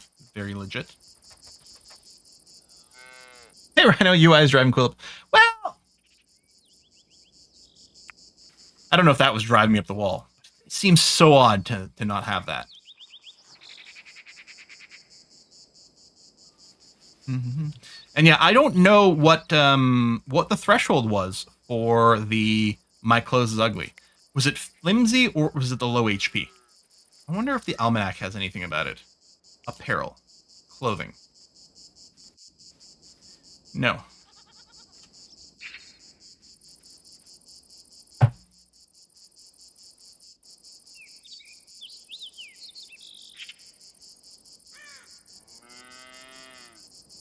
What? Flimsy linen, flimsy linen. 8.4 value, 0.8 value. Maybe this is when it's 100% hit points? Or... what?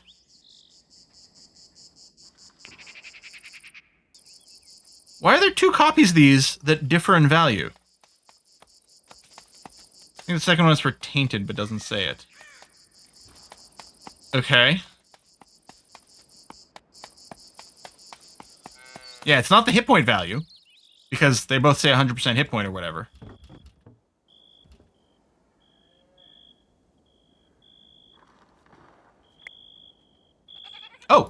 I didn't realize that was still set. That was set to 0. That's. Whoops. Maybe that's why they keep working on that. I wonder if they'll start on the summer clothes now. Now for tailoring. Yeah, that was Master Tef. Who still probably needs to cook. We don't have a lot of mining like day to day, so it's fine that that's above the tailoring. Crafting, that's probably fine too. I don't know, maybe I'll put it down to that. I don't know if it makes a difference. Settlers are suffering from cold. Yeah? Is it because they're naked? Is that why? Could be. It's only 12 degrees in here. I guess we don't have sheets or blankets. I mean, we clearly do, actually. There's clearly a blanket on these beds. They're just not using it. I have one with 25% hit point on a helmet and has ugly apparel modifier. Everything is sturdy. Okay, so ugly is the hit points. But I wonder, oh yeah, do we just put a brazier up there for the heat? I mean, it's chilly up there. 12 degrees, that is pretty cold. It's still summer. But yeah, maybe we should get a brazier in there going forward. It's under... I guess the clay brazier. Higher, but that's... no. We have windows as well. Are the windows open? The windows are open, because I'm betting the torches generate fire. They do have fuel. They do have to be reloaded from time to time.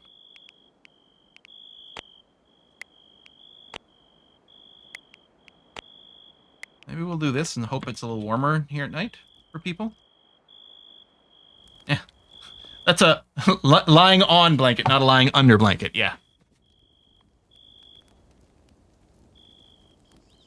Wait, the debuff has nothing to do with HP. It's purely based on quality. Flimsy and sturdy are ugly.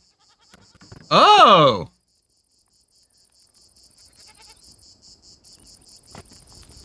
Even sturdy is ugly? So you want something that's better than sturdy to not have the ugly clothing debuff?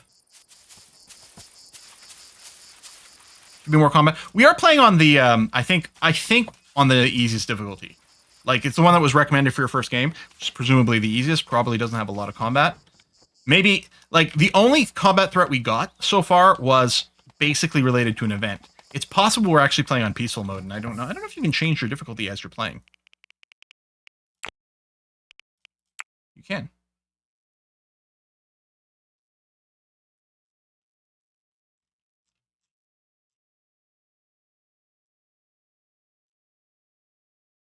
Enemy raid events 10. I'm assuming... Well, this is just the weight. So the enemy raid right now is as likely as some of these other things. We haven't really been getting a lot of events at all. Interesting to compare the difficulty, like those numbers on the higher difficulty. So, who's the tailor again? Right. Master Test. And what are you doing, Master? You are hungry. Okay. I actually had the cooked meals over there. Then you're filling your food pouch. You just did that. You ate. Isn't that filling your food pouch? Then you're going to pray.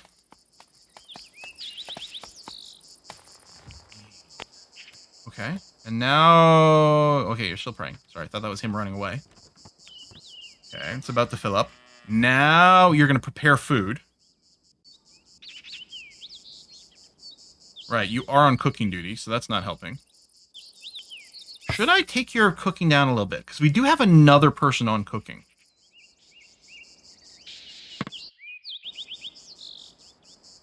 I mean, I'm sure I can just encourage you gently to go and do some stuff over here. Now you're still preparing food. Okay. Yeah, the food thing is taking up all your time, isn't it? We were pretty low on meals, though, to be fair.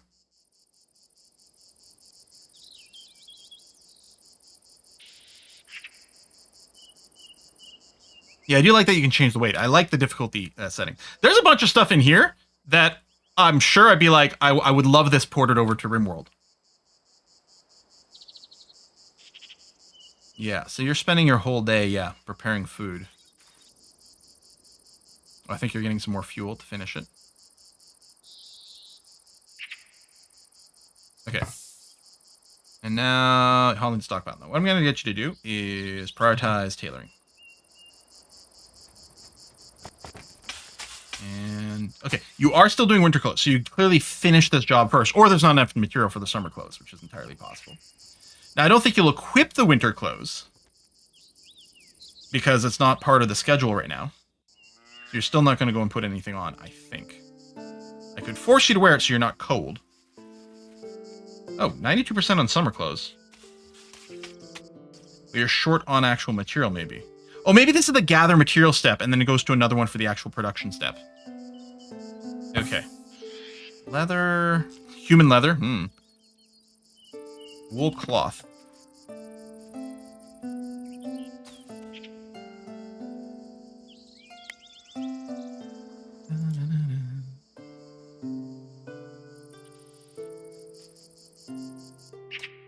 Oh, look at the sheep carrying stuff. So cute. Okay.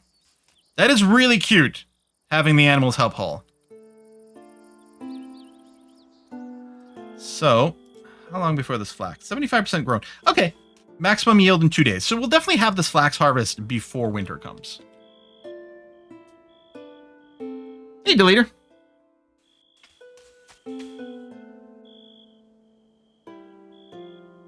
Bases in a single enormous rectangle.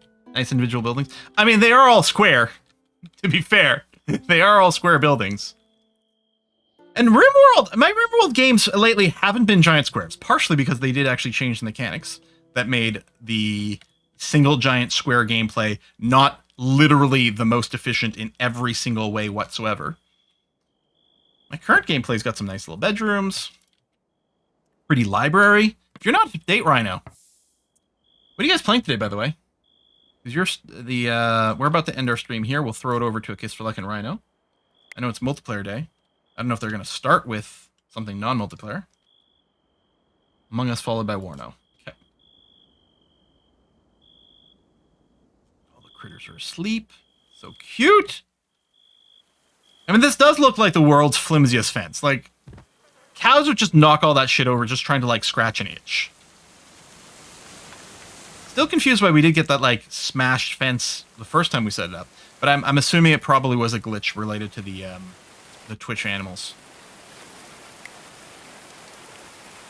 There you go. So you do have all the fabric. You're waiting for worker. Okay, that's good. More of a suggestion than a fence, yeah. Self not considers Morquare a friend. Wonderful conversation. Good. Master's praying. Oh, yeah. You really do need to do the religious activity a lot. Wow. They pray every day. I guess they do have a pretty sorry lot in life here.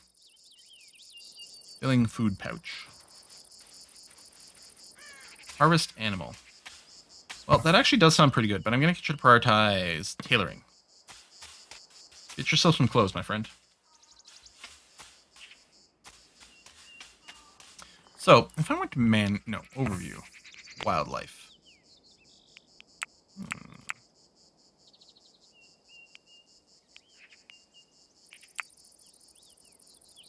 Polecat doesn't retaliate? Oh, maybe because it's young. This is the hunt and then tame, huh? Let's put in a few hunt jobs. No, even the mature polecat doesn't retaliate? Alright. What's a polecat? I was imagining like a lynx or something. Oh, it's a ferret! Or something ferret-like. What is its... It's a mustaloid species, which is presumably related to something... It's thought to be the sole ancestor of the ferret. There it is. Oh! Okay, yeah, I was expecting like a wildcat, a bobcat, a lynx.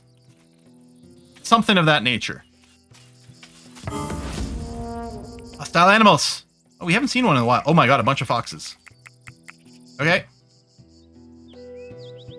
Should we just recruit everyone? How do we do... Okay.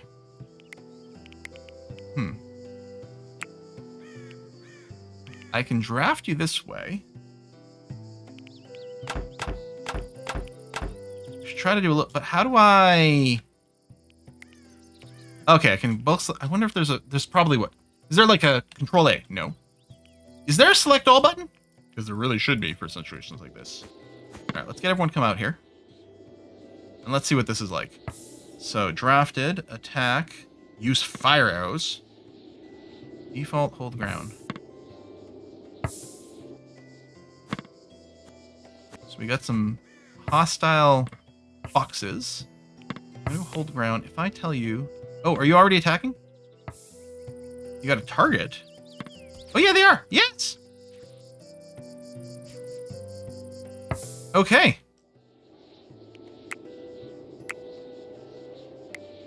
Because I can box select you this way, which is great. All right. It's interesting. Morcor didn't hold ground. Morcor did run up to do this. Or is this radius the whole ground radius? No, I'm assuming that's just the range. All right.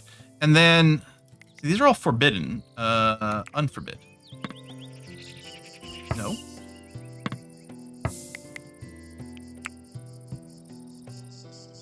There we go. Oh, wait, what? But now you have the little forbidden symbol.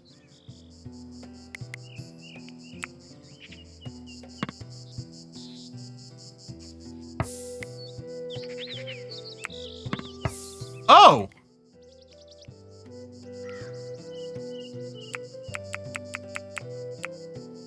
Okay, now it's clear.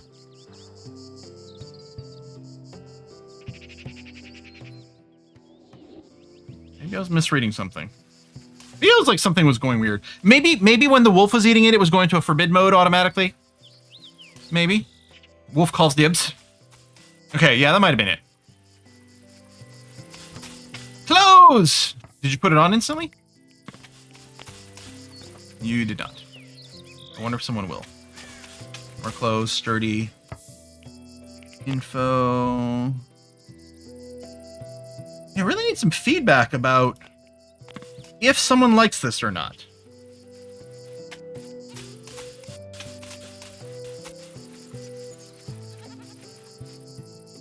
Auto-equipping, there we go. Okay, putting on the clothes now. Some are clothes. So, if we check this, ugly apparel. Poor quality. Alright. So, I don't mind the idea. At the bottom of this, after you've tried to make something, assuming you can't make something, we're going to say dismantle forever. I mean, we might just not be good enough to make something better, but okay. So good. So good is the new normal. So we might want to say, all right, listen, we'll tear apart anything that is flimsy to sturdy. I don't know if we want to do that, because maybe we want to keep the armor around and different things, but we could. I could go and do this. Only tear down flimsy stuff. The sturdy will still make people unhappy. I don't know. Let's be greedy. Let's do that. If Master Temp spends a lot of time cooking, and there might be resources around, but in the narrow window where there's nothing to cook and no clothing to make, if you see something that no one has equipped in that very wide window, that no one has equipped, that is flimsy or sturdy, you can tear it apart for some material. Training people on tailoring is good because tailoring can arm. Yeah. I mean, it's like RimWorld getting that crafting skill up. I actually wouldn't mind if RimWorld split smithing from crafting. Or smithing from tailoring from crafting. As opposed to just a single crafting thing. Don't get me wrong, it's really handy to just have one god tier crafter and they make you all the things. Oh no, our dung spoiled. Alright, well, it is 4:04, stream not found. We're going to put a cut in here. Monday has got a couple possibilities. We might go back to some Slay the Spire. We might continue this because maybe. It's also Timberborn, which again, if you missed it at the start of the stream, the Timberborn folk even sent me a little box of some cool stuff. Hang on a second. Let me bring the camera mode up. Camera. Oops, hold on. He dropped his hammer. Get that back in there. I got beavers! Look at them!